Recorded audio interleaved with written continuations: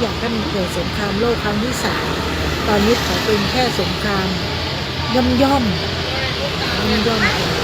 ถ้ามันเกิดสงครามโลกครั้งที่3มันจะลำบากกันทั่วโลกพวกล่าเขาเรียกว่าล่านี้อารยธรรมพวกล่านิคมล่าอารยธรรมพวกนี้คือจะบ้าสงครามนะคะใครเป็นปรปักษ์กับเขาก็จะแบบโจมตีทุกอย่างเขาไม่ได้สนใจว่าคนนั้นจะเป็นพลเมืองพลเรือนหรือเปล่า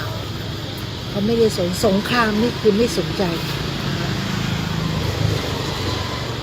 สงครามจะไม่มีอะไรทำให้เราดีขึ้นสงครามจะไม่สนใจว่าคนนี้เป็นผู้หญิงจะเป็นผู้ชายเป็นเด็กแก่ชรายังไงเขาไม่สนใจล่าอาณานิคมนี่คือเขาจัดการหมดใครที่เป็นปรปักษ์ประเทศทำผ่านง่ายทำได้หมดวันนี้พี่เราเอาลืมมาแว่นใช้แว่นรีบแบบเดี๋ยวเขาจะเอาคืนมาถ้าจะจะเป็นอะไรที่มองไม่ค่อยเห็นนิดนึงไม่เป็นไรก็นั่นแหละเป็นสมัยที่เขาล่าช่วงนี้นะคะก็เราก็ไม่อยากให้เกิดสงครามโลกครั้งที่3เราอยากเกิดแค่ว่า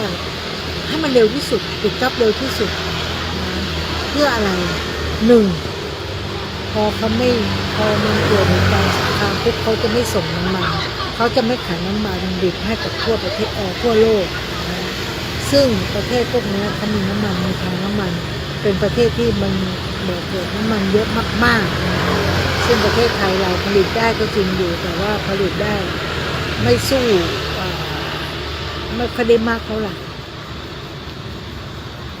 แล้วคราวนี้เขาบอกว่าบางคนบอกว่าประเทศไทยก็มีน้ำมันผลิตน้ำมันเองได้ทำไมต้องส่งออกไปยังต่างประเทศด้วยเราก็จะส่งที่ประเทศลาวก็ยังส่งก็มันเป็นสนธิสัญญานะคะที่ว่าจะเกิดอะไรขึ้นมาแล้วแต่เราไม่สามารถที่จะยกเลิกการส่งน้ำมันให้กับประเทศเพื่อนบ้านได้จะมีไม่มีเราก็ต้องส่ง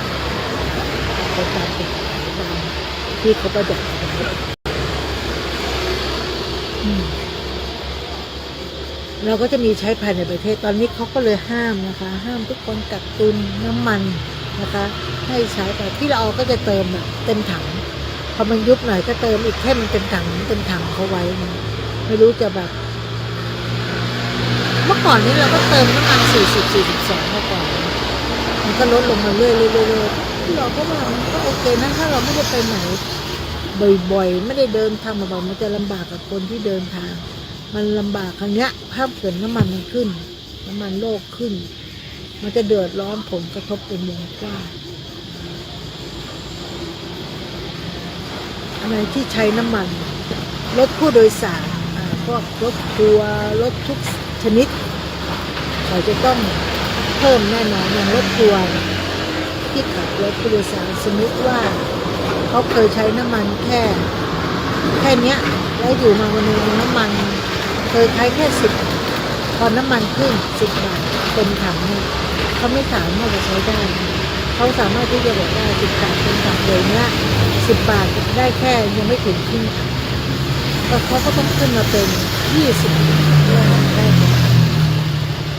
อันนี้ก็คือเป็นการที่แบบซ้ำเติมประชาชนอันนี้พอ10 บาทถึงอันนี้คนที่อยู่ยากอยู่ลำบากมันก็จะลำบากทั่วทุกแห่งมันเป็นเขาเรียกว่ามันเป็นพีระมิดเลยนะสำหรับน้ำมันต่างๆไม่ว่าจะอะไรก็แล้วแต่ที่เราต้องสั่งซื้อเข้ามานะจากนอกประเทศนะคะเขาก็จะปิดตลาดปิดเส้นทางการเดินน้ำมันหลายๆเส้นทางนะคะที่เราจะไ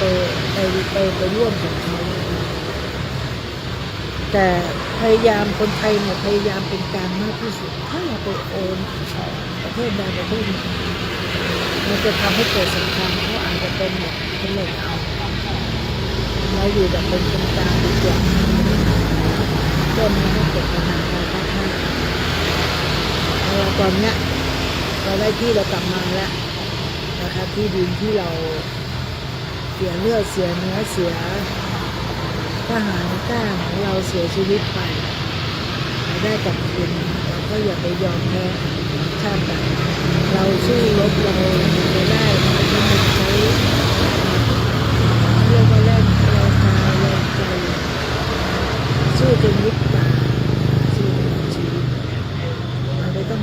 เย็นยอเพราะว่าประเทศไทยเราอยู่ได้ก็คือพระสยามโบราณธิราชเนี่ยสามารถที่จะปกป้องคุ้มครองประเทศไทย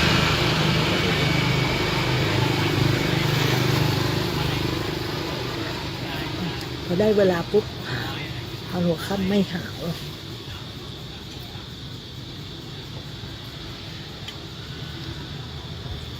ก็นั่นแหละเป็นอีกอย่างนะคะที่ว่าตอนนี้ต้องระวังเข้ายากหมากแพงทุกอย่างขึ้นราคา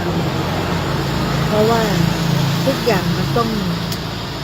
เขาเรียกว่าอะไรนะเดินทางด้วยน้ำมันนะคะไปที่ไหนก็แล้วแต่เราก็ต้องมีการขนส่งนะคะตอนนี้เขาบอกว่าผักก็ขึ้นราคาทุกอย่างขึ้นราคาหมดเพราะอะไรถึงขึ้นเพราะว่าเราต้องเอารถเข้าไปขนกันพอรถเข้าไปขนรถก็ต้องใช้น้ำมันค่าขนส่งพ่อค้าเป็นการพ่อค้าเนี่ยพ่อชาวสวนเนี่ยซื้อมาจากปลูกเองขายเองเนี่ยได้กำไรน้อยอยู่แล้วแต่พ่อค้าคนกลางเข้ามาซื้อเนี่ยเขาก็จะกดราคาพ่อค้าไม่ขายแล้วเขาจะไปขึ้นราคาก็อยู่เองเขาก็จะบอกว่าสินค้าเนี่ยมันถูกอายัดให้นี่นั่นมันส่งออกไม่ได้ยังไงก็ต้องจ่ายอันนี้ก็เป็นอีกกลการตลาดอีกอย่างการต้องคอยระวังว่าไม่ได้กักตุนหรือเปล่าถ้ากักตุนเราก็ต้องมีการคุยการแจ้งความโน่นนี่นั่นไม่ให้กักตุนนะเราอย่าไปกักตุนสินค้าพยายามเข้ายากหลังแรงทุกอย่างขึ้นหมดรัฐบาลจะตึงราคาได้มากน้อยแค่ไหนเราก็ไม่รู้เราก็อยู่ในขอบเขตที่ว่าอยู่ตามที่ท่านบอกไม่สามารถจะรู้ได้เลยว่ารัฐบาลชุดนี้จะสามารถยืนหยัดตรงนี้ได้ไหมทำตรงนี้ได้ไหมเราไม่สามารถที่จะล่วงรู้เลยแล้วตอนนี้เราก็ต้องช่วยเหลือตัวเองอะไรประหยัดได้ประหยัดอะไรที่ทำแล้วถ้าไปเดือดร้อนคนอื่นนี่ก็คือที่เอาก็คือง่วงสองอยากคุยกับใครกันตอนนี้เขาอัปเดตก็ดีอย่างเราก็ผ่านช่วงเวลาที่เป็นจันทร์พุธพฤหัสคนก็จะอ่านการเสริมใจแล้วก็เป็นทางที่ดีของพระสงฆ์โดยว่าทั้งพระอาจารย์พระสงฆ์ทั้งครูบาต่างๆที่เราเขาคิดว่าเชื่อได้แต่ยังไงแล้วก็ต้องฟังหูไว้ดีอย่างที่เรา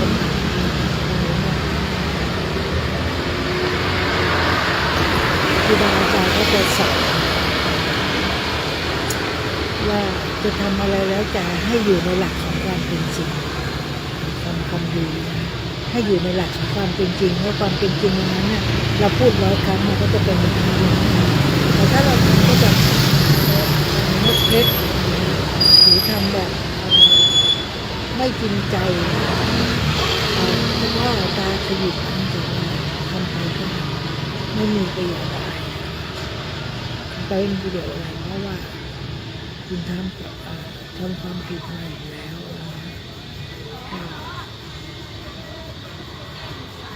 ขอให้ทุกคนนั้นเขาเรียกว่าอย่าทำความผิด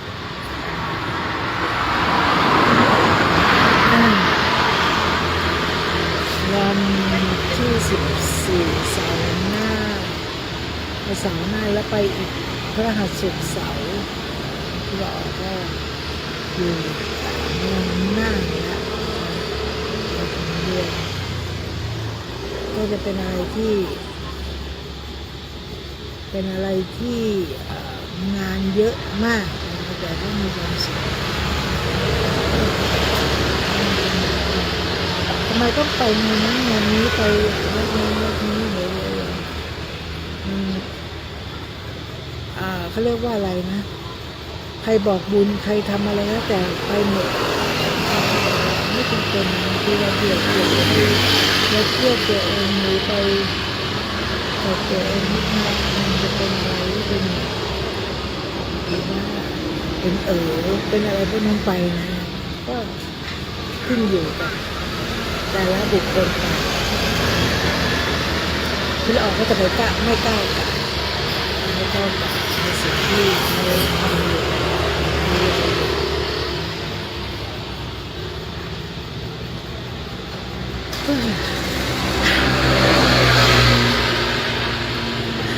ไล่ไปง่วงไปเป็นอย่างนี้นานๆมากเลยที่เราจะตื่นก็กินกาแฟก็แล้วอะไรแบบนานๆที่จะตื่นพูดคนเดียวไงบางครั้งอยากหาคนที่มาจัดด้วยกันเพื่ออะไรเพื่อจะมีการโต้ตอบกันแล้วบางทีเราบอกพี่แป๊วมาจัดด้วยกันนะไม่เอามันบอกไม่เอาถ้าพี่จัดกับพี่แป๊วโต้ตอบกันแป๊บเดียวเดี๋ยวได้ทะเลาะกันเลยไม่ต้องจัดด้วยกันดีกว่าจัดด้วยกันแล้วคนหัวเดี๋ยวก็ต้องมีเรื่องคนที่แบบเนี่ยคนเดียวดีแล้วจะได้ไม่ต้องมีเรื่องให้ปวดหัวกุ้มใจวุ่นวาย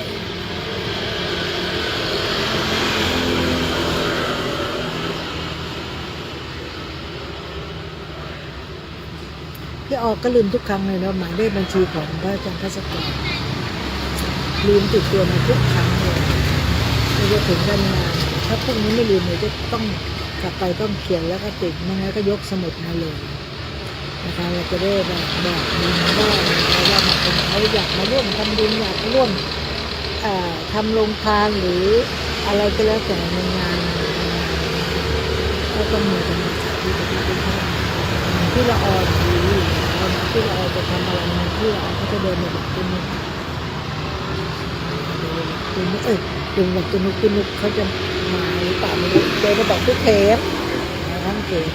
คุณนุ๊กนี่ไม่แน่ใจเพราะว่าเมื่อสิ้นปีนี้แกมาอยู่งานพระอาจารย์พัสกรแล้วก็งานของบางสวรรค์วันที่มรณภาพมาแล้วผมก็จะไม่แน่ใจว่าท่านนุ๊กจะติดภารกิจอะไรเพราะว่าท่านนุ๊กก็เป็นอีกคนนึงนะคะที่เป็นลูกศิษย์ลูกหาที่พระอาจารย์เป็นครูอาจารย์จำเลยรักมากอีกคนนึงเขาปกป้องที่นี่คือปกป้องเกี่ยวก็ถือว่าดีเลยทีเดียวนะคะอันนี้เสียงก็จะเบาหน่อยนะที่เราเอานี่คือนอนน้อยนะเสียงมันจะไม่ค่อยมีเสียงมันแหบและอีกอย่างต้องมาตะโกนแข่งกันเขาบอกว่าทำไมไม่ซื้อไมค์ติดนะคะมันไม่มีว่าจะซื้อนะคะแต่พอเวลาเราหยุดปุ๊บเนี่ยมันลืมหมดทุกอย่างเลยหลับอย่างเดียวตื่นขึ้นมาข้าวเช้าก็เกือบ5 โมงเย็นแล้วไปไหนไม่ได้ไปเลยเพราะว่าจะซื้อไมค์สักตัวเพื่อจัดรายการเราจะได้ไม่ต้องใช้ตะโกนนะใช้เสียงตะโกนไม่เสียงตะโกนมันก็คือเราก็ไม่รู้ว่ามันจะได้ยินหรือไม่ได้ยินนะเข้ากล้องไม่เข้ากล้องที่เราก็ไม่ค่อยนะคะช่วงนี้ก็เข้าสู่หน้าร้อนนะคะแล้วก็ธรรมชาติคือช่วงนี้เป็นช่วงที่เขาห้ามเผานะตั้งแต่เดือนมกราถึงเดือนพฤษภาเลยเผากันหนักนะเมื่อวันก่อนที่เราไปแถวเชียงดาวคือไปไกลกว่านั้นแหละแต่มันแวะหาเพื่อนที่เชียงดาวระหว่างทางมีแต่ไฟไหม้หมอกควันแบบตกขึ้นมาหมดเลยก็ไปบ้านเพื่อนแต่บ้านเพื่อนจะไปดูบรรยากาศดูดอยเพราะว่าบ้านเพื่อนติดหน้าผาแกอยู่บนแกมีที่ทางที่มีโฉนดอยู่ที่เนินเขาเขาเรียกว่ากลางเขา ครึ่งเขาอะเสร็จแล้วอะไปดอยครึ่งดอยต้องบอกว่าครึ่งดอยข้างล่างก็จะเป็นดอยแต่หมู่บ้านเขาจะอยู่ครึ่งดอยแล้วก็บ้านเขาก็จะปลูกตรงตีนดอยเนี่ยเสร็จแล้วก็จะมีที่มามันก็จะลากขึ้นไปจนถึงยอดเนี่ยเป็นที่ของแกแล้วก็เลยบอกแกว่าทำไมไม่ทำเป็นแบบรีสอร์ทก็บอกไม่มีเงินเราไม่ต้องใช้เงินก็ได้ไม่ต้องทำรีสอร์ทก็ได้แค่ไปปรับแต่งพื้นที่ตรงนั้นก็ลำไยนะเอาออกให้หมดเลยมันไม่ใช่มีราคาข้างงวดอะไรเลยนะเราก็เลยบอกว่าก็ไปตัดต้นลำไยออกนะคะไปตัดต้นลำไยออกสองข้างเลยเสร็จแล้วก็ปรับพื้นดินปรับเชิงเขาเนี่ยปรับเอาไม่ต้องไปใช้สวัสดีจ้าป่าพัดสอนบายดีเนาะก็ไปปรับพื้นที่นะคะเพื่ออะไรปรับเอาจอบไปฟันเราไม่ต้องใช้แมคโครเพราะว่าเราเขาเรียกว่าเราเงินน้อยเนาะแต่เราเป็นที่ของเราเองเราก็ไปเอาจอบฟันเสร็จแล้วเราก็จะเอาไม้ไผ่เนี่ยมาตีเป็นพื้นให้มันแน่นเสร็จแล้วเราก็หาไม้ไผ่นั่นแหละไปทำเป็นโครงหลังคาหรือไม่ต้องทำก็ได้แค่ว่าเอาเต็นท์เข้าไปวางได้นะคะเราก็จะทำแรกเราก็ทำ5-6เต็นท์ก็ได้จัดเรียงกันเป็นขั้นบันไดขึ้นไปแล้วเราก็ทำทางเดินนะคะเพราะว่าคนที่เขาชอบเที่ยวธรรมชาติไม่จำเป็นต้องไปตกแต่งอะไรมากมายเลยเราแค่ทำให้มันเป็นธรรมชาติเท่านั้นเองนะคะเขาบอกเดือนแล้วเราก็สร้างห้องน้ำนะคะเวลาเขาเด็กเนี่ยเวลาเขาเช่าเขาแค่ว่าออกมาจากนอกเต็นท์เนี่ยเรามีไฟเรามีน้ำให้เขานะคะบางคนเนี่ยที่เขามาเนี่ยก็แพ็คกระเป๋ามาเราก็มีที่นอนให้เขาอยู่แล้วที่นอนก็คือเสื่อมีหมอนมีผ้าห่มจบละนะคะแล้วก็บางคนเนี่ยเขามาหน้าหนาวซึ่งหน้าหนาวมันบรรยากาศมันจะดีมากๆนะคะหนาวแน่นอนเขาก็แค่ต้องการว่าเปิดเต็นท์มาแล้วนั่งอยู่ในเต็นท์เนี่ยหรือนั่งหน้าเต็นท์จะเห็นวิวดอยหลวงสวยมากๆคือเขาเรียกว่าวิวหลักล้านอ่ะแต่เราทำตรงเนี้ยแค่หลักร้อยแต่มองวิวหลักล้านอ่ะนะคะในเมื่อมันมีที่ตรงนี้นะเราก็บอกว่าจะเอาไหมเดี๋ยวผมขายให้ก็เลยถามเขาว่าขายเท่าไหร่เขาบอกไม่บอกเอ้าแล้วจะรู้ได้อย่างไรที่อยากทำมาทำเลยที่เราคิดว่าเพราะว่าแถวนั้นน่ะฝรั่งกว้านซื้อเขาฝรั่งเลยนะเขาน้องก็เลยบอกว่าฝรั่งคนเนี้ยมีชื่อเสียงนะแต่เขาจำชื่อไม่ได้เขาได้เมียคนที่นั่นเสร็จแล้วเขาก็กว้านซื้อจนหมดเลยแถวนั้นเป็นของเขาหมดเลยเว้นตรงเนี้ยตรงที่ของเพื่อนเว้นเอาไว้อีนอเขาก็จะมาซื้อหรอกอีนอข้างๆเลยที่เขาซื้อไว้มันเจริญแล้วอยู่เฉยๆที่เราไม่ต้องขายเลยมันจะเจริญตามเขาไปนะคะมันอยู่ที่การตลาดมันอยู่ที่การที่เราจะประชาสัมพันธ์เท่านั้นเองแต่น้องเขาเนี่ยคบกันมาเนี่ยคบกับน้องมาตั้งแต่สมัยเขายังเป็นนักศึกษาอยู่ราชเทคโนโลยีตีนดอยส่วนอีกคนนึงเนี่ยมาทำงานอยู่ในเชียงยังไม่มีแฟนยังเด็กๆกันอยู่เลยอ่ะ20ยังไม่ถึง20เลยมั้งตอนนี้จะเข้าไปเท่าไหร่แล้วคบกันมานี่ก็ประมาณ20 กว่าปีแล้วนะ20 กว่าละ20 กว่า20 กว่าเกือบ30อ่ะคบกันมาน้องเขาก็บอกว่าการพัฒนาเขาบอกเขาเรียนจบเกษตรมาเขาก็จะทำแต่เกษตรเขาไม่มีหัวการค้าเขาบอกว่าพี่จะมาดูอะไรบนดอยหลวงก็คือดอยหลวงชาวบ้านเราบอกว่าคุณเป็นชาวบ้านเจริญสอนแม่เขานี่ไม่สนใจอยู่แล้วคนที่สองคือตัวเขาก็ไม่ค่อยได้สนใจอย่างเดียวปลูกกะหล่ำปลูกดอกปลูกอะไรนะปลูกพริกปลูกอะไรของเขาไปเจน3คือลูกของเขาเนี่ยโตขึ้นมาเขาต้องมีความคิดว่าเฮ้ยกูอยู่กับดอยหลวงทำไมเราไม่เอาดอยหลวงที่เราอยู่กับ อยู่กับเขามาเนี่ยนะมาสร้างรายได้ให้เราอันนี้มันเป็นอะไรที่แบบสุดยอดบางคนเนี่ยก็เห็นค่านิดเดียวเขายังสร้างรายได้ได้เลยนะส่วนเราเนี่ยเราเป็นคนที่ท่องเที่ยวเราเป็นคนที่ไปดอยแถวเราเป็นคนที่เราชอบนั่งชิลนั่งกินกาแฟเราก็เลยมีความคิดว่าบรรยากาศแบบนี้มันได้เงินทำยังไงก็ได้เงินนะเขาไม่เข้าใจโอ้ยเสียดายเดี๋ยวก่อนที่เราเอาไปหาเขาในทุกปีอยู่ไปบ่อยๆถ้าไปเชียงดาวเชียงแรกสักวันเลยวันนั้นก็เลยพูดว่าเดี๋ยวถ้าเกิดฉันตุนในวันที่1จะมาซื้อดอยจะมาทำนะมันเป็นอะไรที่เราไม่ต้องไปคิดแพงนะคะสมมุติช่วงหน้าหายหน้าร้อนคืนละ300-500ไม่หนีไปไหนเราได้แน่นอนแต่ถ้าเรามีอาหารเช้าหน่อยเราอาจจะคิดเขา500ก็ได้นะคะมันเป็นอะไรที่แบบโคตรเพอร์เฟกต์เราทำห้องน้ำรวมแต่มีเครื่องทำน้ำอุ่นให้เขาแฮปปี้เขามีความสุขลงทุนค่อยๆทำไปภายใน1 ปีทำเลยมันไม่ยากนะถ้าเป็นที่ของพี่ละอ่อนความคิดคนเรามันไม่เหมือนกันเนาะเขาทำเกษตรแต่เราเนี่ยหัวคิดเราเป็นหัวการค้านะก็คนละอย่างกันแต่เราก็นึกเสียดายมากๆถ้ามีเงินสักก้อนเราจะไปลงมือทำกันไม่ต้องทำอะไรที่มันเวอร์วังอลังการเป็นรีสอร์ทที่มันจะต้องโน่นนี่ไม่ดูแค่ดูนาขั้นบันไดดูตัวอย่างนาขั้นบันไดนี่คือไม่มีอะไรเลยนะเป็นห้องแบบธรรมดาแบบไม้ไผ่เขาเรียกไม้มีไม้ไผ่แล้วก็มีต้นหญ้าแฝกก็ตกคืนนึง600-700แล้วไม่ได้มีอะไรไม่มีอาหารเช้าไม่มีอะไรเลยห้องน้ำเป็นห้องน้ำรู้สึกบางอัน500ในห้องน้ำรวมต้องไปอีกที่นึงที่หนึ่ง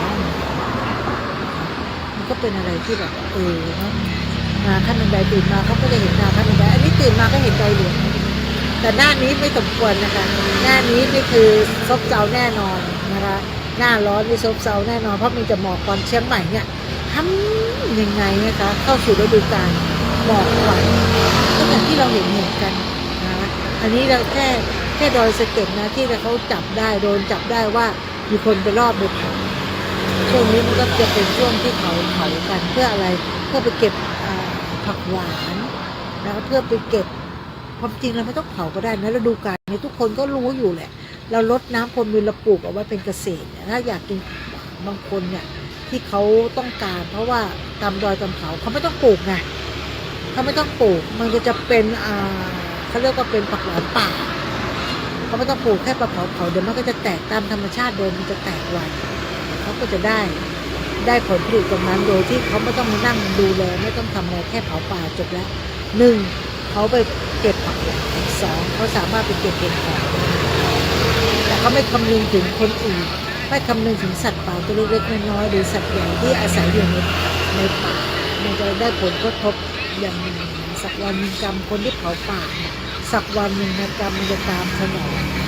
บ้านอาจจะร้อนรุ่มอยู่ไม่ได้เพราะคุณไปเผาป่าไงเพราะคุณเผาป่านะทำให้สัตว์เล็กสัตว์น้อยอยู่ไม่ได้มันร้อนรุ่มนู่นนี่นั่นบางคนไปครอบตายเลยไม่ได้และคุณกลับมาคุณคิดว่าคุณมีความสุขแล้วคุณไปเบียดเบียนธรรมชาติไปเบียดเบียนคนที่เขาเป็นสัตว์ป่าสัตว์เล็กสัตว์น้อยเบียดเบียนทุกอย่างทำให้เขาร้อนรุ่มไม่มีที่อยู่ไม่มีที่ทำงานกินและเอาผลประโยชน์ตรงนั้นมาเป็นตัวเองคุณคิดว่าคุณได้มานะครับคุณถามว่าคุณไปหาผักหาเห็ดมาแล้วคุณได้เงินมาคุณได้เงินมาคุณได้มาด้วยความลำบากของสัตว์ป่าความลำบากของธรรมชาติคุณคิดว่าคุณมีความสุขคุณลองย้อนกลับไปนั่งคิดดูคนเดียวคุณอาจจะบอกคนอื่นพูดไปว่าโอ้ฉันมีความสุขฉันไปเก็บผักมาฉันได้เงินได้ทองโน่นนี่นั่นไม่มีใครมาหาเลี้ยงแต่ลึกๆแล้วลองย้อนถามตัวเองว่าคุณมีความสุขเพียงพอไหมคุณร้อนรุ่มไหมคุณใช้เงินตรงนี้ไปคุณมีความรู้สึกว่ามันร้อนไหมใช้แล้วมันไม่ได้อยู่กับที่กับทางอะไรคุณคิดว่ามันร้อน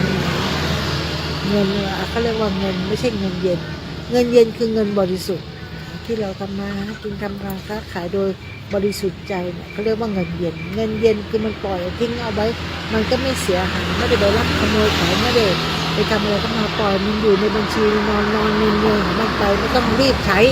นะคะเงินเย็นไม่ต้องรีบใช้ไม่ต้องอะไรแต่ถ้าเป็นเงินร้อนเนี่ยมันอยู่ในบัญชีได้ไม่นาน คือคนข้างนอกมันกระวนกระวายนู่นนี่นั่นเงินหมดร้อนเงินต้องใช้เงินมันไม่มีก็ต้องเอาที่เราฝากคืนมามันก็จะเป็นคนจริงนะคะก็ฝากเอาไว้อย่างหนึ่งเพราะว่าการทำลายธรรมชาติทำลายป่ามันลำบากมากๆวันนี้พี่เราว่าจะบอกอะไรนะลืม ลืมง่ายๆนี่แหละลืมง่ายๆนี่แหละไม่รู้ลืมว่าว่าจะพูดเรื่องอะไรเงี้ยบางทีนั้นภายในหนึ่งนาทีเดี๋ยวฉันจะพูดเรื่องนี้เดี๋ยวฉันจะพูดเรื่องนี้พอถึงเวลาจริงลืมเมื่อเราเข้าสู่วัยที่แบบเอาแว่นไว้บนหัวแล้วหาแว่นอยู่ไหนนะแว่นอยู่ไหนว่าแว่นอยู่ไหนทั้งที่มันก็อยู่บนหัวเราเข้าสู่ยุคนั้นแล้วนะว่าแว่นฉันอยู่ไหนเมื่อกี้เราจะเข้ามาทำอะไรนะเราจะมาทำอะไรวะถึงเวลานั้นแล้วนะเนี่ยก็ถึงบอกว่าคนเราขาดแคลเซียมคนอายุเยอะขาดแคลเซียมขาดวิตามินบีรวมวิตามินสเปะสปะพยายามหาอะไรก็ได้มากินมาโน่นนี่นั่นบางทีเราก็เป็นคนที่หลงที่ลืมก็ยังดีกว่าเป็นอัลไซเมอร์ไม่รู้ว่ากินข้าวหรือยังไม่รู้ว่าบ้านอยู่ไหนเราจะเดินไปไหนจำไม่ได้อันนี้ลูกเราเหรอเขาคือใครเนี่ยที่เรากลัวมากกลัวว่าคนนี้คือใครเรามาอยู่กับเขาเราอยากกลับไปในที่บ้านเราแต่เรานึกหน้าไม่ได้นึกไม่ได้ว่าตอนนี้เราทำอะไรมันปวดหัวเราก็ไม่อยากเป็นถึงขั้นนั้นนะมันก็จะลำบากลูกหลานว่าหลงออกไปนอกบ้านเดินไปเรื่อยเฉยแฉะไม่ได้กลับบ้านแม่เขากลับไม่ถูกนะเขาเป็นอัลไซเมอร์กลับไม่ถูกแน่นอนเลยอาจจะเป็นอะไรที่แบบไม่รู้จะพูดว่ายังไงคนหลงคนหลงมันก็คือมันหลงหลายอย่างหลงนะที่นี้ที่คุณเอาคุณคือมันทุกคนมันหลงหลายอย่างหลงในมัวเมาหลงมัวเมาในกามหลงมัวเมาในสิ่งของหลงมัวเมาในความโลภความนู่นนี่ทุกอย่างความรักเนี่ยทุกคนรักได้หมดเหมือนยิ่งตอนนี้มีเพื่อนอยู่ในช่วงรักเหวลึกต้องพูดคำนี้ด้วยเก่าใช่ไหมหนังสมัยไหนนะช่วงรักเหวลึกเราก็คิดอีกว่าบางทีเรารักใครสักคนถ้าเขาคิดได้นะเรารักใครสักคนเราอยากเห็นเขามีความสุขหรือเราเห็นเขามีความสุขแล้วเราอิจฉาเราไม่อยากให้ทำอะไรเมื่อก่อนเราเคยเป็นฉันไม่มีความสุขเธอก็ต้องไม่มีความสุขอันนั้นเขาเรียกว่ารักไม่เป็นแต่คนที่เขารักเป็นเขาเรียกว่าคนที่เรารักมีความสุขไม่อยากให้เป็นคนที่เขารักไป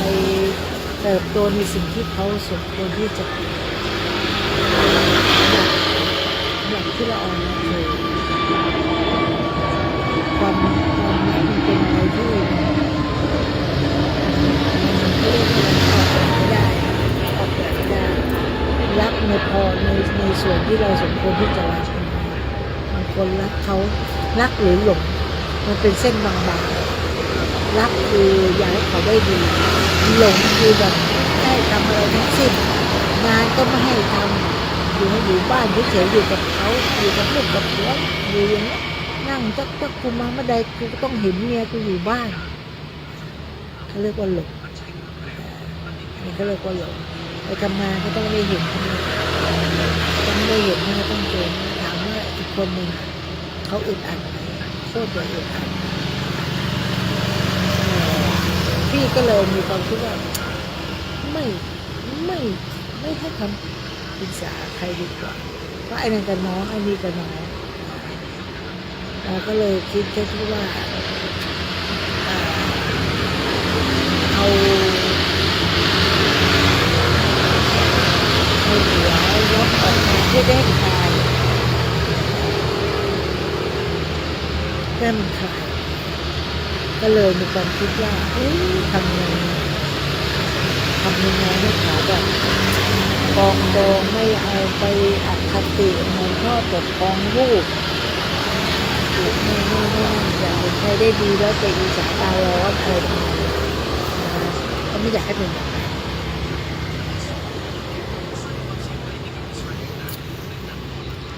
เรารักใครเราก็ต้อง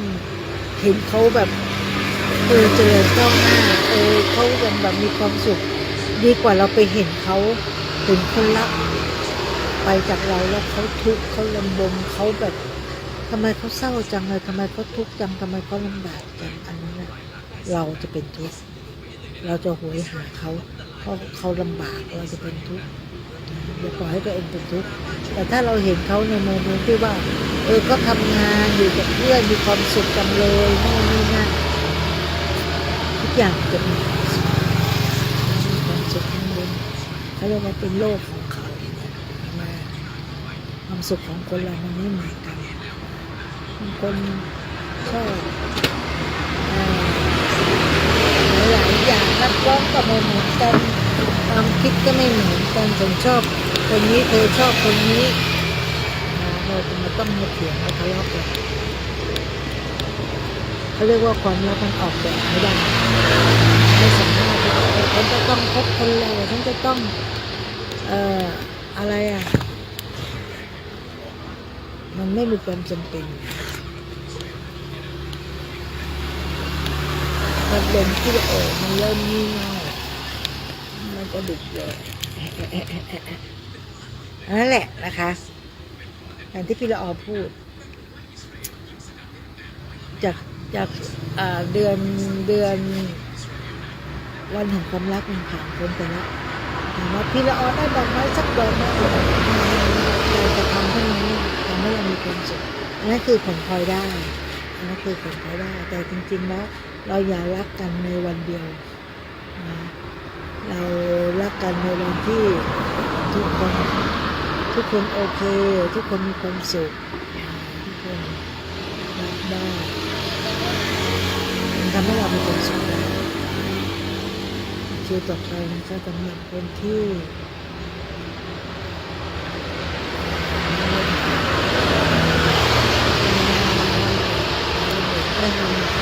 50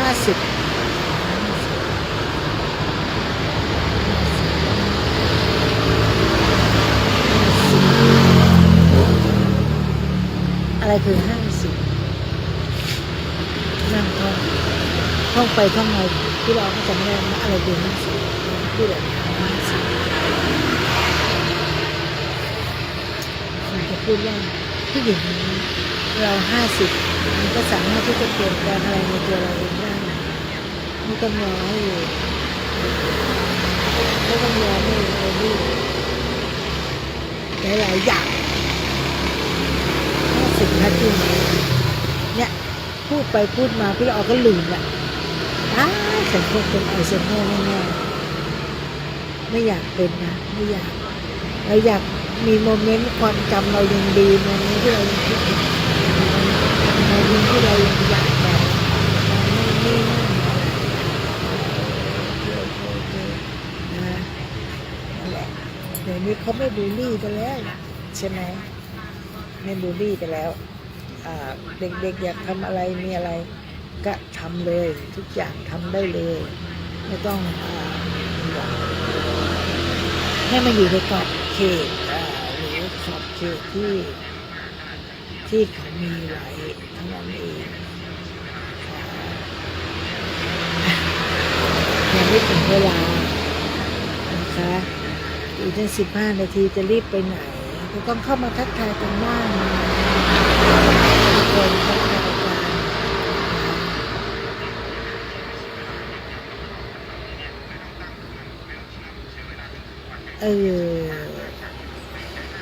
จะพูดเรื่องอะไรดีนี่ก็คิดได้อันนี้คิดไม่ได้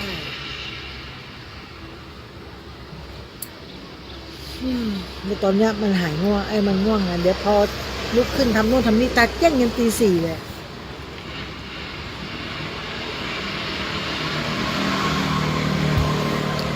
ไม่เข้าใจกลางคืนไม่หลับไม่นอนเช้ามาง่วงนอนนี่ทำของง่วงนอน ก็ก็ทุกคนก็ต้องนอนหลับพักผ่อนไม่ต้องมาฟังพี่ละออมากนะครับพี่ละออมันก็โม้ไปเรื่อยพี่ละออก็ไม่ได้สนใจแล้วเลยติ้งดีนะเลยติ้งไม่ดีเอาความสุขตัวเองเขาว่าแล้วก็เอาผลประโยชน์ให้กับทางวัดเท่านั้นเองพัดลมก็ไม่มีพัดลมยังเหลือหน้าชั้นไม่ยอมสายหน้า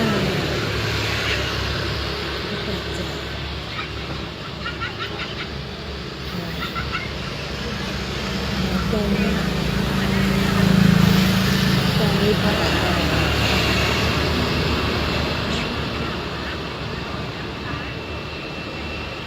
ตอนนี้ทุกคนก็เตรียมตัวเพื่อถึงวันที่ของพระอาจารย์มีหลายงานมากนะคะก็วันที่14ก็เป็นครบรอบพระอาจารย์พระจักรมรณภาพก็ครบ5 ปีเราลูกศิษย์ลูกหาก็ร่วมกันน้อมจิตน้อมนำทุก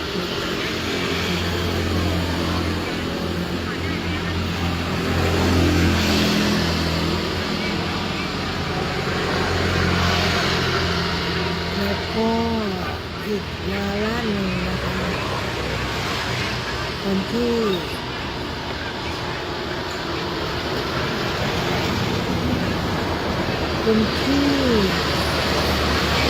จะทำบุญ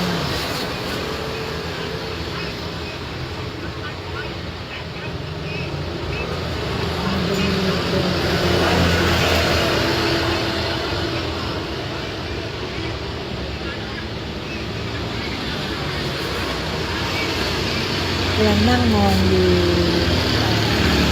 ก็อยู่ว่ามีน้องคนหนึ่งเนี่ยเขาเอาซาลาเปามาให้เอามาให้พี่ๆทุกคนเลยพี่มองซาลาเปาก็ไม่สนใจจะเอาไปมันก็คิดว่าทำยังไงพี่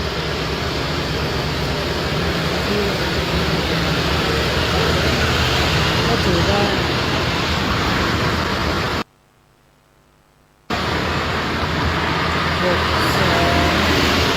ก็ถือว่าเป็นอะไรที่โอเคที่ถือว่าโอเค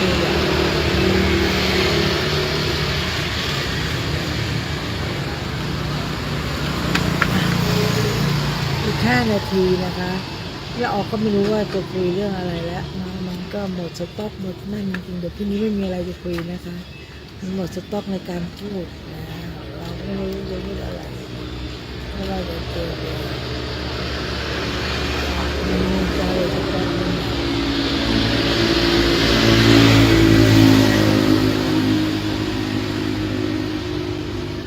มา5 นาทีนะคะก็5 นาทีสุดท้ายของรายการนะคะวันนี้นะก็จะบอกว่ายังไงดีก็ขอทุกคนนะคะปีใหม่เป็นจีนปีใหม่เป็นไทยทุกคนมีความสุข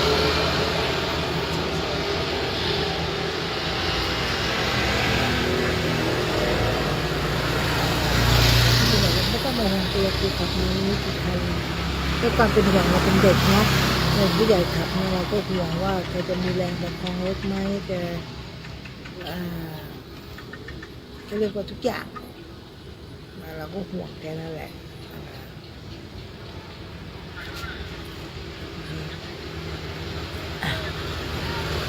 เดี๋ยวอีก10 นาทีก่อนจะลงไลฟ์ก่อนไม่ได้แต่วันนี้เข้าไวก็จะคุยเรื่องอะไรไม่มีใครบอกไม่ช่วยกันตอบไม่ช่วยกันหานะคะก็ตอนนี้มิจฉาชีพต่างๆจะกำเนิดต่างๆก็ลดน้อยถอยลงไปเยอะมากๆเพราะว่าคนทำบุญ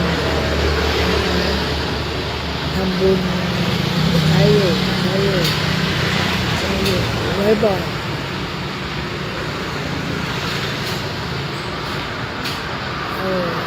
คนต้องทำบุญ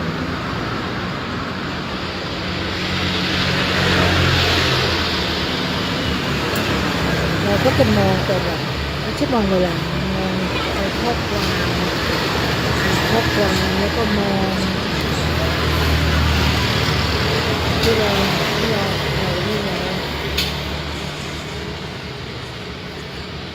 อย่างบางอย่าง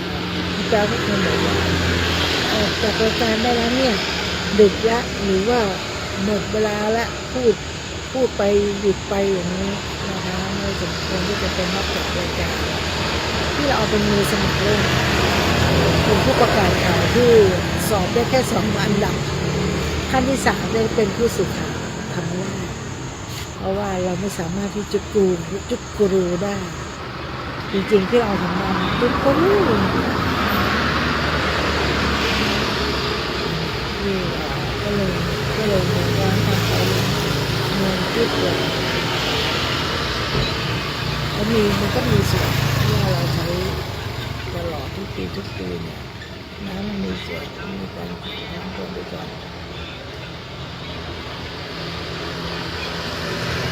ถ้าเปิดมาแล้วก็อะไรที่ยังไม่แห้งก็โล่งอกโล่งใจไปอันนี้ก็จะเป็นที่นี่แหละระบบที่ระบบคันมือเขาบอกคันมือจะได้รับเงิน1,000,000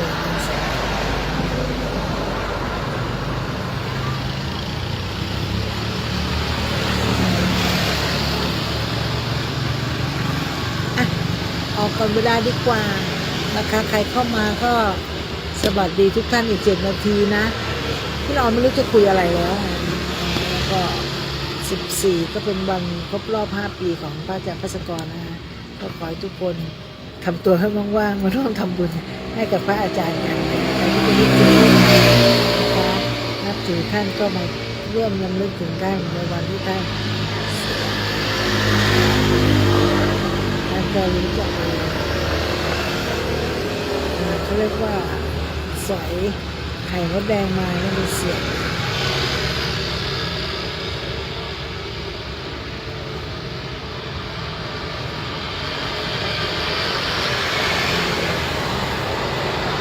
น้องก็ตัดเป็นร้านตัดผมดีๆนี่ในเชียงใหม่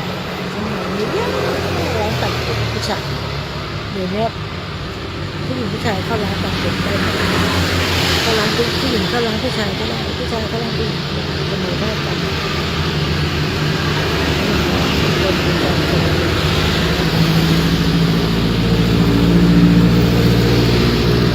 ด้วยข่าวแล้วนะคะก็สำหรับค่ำคืนนี้พี่ออกก็จะนั่งดูแลสวัสดีค่ะพี่ป้าศรีเนาะหาวแล้วพี่ศรีมันจะเที่ยงคืนละคุยไปคุยมาไม่รู้คุยเรื่องอะไรแล้วเนี่ยก็ให้ทุกคนนะคะมีสุขภาพที่แข็งแรงสุขภาพมากสุขภาพแข็งแรงทุกคนมีสุขภาพแข็งแรงที่ได้ขอสมความปรารถนาทุกคนนะคะค่ะวันนี้พี่ละออก็จะมาล่ำลานะคะกับรายการพี่ละออมาคุยเพื่อการศึกษาพุทธศาสนาและวัฒนธรรม145 ศู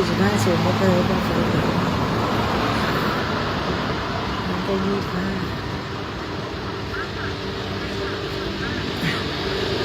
ได้เวลาแล้วอีก5 นาทีก่อนทำงานนาฬิกาพี่ละออเร็วจังได้ช้าจังเพราะว่านาฬิกาพี่ละออนี่เร็วไปก่อน5 นาทีเพราะเราตั้งเตือนพี่ว่าสีขายดีไหมลูกค้าเยอะหรือเปล่าตัวคนจีนเยอะหรือเปล่าหลังนอนนี่ตัวคนจีนเงียบลงไปบ้างเงียบก็เติบโตใกล้เดือน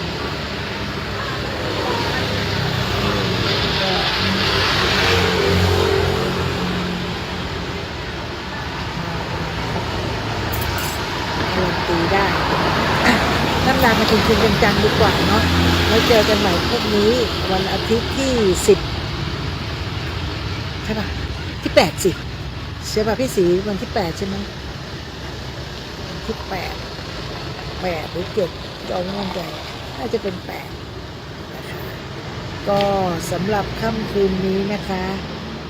ก็มาพบกับพี่ละออใหม่วันพรุ่งนี้นะขึ้นเพื่อการศึกษาพระพุทธศาสนาและวัฒนธรรมและศิลปะสมภพวัดฝายหินนะคะกับรายการพี่ละออมาคุยสวัสดีค่ะบ๊ายบายค่ะ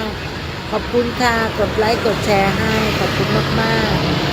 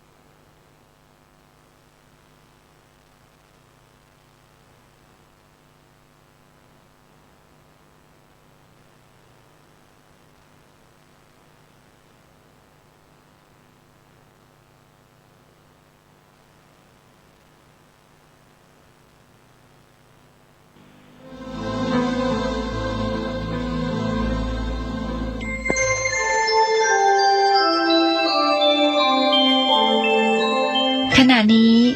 ท่านกำลังฟังสถานีวิทยุกระจายเสียง FM 104.5 เมกะเฮิรตซ์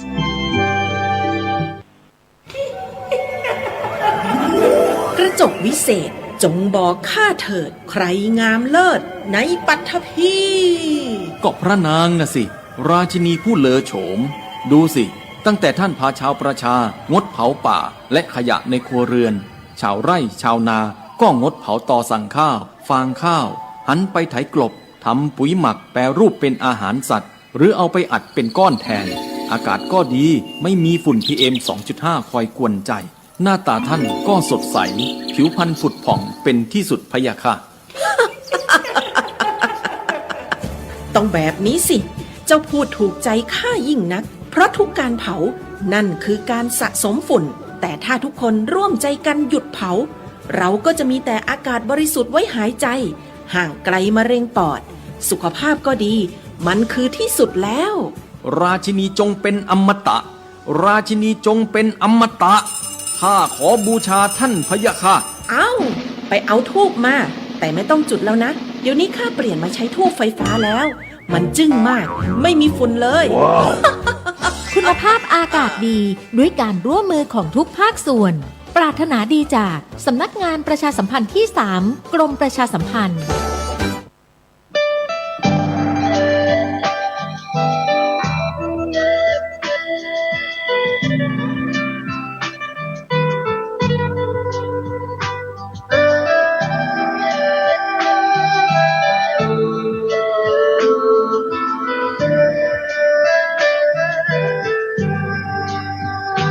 กล้าคิดก็ต้องกล้าทำอย่ากลัวถ้าทำความดีเร่งศึกษาปัญหาให้ทันท่วงทีเมืองไทยจะพัฒนากว่านี้รายการดีคดีโลกคดีธรรมขอรำพันบรรยายความคิดเครื่องหมายแห่งสีทั้งสามงามถนัดขาวคือบริสุทธิ์สีสวัสดิ์หมายพระไตรรัตน์และธรรมะคุ้มจิตไทยแดงคือโลหิตเราใสซึ่งยอมสละได้เพื่อรักษาชาติศาสนาน้ำเงินคือสีโสภาอันจอมประชาถ้าโปรดเป็นของส่วนองค์จับริ้วเข้าเป็นไตรรงค์จึงเป็นสีธงที่รักแห่งเราชาวไทยทหารอวตารนำไปยงยุทธวิชัยวิชิตก็ชูเกียรติสยามประเทศไทยที่เจริญมั่นคงมาได้จนถึงทุกวันนี้มิได้เกิดขึ้นจากความหวาดกลัวยังคลาดเขลาแต่บรรพบุรุษไทยของเราทุกยุคทุกสมัยล้วนแต่มีความกล้าหาญและชาญฉลาดปกป้องเอกราชสร้างชาติให้เกิดความมั่นคงโดยมีธงแห่งพระไตรรัตน์เป็นเครื่องนำชัยจึงเป็นที่มาที่ไปของรายการคดีโลกคดีธรรมกล้าคิดก็ต้องกล้าทำอย่ากลัวถ้าทำความดีเร่งศึกษาปัญหาให้ทันท่วงทีเมืองไทยจะพัฒนา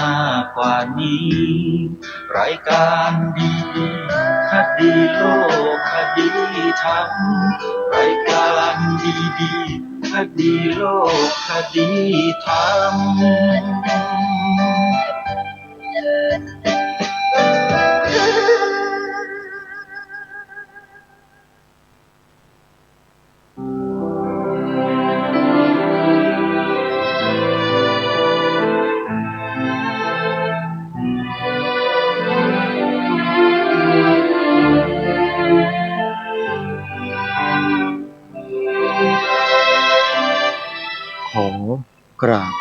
ายความนอบน้อมแด่พระรัตนตรัย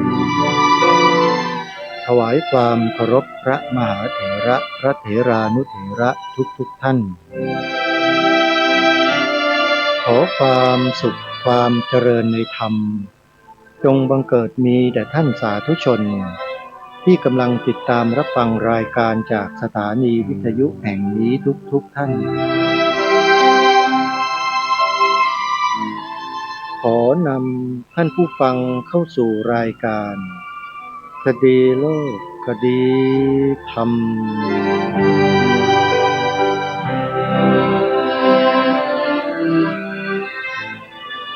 พบกันวันนี้วันแรม5 ค่ำเดือน 4วันนี้ตรงกับวันอาทิตย์ที่ 8 มีนาคมพระพุทธศักราช 2569 รายการคดีโลกคดีธรรมมีให้ท่านผู้ฟังติดตามรับฟังเป็นประจำทุกวันทางสถานีวิทยุแห่งนี้ท่านสามารถดาวน์โหลดแอปพลิเคชันเพื่อติดตามรับฟังรายการนี้ได้แอปพลิเคชันชื่อว่า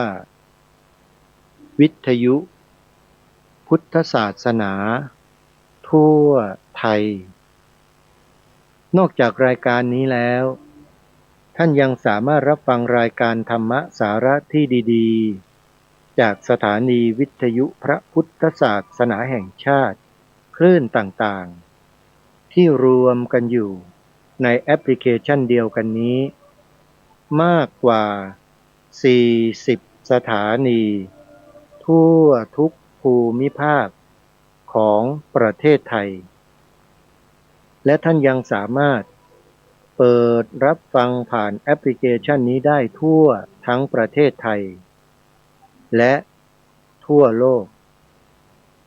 ขออนุโมทนาบุญกับสาธุชนที่แนะนำบอกต่อให้ผู้อื่นดาวน์โหลดแอปพลิเคชันวิทยุพุทธศาสนาทั่วไทยสาธุชนผู้ฟังทุกท่านเรากำลังอยู่ในช่วงของการศึกษาเรียนรู้แนวพระราชดำริของพระบาทสมเด็จพระเจ้าอยู่หัวที่สำคัญอย่างยิ่งซึ่งทั่วโลกยอมรับแล้วได้นำไปปรับใช้ภายในประเทศหลายๆประเทศทั่วโลกโดยเฉพาะองค์การสหประชาชาติได้รับแนวพระราชดำริของพระบาทสมเด็จพระเจ้าอยู่หัวของเราเนี่ยไปใช้เป็นพื้นฐานในการพัฒนาประเทศยุคใหม่โดยใช้ชื่อว่า Health Soil อย่างที่เราได้ฟังอาจารย์ยักษ์ได้อธิบายคือการช่วยทำให้ดินนั้นมีชีวิตแล้วดินนั้นก็จะมาช่วยสร้างผลิตพืชพันธุ์ธัญญาหารต่างๆให้เกิดขึ้นในโลกอย่างมากมายนี่คือสิ่งที่ประเทศไทยเราได้รับเกียรติอันสูงสุดจากองค์กรระดับโลกคือ UN Universal UN ก็คือUnited Nation ขออภัยเมื่อกี้นี่กล่าวผิด United Nation แปลเป็นภาษาไทยว่าองค์การสหประชาชาติมีสมาชิกทั่วทั้งโลกและตอนนี้เรื่องเศรษฐกิจพอเพียงของพระบาทสมเด็จพระเจ้าอยู่หัวของเรากำลังเป็นที่ยอมรับของคนทั่วโลกอาจารย์ดร.วิวัฒน์สัลยกรรมธรอาจารย์ยักษ์พร้อมด้วยคณะก็กำลังที่จะเดินสายให้ความรู้แก่ประชาชนรากหญ้าอย่างพวกเรานี่แหละให้มารวมตัวกันมาทำในสิ่งที่พระเจ้าอยู่หัวตรัสสอนเอาไว้อาจารย์ยักษ์ได้พูดผ่านมาเมื่อสักครู่ถ้าเราได้ฟังกันตั้งแต่เมื่อวาน 2-3 วันเนี่ยนะอาจารย์แกพูดชัดเจนเลยนะว่า ผู้ที่อยู่ในตำแหน่งบริหารกิจการบ้านเมืองบางท่านบางคนนำเรื่องนี้ไปเสนอแล้วไม่ยอมรับไม่ยอมให้ผ่านไม่ให้งบประมาณมาด้วยขนาดระดับนี้นะยังไม่ได้เลยนับประสาอะไรกับคนธรรมดาอย่างพวกเราล่ะไม่มีทางเลยท่านผู้ฟังถามว่ามันเกิดอะไรขึ้นกับบ้านเมืองของเราเคยคิดไหมฮะเคยตั้งคำถามนี้ไหมทำไมเรื่องที่ดีๆแบบเนี้ยโดยเฉพาะที่ผ่านมาเนี่ยในฐานะที่มีประสบการณ์มานะเรื่องดีๆอย่างที่พระสงฆ์เราเสนอไปเนี่ยพวกนี้มันสกัดหมดเลยพวกที่มีอำนาจบางคนเนี่ยไม่ยอมให้ผ่านโยมทั้งที่สิ่งที่เรานำเสนอไปเรื่องดีๆทั้งนั้นเพื่อสังคมเพื่อประเทศชาติเรื่องดีๆไม่ผ่านโยมแต่เรื่องที่ตรงกันข้ามผ่านฉลุยจึงตั้งคำถามไงว่าบ้านเมืองเรามันเกิดอะไรขึ้นแล้วก็มาเจอคำตอบฮะถูกครอบงำด้วยแนวคิดที่ผิดแนวคิดเหล่านี้เกิดมาจากไหนเกิดมาจากไซออนิสต์เกิดมาจากอิลูมินาติโยมไปหาศึกษากันเองอาตมาไม่เล่าให้ฟังหรอกมันต้องไปศึกษาเรียนรู้ด้วยตัวเองถึงจะเข้าใจนะนั่นแหละคือต้นตอของปัญหาของโลกในปัจจุบันเนี้ยมาจากพวกนี้แหละเป็นใครมาจากไหนต้องไปสืบดูกันเองอาตมาไม่พูดออกอากาศหรอกเพราะเขามีเผยแพร่อยู่ในตอนนี้เยอะแยะไปหมดเพื่อให้มนุษย์ตื่นรู้ไงฮะเมื่อตื่นรู้แล้วมนุษย์จะต้องมีทิศทางเดินที่ถูกต้องนะถ้าตื่นแล้วยังเดินสเปะสปะยังมางุมมางาหราอยู่ก็ตกเหวตายตกทะเลตายหมดแหละไปไม่รอดเหมือนกันสิ่งที่จะพามนุษยชาติในโลกรอดนี่ไงสิ่งที่เปิดให้ฟังกันอยู่ตอนเนี้ยแนวทางเศรษฐกิจพอเพียงของพระบาทสมเด็จพระเจ้าอยู่หัวที่อาจารย์ยักษ์กำลังนำมาขยายผลกำลังนำเสนออยู่นี่แหละคนที่เขามีอาชีพมีตำแหน่งหน้าที่การงานเงินเดือนดีเขาลาออกหมด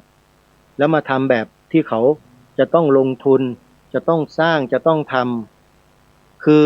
ขาดทุนทำไมเขาจึงต้องทำเพราะทั้งที่รู้อยู่ว่าขาดทุนคือต้องควักเนื้อตัวเองอ่ะเพราะคนเหล่านี้เขาเชื่อพระเจ้าอยู่หัวของเราพระเจ้าอยู่หัวของเราตรัสอยู่ประโยคนึงจำได้ไหมสั้นๆแต่มีเหตุผลและเป็นความจริงคำที่พระองค์ตรัสไว้เป็นอมตะจนถึงวันนี้และอนาคตตลอดไปก็คือขาดทุนคือกำไรถ้าเข้าใจคำนี้ประโยคนี้เข้าถึงคำนี้ประโยคนี้หายสงสัยไม่ต้องไปถามเลยคุณลาออกจากราชการตำแหน่งใหญ่โตเงินเดือนเป็นแสนคุณออกมาทำไมแล้วคุณก็มาทำอะไรแบบเนี้ยมาอยู่กับดินมากินกับต้นไม้อยู่กับหนองน้ำตัวเลอะเทอะสกปรกกลิ่นโคลนสาบควายเต็มตัวไปหมดนี่คือความคิดของคนในยุคนี้เขาตั้งคำถามว่าคุณโง่หรือเปล่าทำไมโง่ขนาดนั้นล่ะนี่มาหาว่าพวกเขาโง่กันอีกนะคนพวกสมัยนี้นะโยมเอาเถอะพวกเราไม่ว่าเขาหรอกเพราะเขาไม่รู้แต่ในฐานะที่คนเหล่านี้เขามีประสบการณ์และความรู้แล้วรู้ชัดด้วยแล้วถูกต้องแล้วได้ผลด้วยนะเขาก็กำลังจะบอกพวกเราท่านทั้งหลายเนี่ยให้เดินตามแนวนี้กันเถอะไม่งั้นเราพาประเทศชาติและโลกนี้ไม่รอดแน่นอนทีนี้มันก็อยู่ที่การตัดสินใจของพวกเรากันแล้วอาตมาภาพในฐานะเป็นสื่อเป็นผู้ดำเนินรายการวิทยุอาตมาภาพก็ทำเท่าที่อาตมาทำได้ไปปลูกป่าไว้บนที่ดิน10 กว่าไร่แล้วก็สร้างแหล่งน้ำเอาไว้พอที่จะใช้น้ำทำการเกษตรทำสวนครัวทำอะไรต่างๆผลิตอาหารกินอยู่ใช้ได้ตลอดทั้งปีก็ทำเอาไว้เท่านั้นแหละยังไม่ได้ขยายผลอะไรออกไปให้มาก เพียงแค่เป็นการเริ่มต้นไว้เฉยๆแล้วก็ศึกษาเรียนรู้ไปเรื่อยๆยังไม่ได้ลงทุนลงแรงลงมืออย่างเต็มที่ขอบอกนะว่าที่ทำไปนะโยมยังไม่ถึง30%เลยที่สวนป่าสามัคคีธรรมอำเภอจอมพระจังหวัดสุรินทร์เนี่ยอาตมาภาพเองก็อยากจะบอกกับเครือข่ายกสิกรรมธรรมชาติที่แอบฟังรายการอยู่นะอาตมาอยากจะให้ไปกระซิบบอกอาจารย์ยักษ์แล้วก็คณะทีมงานด้วยว่าสวนป่าสามัคคีธรรมเนี่ยพร้อมที่จะเข้าเป็นเครือข่ายกสิกรรมธรรมชาติเสมอแต่ยังหาช่องทางไม่ได้แล้วก็ยังไม่รู้เลยว่าทางเครือข่ายจะยอมรับหรือเปล่าเพราะสิ่งที่ทำอยู่เนี่ยมันอาจจะไม่เข้าตาท่านก็ได้ก็ไม่รู้นะก็แล้วแต่บุญวาสนาบารมีว่าจะมีบุญมีวาสนาได้เข้าร่วมกับเขาไหมนะโยมถ้าเข้าร่วมไม่ได้ก็ทำตามที่เราทำได้ก็เชิญชวนญาติโยมเรานี่แหละมาร่วมด้วยมาช่วยกันทำศึกษาเรียนรู้แนวพระราชดำริของพระองค์ท่านให้เข้าใจแล้วก็มาปรับใช้กับที่ดินเพื่อผลิตอาหารให้เกิดขึ้นเพราะคนเราเนี่ยขาดอาหารไม่ได้ตายก็มาสร้างอาหารกันก่อนจะสร้างอาหารก็ต้องทำดินของเราให้ดีก่อนพอดีว่าดินที่สวนป่าสามัคคีธรรมเนี่ยโยมไม่ต้องไปปรับไม่ต้องไปทำอะไรเยอะทำไมถึงรู้ล่ะก็ปลวกเพียบเลยในสวนป่าอาตมานะมีแต่ปลวกอาจารย์ยักษ์เขาพูดอยู่เมื่อวัน2 วันที่ผ่านมาที่เปิดให้ฟังที่ไหนถ้ามีปลวกมาทำจอมปลวกมาทำรังเยอะๆนั่นแปลว่าดินและน้ำดีสะอาด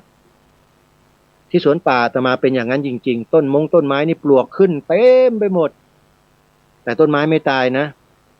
ปลวกเขาไปกินเปลือกไม้ที่มันแห้งๆเพื่อประทังชีวิตของเขาเป็นธรรมชาตินะโยมก็นี่แหละเขาเรียกว่าระบบนิเวศที่สวนป่านี่มีครบเลยระบบนิเวศแต่เวลาหน้าแล้งแล้ว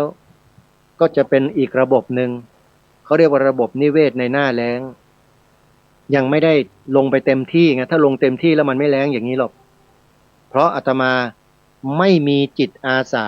ที่จะมาช่วยพูดกันตรงๆเลยนะหาคนมาทำเป็นจิตอาสาไม่ได้มาอยู่มาดูมาแลเนี่ย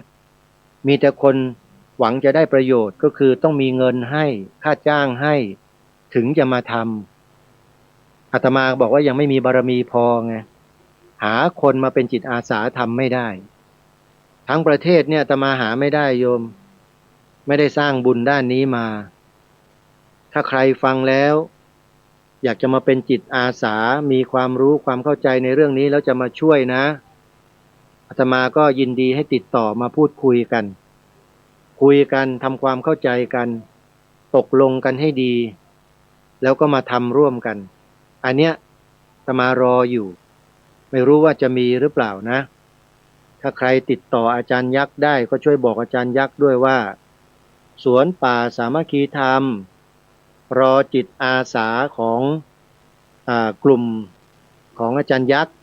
นะที่มีเครือข่ายอยู่เนี่ยให้มาช่วยสนับสนุนมาช่วยพัฒนามาดูให้พื้นที่นั้นได้มีโอกาสช่วยเหลือนะตัวเองแล้วก็ช่วยเหลือสังคมรอบด้านได้บ้างก็ดีนะมันเป็นประโยชน์ทั้งนั้นแหละโยมโดยไม่ต้องใช้เงินนะอาจารย์อาตมาไม่มีตังค์หรอกที่สร้างศาลาจะสร้างศาลาเนี่ยก็ต้องอาศัยญาติโยมพวกเรานี่แหละเพราะศาลาหลังเนี้ยต่อไปก็จะเป็นแหล่งบ่มเพาะแนวความคิดเหล่านี้ให้กับประชาชนในพื้นที่นั่นแหละโยมไม่ใช่ศาลาวัดนะเป็นศาลาที่จัดทำขึ้นเพื่อให้ความรู้เรื่องเศรษฐกิจพอเพียงนี่แหละเพราะถ้าไม่ทำอย่างนี้เราไปกันไม่รอดนะใครที่สนใจก็ติดต่ออาตมาเข้ามาแล้วกันประชาสัมพันธ์งานหน่อยวันนี้วันที่8 มีนาคมที่วัดป่าอาเจียงมีพิธีไหว้ครูปู่ประกำช้างในช่วงนี้นะประมาณเวลาสักประมาณ9 โมงโดยประมาณ10 โมงเนี่ยก็จะมีขบวนแห่อันยิ่งใหญ่โดยใช้ช้างจำนวนหลาย10 เชือกเป็นขบวนแห่ศาลปู่ประกำช้างเข้ามาสู่พิธีที่วัดป่าอาเจียง แล้วก็จะได้ประกอบพิธีกันในเวลานั้นที่มาถึง เราก็จะได้เห็นพิธีกรรมแบบโบราณที่มีการสืบสานรักษากันไว้มาจนถึงปัจจุบัน เพื่อให้เราได้เรียนรู้ว่าวิถีชีวิตของคนในสมัยโบราณเขาดูแลปกป้องรักษาประเทศชาติบ้านเมืองกันมาได้รักษาวัฒนธรรมประเพณีมาได้เนี่ยเขาทำกันอย่างไรเราจะได้นำมาประยุกต์ใช้ในปัจจุบันกันด้วยและช่วยกันส่งเสริมช่วยกันสนับสนุนกันต่อไปนะโยมนะใครสนใจไปร่วมงานก็ขอเชิญได้วัดป่าอาเจียงอยู่ที่บ้านหนองบัวตำบลกระโพอำเภอท่าตูมจังหวัดสุรินทร์ยังเหลืองานอีก1 วันพรุ่งนี้9 มีนาคมเขามีงาน3 วัน7 8 9ส่วนกิจกรรมทำบุญสถานีวิทยุประจำปีก็จะมีขึ้นที่วัดป่าจริยธรรม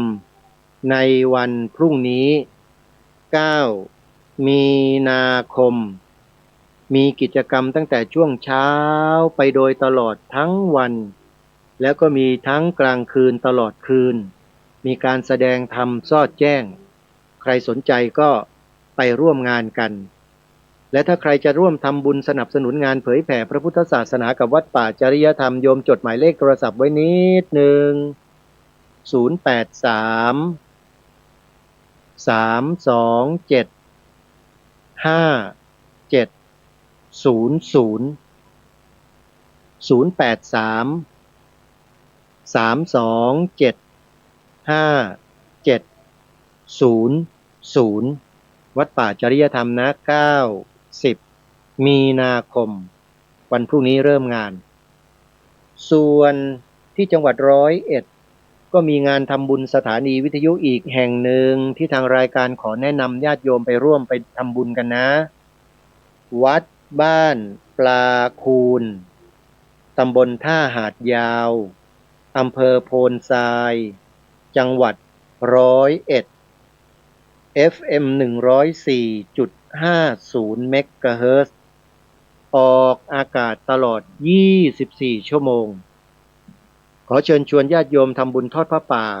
เพื่อสนับสนุนงานเผยแผ่พระพุทธศาสนาสถานีวิทยุวัดบ้านปลาคูนด้วยกันเขาจะจัดงานวันเดียวคือวันเสาร์ที่14 มีนาคมยังเหลืออีกไม่กี่วันแล้วนะใครจะร่วมทำบุญจดหมายเลขโทรศัพท์เพื่อสอบถามรายละเอียดเพิ่มเติม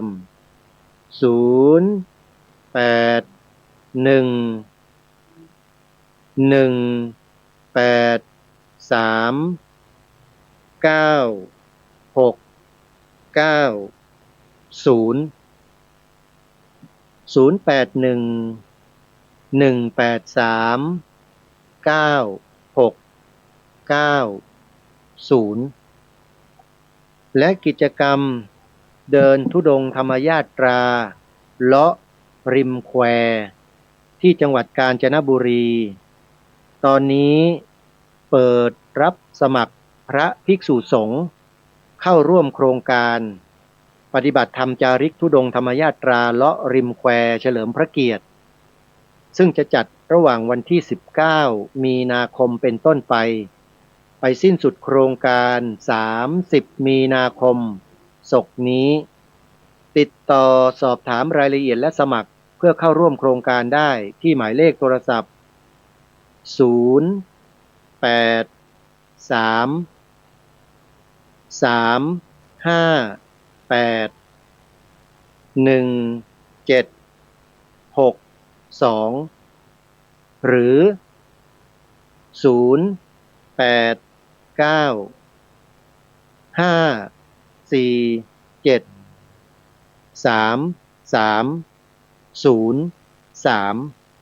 ลองติดต่อสอบถามรายละเอียดกันดูนะครับพระคุณเจ้านะครับงานนี้รับสมัครพระคุณเจ้าพระสงฆ์นะครับพระภิกษุนะนิมนต์นะครับแล้วงานนี้วัดท่าขนุนร่วมกับกองการวิปัสสนาธุระแห่งประเทศไทยในพระสังฆราชูปถัมภ์ร่วมกันจัดกิจกรรมนี้ขึ้น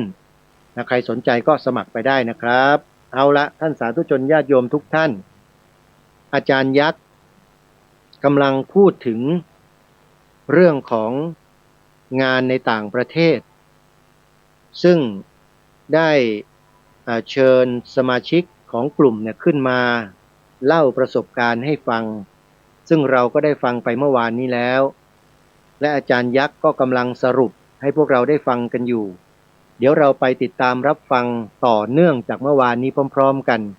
ไปติดตามรับฟังพร้อมๆกันได้ณ บัดนี้ก็มีศูนย์ฝึกอยู่อันนั้นนี่1 โครงการเท่านั้นแล้วก็โอ้โหมีประทับใจผมกำลังเรียนรบกวนท่านอาจารย์ต่อบอกทำเป็นหนังสั้นๆสัก2-3 นาทีให้หน่อยได้ไหมให้รู้ว่างานพระเจ้าแผ่นดินพระองค์เนี้ยทำจนผมทึ่งมากแล้วผมก็ไปขอกราบบังคมทูลว่าขออนุญาตทำหนังแล้วให้พระองค์ท่านเป็นไอดอลของคนรุ่นใหม่ว่าท่านทุ่มเททำท่านบอกไม่เอาไม่อยากดังคือทำไปเถอะอย่างเงี้ย action speak louder than word คือทำงานนี่แหละเดี๋ยวมันจะส่งเสียงดังมากกว่าไปโฆษณาไม่ต้องไปโฆษณาโอ้นี่ยิ่งฟังยิ่งประทับใจอาจารย์ต่อเนี่ยถึงขั้นตัดสินใจลาออกมา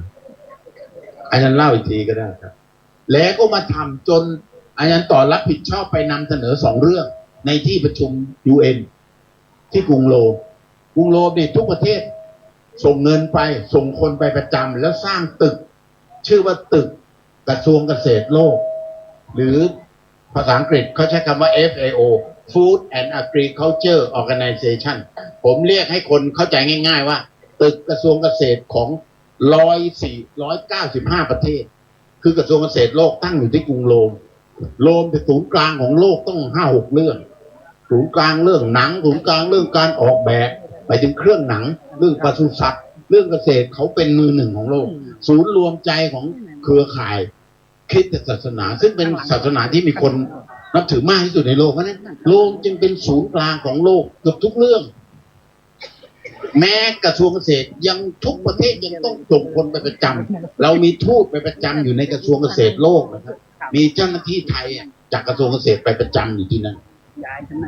อันนี้คือภารกิจอันนั้นต่อก็ได้รับมอบหมาย5 คนไปกันคนเขียนด้วย6ผมไปด้วย7แล้วก็ทั้งหมดทั้งเครือข่ายมีกรมพัฒนาที่ดินไป5 คน4 คนไปช่วยกันนำเสนอผลงานของพระเจ้าแผ่นดินแต่ทำโดยชาวบ้านพี่ต่อนี่ก็เป็นคนหนึ่งในฐานะเป็นประธานเครือข่ายกสิกรรมธรรมชาติที่ลาออกมาเป็นเกษตรกรแนวใหม่ชัดเจนนำสิ่งที่พระเจ้าอยู่หัวมาประกอบอาชีพยืนยันว่าดีกว่าเป็นผู้บริหารในอดีตให้เจ้าตัวพูดเองดีจริงครับ ท่านที่อยู่อย่าเพิ่งออกนะครับ เดี๋ยวจะพากันออกหมดครับก็จริงๆผมว่าผมน่าจะคล้ายๆกับคนส่วนใหญ่ที่ไม่เคยเห็นความสำคัญเข้าใจเรื่องของสัตว์ประชาเรื่องเศรษฐกิจพอเพียงต้องยอมรับสาภาพแบบนั้นแล้วก็ใช้ชีวิตใช้ทรัพยากรเยอะมากสาขาที่ผมทำงานที่สอนหนังสือคือเรื่องการออกแบบใช้ทรัพยากรธรรมชาติทุกชนิดนะฮะใช้เยอะมากก่อนลาออกโชคดีครับตอนแรกกะลาออกอยู่แล้วแต่ว่ากะออกไปชิลชนเดียวเฉยๆเงียบๆนะแอบไปชิลคนเดียวพอมาเจออาจารย์ยักษ์ตอนผมใกล้ลาออกก็ได้เรียนเชิญอาจารย์ยักษ์มาเป็นที่ปรึกษาผู้บริหารผมก็เลยขออนุญาตเจ้านายผมคณบดีบอกว่าผมขออนุญาตไม่อยู่ในมหาลัย ภารกิจในมหาลัยมันมีอยู่4 เรื่องสอนหนังสือทำวิจัยบริการวิชาการทำนุบำรุงศิลปวัฒนธรรมผมขอบริการวิชาการของงานของอาจารย์ยักษ์ก็คือไปทุกที่ไม่ใช่อยู่ในมหาลัยไปดูปัญหาก็ได้ซึมซับจากอาจารย์ตั้งแต่ตอนนั้นนะครับก็เลยเปลี่ยนเลยครับแล้วก็เห็นเลยว่ามาถึงวันนี้นี่เข้าใจแล้วและรู้แล้วแล้วก็ไม่เชื่ออะไรอีกแล้วนะว่าทางรอดอื่นไม่มีอีกแล้วผมเชื่อว่านี่คือทางรอด10 ปีผมลาออกมาแล้วนะฮะวันสุดท้ายที่ทำงานก็คือวันที่31 ธันวาคม ปี 58พี่เอเป็นอธิการบดีตอนนั้นนะพี่เอยังงอนผมถึงทุกวันนี้ว่าผมหนีแกแต่ผมบอกผมไม่ได้หนีผมก็ยังมาช่วยผมเป็นนักเรียนทุนรัฐบาลขอบคุณพี่ๆทุกคนที่ส่งผมไปเรียนนะครับปรบมือให้ตัวเองนิดนึงครับ นักเรียนอังกฤษเด้เนี่ยขึ้นเครื่องบินครั้งแรกในชีวิตกรุงเทพลอนดอนเลยเด้ครับ ก็ไม่ได้มีพื้นฐานอะไรมากครับวันเด็กไม่เคยขึ้นเครื่องบินนะฮะเคยขึ้นเครื่องบิน แต่ก็สุดท้ายพอลาออกมาปุ๊บเนี่ยแล้วมาใช้ชีวิตแบบนี้จริงๆทำแบบจริงๆจังๆเงินจากเป็นแสนๆผมว่าเป็นอาจารย์มหาลัยนี่เสาร์อาทิตย์ผมออกไปข้างนอกผมเป็นคอนซัลท์ผมกดมิเตอร์เลยนะขายน้ำลายชั่วโมงละ 2,000 เมื่อสมัย10 กว่าปีที่แล้วน้ำลายผมมีราคานี้ครับ ไปขายน้ำลายเงินมันหาง่ายมากแต่วันนี้เหลือ10,000 กว่าบาทแต่เหลือครับเหลือแล้วก็มีกินมีอยู่อย่างดีเลยผมคิดว่าดีเลยนะดีเลยเพราะฉะนั้นสิ่งที่ผมน่าจะขออนุญาตใช้เวลาแลกเปลี่ยนตรงนี้ก็คือว่าอยากให้พวกเราเชื่อครับว่าสิ่งที่เราทำกันอยู่มันคือทางรอดคนอื่นเขามาเห็นเราเยอะแยะแล้วแล้วเขาก็พิสูจน์แล้วว่านี่คือทางรอดฝรั่งต่างชาติก็ยอมรับแล้วยังเหลือพวกเราที่ว่าเราจะทำยังไงจะพากันรอดในท่ามกลางวิกฤตที่มันกำลังจะหนักขึ้นเรื่อยๆด้วยโดยเฉพาะสุรินทร์ที่เราเจอหลายเรื่องนะที่บ้านพี่พิมพ์ผมทราบว่าที่นี่เป็นศูนย์พักพิงด้วยนะช่วยเหลือส่งน้ำพริกส่งข้าวส่งอะไรกันไอ้นี่คือความเอื้อเฟื้อเผื่อแผ่ซึ่งประเทศอื่นยุโรปตะวันตกเขาไม่มีผมเชื่อเลยว่าเขาไม่มีผมไปอยู่อังกฤษมา 2-3 ปีเนี่ยไม่เห็นเลยครับแล้วไอ้สิ่งเนี้ยผมว่ามันจะเป็นสิ่งที่ทำให้พวกเรารอดและทำแบบคนจนเกาะกันไปพากันไปช่วยกันทำแบบเนี้ยผมว่าโอกาสรอดผมทำงานในมหาลัยผมทำมา20 ปีผมยังมองไม่เห็นเลยว่าผมจะช่วยประเทศชาติอะไรมากไปกว่าสอนคนให้ไปสร้างเศรษฐกิจเฉพาะกลุ่มแต่ไม่ได้สร้างเศรษฐกิจให้กลุ่มคนที่ยากจนเลยก็เลยขออนุญาตขอบพระคุณอาจารย์นะที่ได้พาโอกาสพาผมไปเรียนรู้แล้วก็ทีม2 ทีมที่ผมไปวันดินโลกนี่ผมอาจารย์ให้ผมไปคุยเรื่องKeep Soil Alive Protect Soil Biodiversity ปีที่ 3คือเรื่องความหลากหลายทางชีวภาพบ้านผมวันนี้ผมยก3 ไร่เล็กๆมีไก่ป่ามีนกแก๊กนกเงือกอะไรคล้ายๆนกเงือกมีความหลากหลายทางชีวภาพตั้งแต่ในดินจนบนดินบนต้นไม้มีกิ้งก่ามีสารพัดมีแมงกินูนมีมดแดงอาหารชั้นสูงกิน อย่างเงี้ยนะฮะแล้วก็ธีมที่ 2ที่อาจารย์ให้ผมไปเล่าก็คือเรื่องของ Soil and Water a Source of Life ดินและน้ำบ้านผมปิดน้ำประปามา7 ปีแล้วจากเดิมเคยโยนดินแย่งน้ำกับเพื่อนบ้านไปเปิดปิดก๊อกเปิดไปเปิดมาพวกยืนรอเลยนี่คือความขัดแย้งผมว่าความขัดแย้งมันเกิดจากการขาดทรัพยากรงั้นถ้าเรากลับมาสร้างทรัพยากรสร้างแหล่งน้ำเรานะให้พอวันนี้เราก็อยู่ได้แล้วผมเชื่อว่าอนาคตเนี่ยแหล่งน้ำดินน้ำแหล่งน้ำแหล่งดินเนี่ยผมว่าเป็นฐานสำคัญนะที่เราจะพาเราอยู่รอดก็ขออนุญาตกราบขอบคุณโอกาสอาจารย์ประมาณนี้ก่อนครับอาจารย์ใครสนใจว่าโลกในอนาคตจะลบกันเพราะแย่งน้ำต้องเตรียมน้ำไว้ในที่ดินเล็กๆ4 ไร่อย่างไรเดี๋ยวพบกับอาจารย์ต่อหลังใหม่ได้นะครับวันนี้ไม่ต้องใช้ประปาเลยนะครับปิด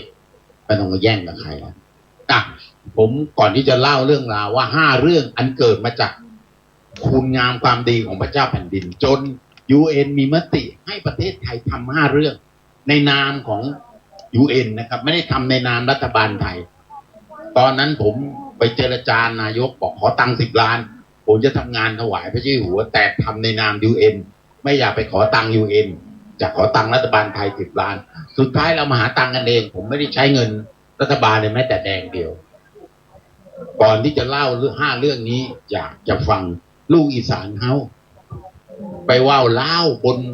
ห้องประชุมนานาชาติที่ UN เนี่ยที่ FAO เขาเล่ายังไงเสียงในฟิล์มได้โลดเพราะว่าแกเครียดมากก็เล่าภาษาลาวเลยผมว่าเดี๋ยวแปลให้เองไม่ต้องกังวลเดินครับค่ะสวัสดีพี่น้องอีสานเฮาเนาะค่ะแล้วก็เล่านิดนึงว่าตั้งเหมือนที่เล่าใน UN นั่นเลยให้เวลาสักค่ะกับเป็นลูกชาวนาที่เฮ็ดนาบ่เป็นเนาะค่ะก็เว้าประมาณนี้พ่อแม่ก็คาดหวังเนาะอยากให้ลูกเป็นเจ้าคนนายคนแต่ซุมื้อนี้ เป็นยังไงค่ะเจ้าคนนายคนอยากได้นั่นอยากได้นี่พ่อแม่ก็เป็นหนี้ลูกก็เป็นหนี้เนาะค่ะก็คือวิถีเฮาเป็นลูกชาวนาแต่เฮ็ดนาบ่เป็นมันรู้สึกหน่อยใจเนาะค่ะเพิ่นบ่ให้เฮ็ดนาเฮาเฮ็ดบ่เป็นกลับมาเฮ็ดนาลาออกจากงานมาอยู่บ้านมาหาเฮ็ดเพิ่งหาเฮ็ดนาได้ 2-3 ปีนี่เนาะค่ะก็พยายามเฮ็ดในพื้นที่ที่มันเข้มต้นทุนพ่อแม่สูงหนี้มันเพิ่มขึ้นเฮาเฮ็ดงานส่งมาบ้านส่งมาค่าไถค่าบ้านค่าเกี่ยวค่าทุกอย่างสิใช้หนี้ธนาคารก็ยังต้องส่งมาอีกมันก็เลยเกิดคำถามว่าเฮาสิเฮ็ดงานไปเพื่อหยังครอบครัวก็บ่ได้อยู่นำกันลูกก็แยกพ่อแม่เลี้ยงหลานเฮาไปเฮ็ดงานเฮากลับมาลูกถึงวัยเฮ็ดงานต้องออกจากบ้านไปเฮ็ดงานยามใดครอบครัวมันสิเป็นครอบครัวมันก็เลยรู้สึกว่าความสุขของเฮามันอยู่ไสเฮาแล่นหาเงินได้ยินอาจารย์บอกว่าเงินก็คือเงาเฮาแล่นหามันไปมันก็หนีเฮาไปสุดท้ายเฮากลับมาอยู่บ้านเฮาได้อยู่พ่อกับแม่ครอบครัวเฮาได้ดูแลพ่อแม่มีคำหนึ่งตอนที่อ่อนเฮ็ดงานแม่บ่สบายลูกน้อยลางานมาเบิ่งแม่เจ้านายบอกว่าคุณไปแล้วคุณช่วยอะไรได้ยังไงแม่คุณก็อยู่โรงพยาบาลอยู่กับหมอหัวใจเฮาเนี่ยค่ะลูกน้อยๆแม่อยู่โรงพยาบาลเฮาบ่มาผู้ใดสิเบิ่ง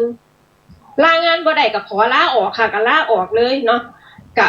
มีความรู้สึกว่าลูกอีสานเฮามีความอึดความทนความอดความสู้เฮ็ดบ่เป็นหยังสิเรียนรู้บ่ได้เนาะค่ะลูกน้อยๆนี่ถ้ามื้อนี้เฮาบ่ให้เขารู้คุณค่าของครอบครัวของพ่อแม่ของอาชีพต่อไปเขาสิอยู่รอดได้จังไดลูกตื่นขึ้นอยู่กับโทรศัพท์ซอยเหลือเจ้าของบ่ได้ขอเงินตื่นขึ้นพ่อแม่ก็เอาเงินให้ลูกไปโรงเรียนการเลี้ยงลูกด้วยเงินการเลี้ยงลูกด้วยโทรศัพท์ต่อไปเขาเอาตัวบ่รอดหรอกค่ะเฮาเองก็เหมือนแห้งไปส่งลูกเรียนยังต้องกลับมาเป็นภาระพ่อแม่ก็ศาสตร์พระราชานี่แหละค่ะคือทางรอดที่เฮาสิอยู่ได้ในสภาวะวิกฤตที่ผ่านมาก็มีโอกาสเข้ามาซอยจังได๋เครือข่ายล่ะค่ะประกาศในเครือข่ายซอยกันระดมของระดมทุนมาซอยพี่น้องเขตชายแดนมาซอยได้หลายค่ะแล้วก็มีพี่น้องเพิ่นบอกว่าความซอยเหลือมันถึงไวกว่าหน่วยงานที่เพิ่นส่งมาเฮาเข้าถึงคนที่ลำบากอีหลีมันเห็นใจกันในยามลำบากเนาะค่ะจังได๋เขาเฮาก็ต้องกินน้ำก็ต้องมีก่อนสิเกิดป่าเกิดมีน้ำมีอากาศดินมันก็ต้องดีค่ะเฮาต้องมาเบิ่งว่าดินบ้านเฮาเป็นจังได๋ต้องเข้าใจดินอย่าโทษแต่แม่ธรณีว่าดินบ่ดีเฮ็ดบ่ได้ต้องโทษตัวเฮาก่อนนะคะว่าเจ้าเฮ็ดหยังกับพระแม่ธรณีแน่เจ้าสิบำรุงพระแม่ธรณีให้เพิ่นดีให้เพิ่นเลี้ยงชีวิตเฮาเลี้ยงลูกเลี้ยงเต้าเฮาต่อไปได้จังได๋ชีวิตเฮาถิ่มแผ่นดินถิ่มแม่ธรณีเฮาบ่ดูแลมื้อนี้ก็อยากชวนพี่น้องกลับมาดูแลพระแม่ธรณีดูแลดินให้ชีวิตเฮาดีขึ้นโรคภัยไข้เจ็บมันก็มาจากการกระทำของเฮาทั้งนั้นเนาะค่ะก็ขอเชิญชวนพี่น้องเนาะค่ะให้สนใจเรื่องนี้ให้หลายขึ้นให้เข้าใจวิชาของในหลวงที่เพิ่นให้ไว้บางคนก็เศรษฐกิจพอเพียงแบบใดบ่รู้เพิ่นพาเว้าก็เว้าเป็นน้ำเพิ่นกลับมาเข้าใจเรื่องดินค่ะทำความเข้าใจก่อนว่าเฮาต้องเฮ็ดจังไดดูแลพระแม่ธรณีเนี่ยในดินนี้หยังแน่ที่เฮาต้องดูแลบ่แม่นแค่หวังว่าข้าวข่อยต้องงามผักข่อยต้องงามต้นไม้ข่อยต้องใหญ่ข่อยต้องขายได้เงินหลายๆมันบ่รอดค่ะขอบคุณค่ะนี่เสียงปรบมือที่ UN ดังกว่านี้ดังมันมากเลยครับเอาดังๆนานๆหน่อยแล้วหลังจากนั้นนะก็ยกทีมเดินทางมาดูบ้านเราผมก็เลยรบกวนว่าไหนๆก็จบเกียรตินิยมอันดับหนึ่งเอาบ้านเนี่ยนะเปิดเป็นมหาวิทยาลัยเลยแล้วก็รับเด็กรุ่นหลังมาเรียนประถมมัธยมแล้วก็ต่อให้ถึงปริญญาตรีให้ได้แล้วก็มีสถาบันที่เป็นมหาวิทยาลัยเอกชนผมเป็นนายกสภาอยู่ก็มหาวิทยาลัยเอกชนมารับรองให้เด็กเหล่านี้เรียนจนจบปริญญาตรีแล้วเรียนอยู่ในบ้านไม่ต้องเข้าไปกรุงเทพไม่ต้องเข้าไปเรียนอยู่กับนักศึกษาที่เป็นเด็กเมืองอยู่ท้องนาเราเนี่ยแต่เขาเรียนจนถึงปริญญาตรีปริญญาโทนี่คุยกันแล้วเดี๋ยวกำลังเก็บเครดิตไปเรื่อยๆแล้วก็จะได้ปริญญาโทอันดับเกียรตินิยมอันดับหนึ่งให้ได้ถ้าเขาช่วยชาวบ้านรอบๆบ้าน อันนี้คือทิศทางการศึกษาใหม่เราทำแล้วนะครับเราไม่รอผมคุยกับรัฐมนตรีศึกษามาหลายคนเป็นเพื่อนสนิทกันหลายคนคุยกับมันก็สั่งมันก็ไม่สำเร็จสักทีบอกมึงไม่สั่งไม่ได้กูทำเองก็ได้วะกูทำมหาลัยเล็กๆของเรากูสร้างปริญญาตรีขึ้นไปแล้วเดี๋ยวจะสร้างปริญญาโทต่อทำไปเรื่อยๆอย่างเงี้ย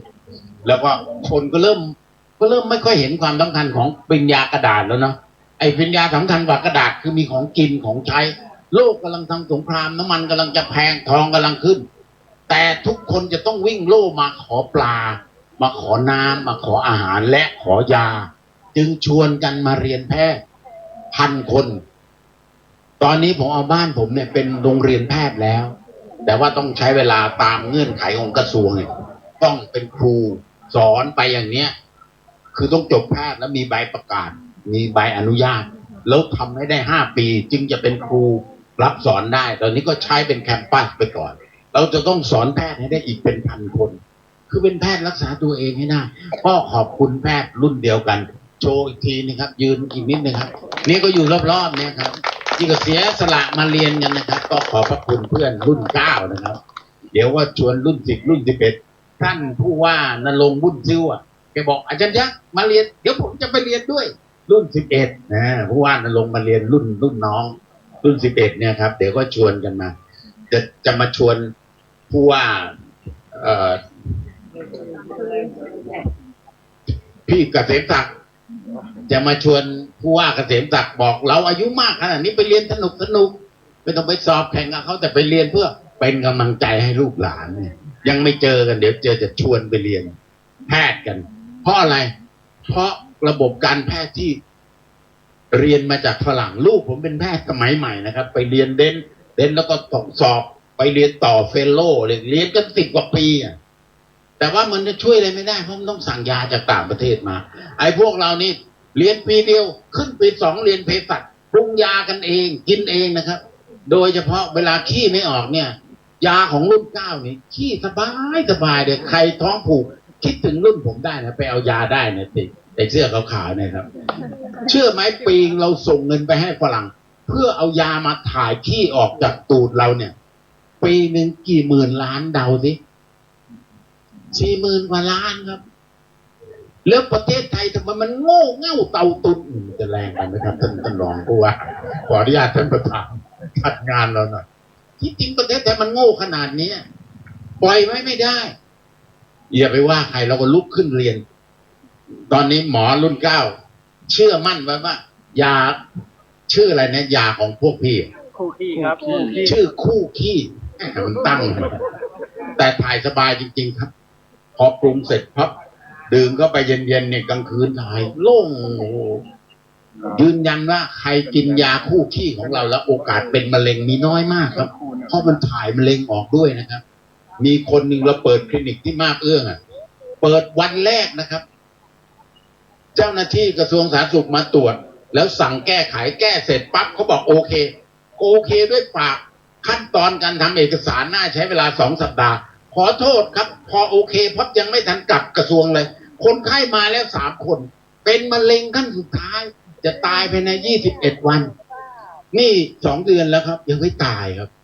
ลุกขึ้นเดินเองแข็งแรงผมก็งึดเข้าใจคำว่างึดไหมครับผมงงมากเลยแพทย์แผนไทยมันเชี่ยวชาญขนาดนี้ได้ยังไงอันนี้ก็เป็นเรื่องที่ต้องร่ำเรียนกันเราจึงสร้างเฮลตี้ต้องก่อนที่จะทำให้เราเฮลตี้มันต้องไปทำดินให้มันเฮลตี้ซอยก่อนเพราะอะไรเพราะสมุนไพรถ้าเจอสารพิษเข้าไปในดินคิดว่าพืชสมุนไพรจะเป็นพิษไหมครับเป็นพิษแน่นอนเพราะฉะนั้นหมอพวกนี้จะตายก่อนเพราะอะไรเพราะปรุงยาเสร็จชิมพบตายเลยเพราะเจอสารพิษในดินเพราะฉะนั้นป่าสมุนไพรส่วนตัวรุ่นผมเนี่ยคุยกันแล้วว่าเป็นหลักการว่าใครมาเรียนแพทย์จบแพทย์ปั๊บจะต้องมีป่าสมุนไพรส่วนตัวอย่างน้อย1 งานได้2 งาน3 งาน1 ไร่5 ไร่10 ไร่ยิ่งดีทำป่าแล้วมียาสมุนไพรอะไรบ้างก็เดี๋ยวค่อยว่าแต่รักษาโอ้โหมันมีสารพัดโรคเลยเขาเรียนอย่างนี้กำลังเตรียมสอบเภสัชกันอยู่นะครับดูท่าทางเนี่ยนอกจากเป็นแพทย์แล้วแต่ว่าที่สอบผ่านไปแล้วนี่คือ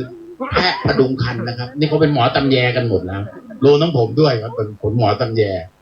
คือเราไม่กะว่าจะไปทำคลอดใครหรอกกะว่าดูแลแม่และเด็กและคนแก่3 กลุ่มแม่เด็กคนแก่อันเนี้ยต่อไปรัฐบาลจะดูแลไม่ไหวเพราะอะไรรัฐบาลไม่มีตังค์ไปซัพพอร์ตให้กับโรงพยาบาลนั้นคนแก่กำลังบูมขึ้นทั้งโลกนะครับเราเรียกว่า aging society เราเป็น super aging society มันจะมีคนแก่มากกว่า 20% แล้วรัฐบาลจะไม่มีคือไม่มีเงินพอที่จะไปจ่ายโรงพยาบาลให้ดูแลคนแก่และเด็กแม่ด้วยแม่พอคลอดปั๊บเนี่ยก็ต้องดูแลเด็กกว่าจะเข้าโรงพยาบาลกว่าจะเข้าอนุบาลเนี่ยมันจะสายไปแล้วประเทศนี้ไปไม่รอดแน่นอนมันต้องเอาจริงกับการดูแลสุขภาพตัวเองดูแลสุขภาพแม่ดูแลสุขภาพเด็กและดูแลสุขภาพผู้สูงอายุจะต้องแข็งแรงผมกล่าวว่าถ้าผมพูดไม่ได้เดินไม่ได้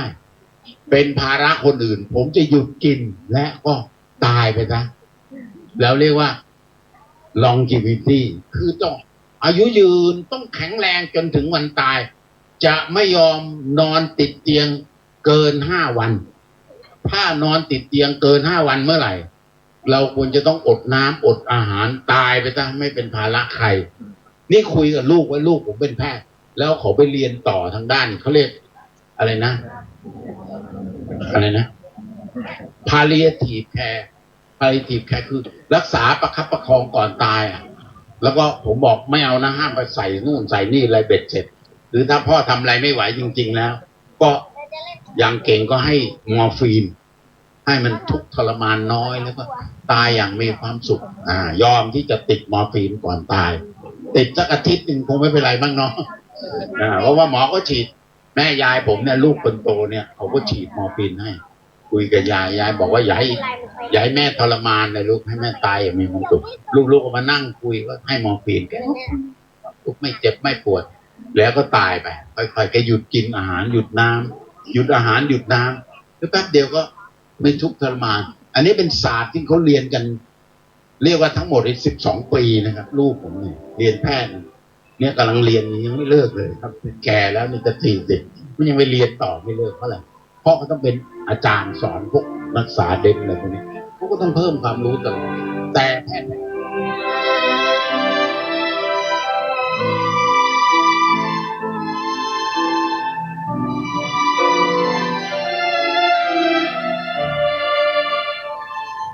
สาธุชนผู้ฟังเวลาของรายการมาอยู่ช่วงท้ายเพื่อที่จะให้ท่านทั้งหลายได้ฟังการสรุปในช่วงท้ายสักเล็กน้อยก่อนที่จะล่ำลารายการไปในวันนี้นะฮะอาจารย์ยักษ์กำลังสรุปการขึ้นเวทีของวิทยากรที่ร่วมรายการถึงการไปมีประสบการณ์ในต่างประเทศให้พวกเราได้สดับรับฟังกันโดยสรุปก็คือว่าการที่เครือข่ายกสิกรรมธรรมชาติมาบเอื้องโดยการนำของอาจารย์ยักษ์ดร.วิวัฒน์สารยกรรมธรที่พากันทำอยู่อย่างนี้เนี่ย1เพื่อสืบสารงานตามแนวพระราชดำริของพระบาทสมเด็จพระเจ้าอยู่หัวอันนี้ถือว่าเป็นหลักใหญ่เป็นหัวใจของชาติบ้านเมืองก็ว่าได้2ต้องการสร้างเครือข่ายกสิกรรมธรรมชาติให้เกิดขึ้นบนผืนแผ่นดินไทยของเราให้มากที่สุดเพื่อให้เป็นที่พึ่งหรือเป็นนาถะของโลกด้านกสิกรรมธรรมชาติหรือพูดอีกอย่างหนึ่งก็คือด้านอาหารของโลกซึ่งสิ่งนี้ทำได้ถ้าคนไทยเราร่วมแรงร่วมใจกันพลิกฟื้นผืนดินให้กลับมาเป็นดินที่ดีดังเดิมได้แต่อยู่ที่พวกเราแล้วล่ะว่าเราจะทำกันไหมหรือเรายังติดในรูปแบบที่เขาเขียนเขากำหนดให้เราเดินตามเขาอยู่เหมือนเดิมหรือไม่พูดง่ายๆว่าอาจารย์ยักษ์พยายามที่จะปลดแอกให้แก่พวกเราและพวกเราล่ะจะยอมให้เขาปลดไหมหรือ จะถูกเขานำแอกสนสะพายเราอยู่อย่างนั้นร่ำไปอันนี้เป็นข้ออุปมานะอุปไมยเนี่ยเชื่อว่าทุกท่านก็ทราบอยู่แล้วแหละว่าคืออะไรแต่จะไม่พูดแต่จะพูดอุปมาเฉยๆท่านจะปลดแอกตัวเองไหมให้หลุดพ้นมาจากแอกที่เขาสวมใส่ให้แก่เรามานานแล้วเนี่ยอันเนี้ยเป็นสิ่งที่ยากที่สุดคือเราต้องปลดด้วยตัวเองอาจารย์ยักษ์หรือใครก็จะไปบังคับพวกเราไม่ได้แต่ต้องการให้เราเห็นคุณค่าและประโยชน์ระยะยาวด้วยตัวของเราเองจึงได้เดินสายให้ความรู้แก่ประชาชนอย่างเหน็ดเหนื่อยนะเนี่ยคนกลุ่มนี้เขาเหนื่อยมากแต่เขายินดีเหนื่อยเพื่อชาติก็เหมือนกับนักรบอ่ะที่เป็นทหารอยู่ตามแนวชายแดนน่ะเขาเสียสละเขายอมเหนื่อยยอมทุกข์ยากลำบากเพื่ออะไรเพื่อรักษาผืนแผ่นดินไว้ให้แก่พวกเราและชนรุ่นหลังได้ช่วยกันรักษาต่อไปกลุ่มอาจารย์ยักษ์ก็เหมือนกันเสียสละออกมาเดินสายให้ความรู้ในเรื่องนี้แก่พวกเราก็เพราะต้องการรักษาผืนแผ่นดินอันอุดมสมบูรณ์เนี้ยไว้ให้แก่พวกเราชนรุ่นหลังกันต่อไปเราจะเดินตามหรือช่วยกันเดินหรือว่าเราจะขัดแข้งขัดขากันอยู่อันนี้เลือกกันได้เลยนะฮะถ้าขัดแข้งขัดขากันมันจะเป็นอย่างไรในอนาคตก็คงไม่ต้องบอกทุกคนก็คงจะมีคำตอบอยู่แล้วแต่ถ้าร่วมกันช่วยกันเดินช่วยกันถ่อช่วยกันพายบ้านเมืองเราจะเป็นอย่างไรทุกท่านก็ลองพิจารณากันดูแล้วกันเนาะเดี๋ยวมีอีกช่วงหนึ่งช่วงสุดท้ายที่เหลืออยู่คอยมาฟังกันในวันต่อไปวันนี้เวลาของรายการหมดไปแล้วท่านผู้ฟังต้องขอสมมุติยุติไว้แต่เพียงเท่านี้พบกับรายการได้ใหม่ในวันต่อไปขอความสุขความสวัสดีในธรรมแห่งองค์สมเด็จพระบรมศาสดาสัมมาสัมพุทธเจ้าจงปรากฏเกิดมีขึ้นในจิตใจของท่านผู้ฟังทุกท่านทุกคนเทินขอเจริญพร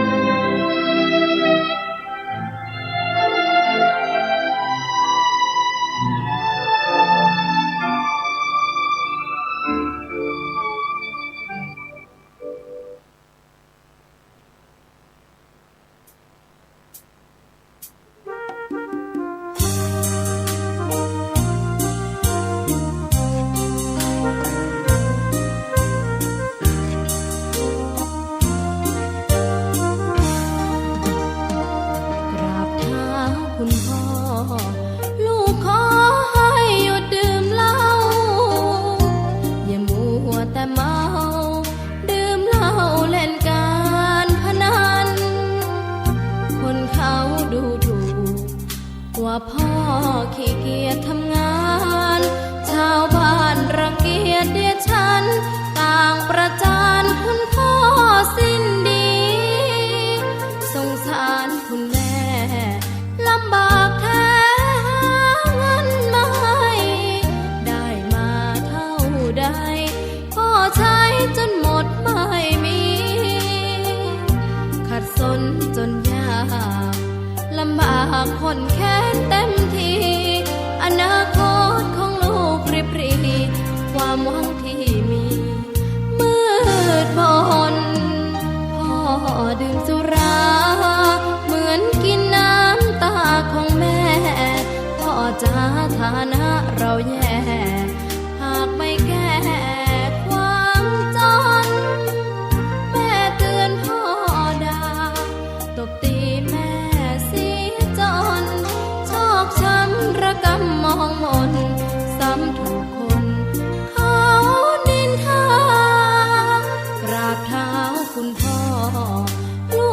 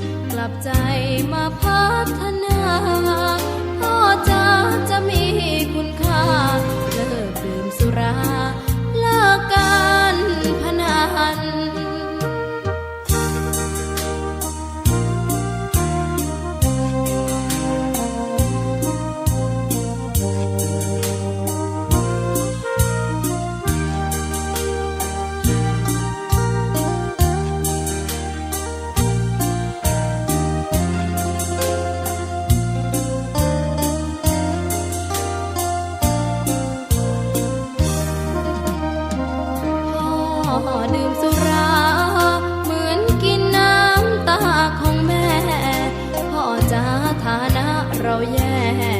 หากไม่แก้ความจนแม่เตือนพ่อด่าตบตีแม่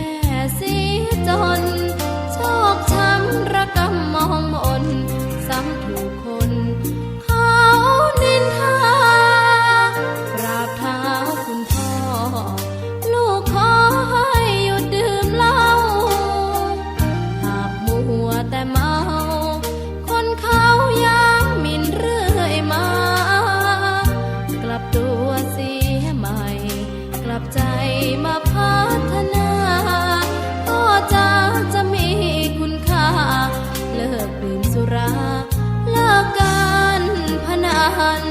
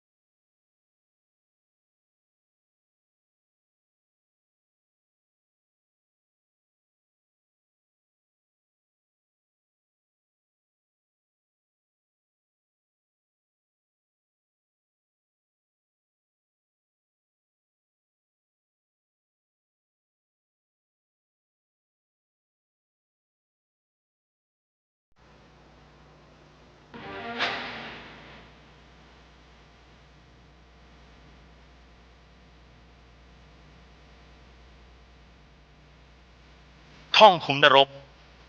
ตอนชมขุมนรกอาจม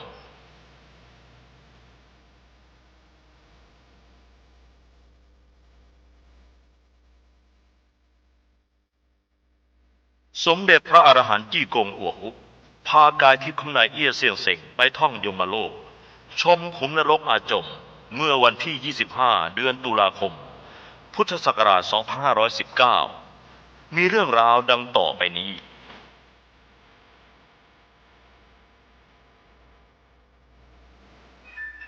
เปิดคัมภีร์ออกให้ขอสุขได้เปรียบไม่มีเรื่องต้องห่วงใยให้ทำใจเหมือนดอกบัวผุดผ่องใสเสียนพระไสยเพียรเพื่อผลเกิดแก่ตายการเกิดและการตายของคนเป็นเรื่องใหญ่มากแต่ทุกคนก็หนีคำว่าเกิดตายในสองพยางค์นี้ไม่พ้นดังท่านจึงจื้อกล่าวไว้ว่า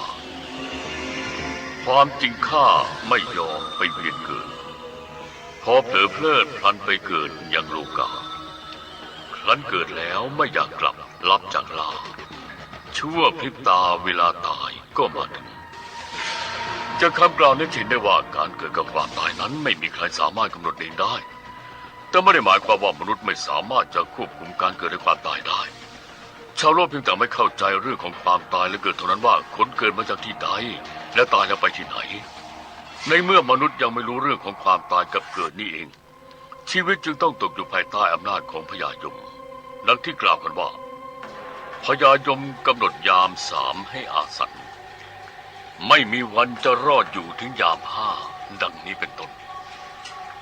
ขณะนี้กำลังอยู่ในเทศกาลกินเจเพื่อเป็นการโปรดสัตว์ทั่วไปถ้าชาวโลกปรารถนาจะกลับไปสู่ภพอนันตสุขจงประพฤติชอบปฏิบัติธรรมย่อมจะได้พ้นจากการเกิดและตายโดยไม่ต้องมาเวียนว่ายอยู่ในวัฏสงสารอีกต่อไปการที่ได้มาเกิดอยู่ในภพกลางกับมีร่างสังขารเป็นมนุษย์นั้นพึงจะรักและหวงแหนร่างของความเป็นมนุษย์เอาไว้เมื่อสำนึกถึงคุณค่าที่เกิดเป็นคนได้จึงควรประพฤติชอบปฏิบัติธรรมตั้งแต่วันนี้ยังไม่สายจนเกินไป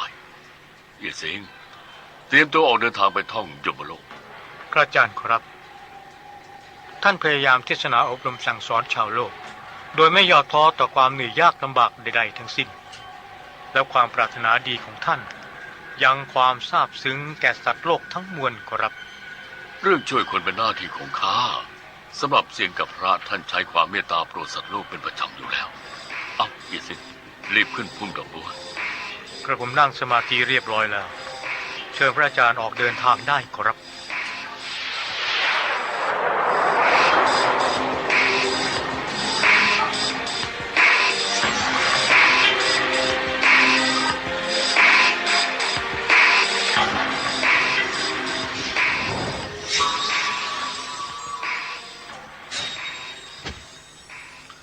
ถึงสลาว่าการพยายมกระสุตตามหานรกที่2แล้วเอียดเสงลงจากพุ่มดอกบัวได้ ท่านพระอาจารย์คืนวันนี้เพราะอะไรจึงต้องมาที่นี่อีกครับเอียดเสงเราจะเข้าเฝ้าชอกังอ้วงพยายมสลาว่าการที่2เพื่อขออนุญาตก่อนจากนั้นจึงจะขอเข้าชมขุนนรกต่างๆที่เป็นบริวารต่อไปกระผมเห็นชอกังอ้วงเสด็จออกมาจากศาลาว่าการพร้อมด้วยข้าราชบริพารเราจะเข้าไปถวายรับเสด็จขอกราบถวายเคารพพญายมพร้อมเสียนผู้อาวุโสทุกองค์ขอรับเอี้ยเสียงเซ็งลุกขึ้นแล้วเชิญตามสบายเชิญพระจี้ฮุกกับเอี้ยเสียงเซ็งที่ห้องรับรองบนศาลาว่าการท่านพญายมอาตมาคิดว่าไม่ต้องเข้าไปที่ห้องรับรองเพราะมีเวลาจำกัดขอให้มีผู้นำเอี้ยเซ็งไปดูขุนนรกที่ลงโทษพวกวิญญาณบาปก่อนจะดีกว่าได้ยมเทพให้นำท่านพระจี้ฮุกกับเอี้ยเสียงเซ็งไปชมขุมนรกได้ตามประสงค์ทราบและพร้อมที่จะปฏิบัติแล้วเชิญท่านทั้งสองข้าพเจ้าจะเป็นผู้นำท่านไปชม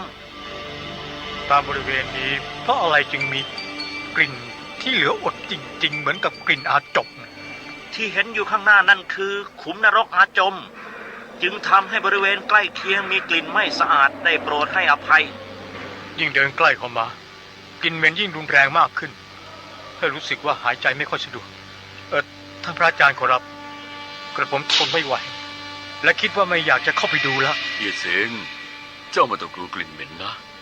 ข้ามีของวิเศษรีบออกไปโดยเร็วนี่เป็นสิ่งอะไรขอรับเป็นหน้ากากกรองกลิ่น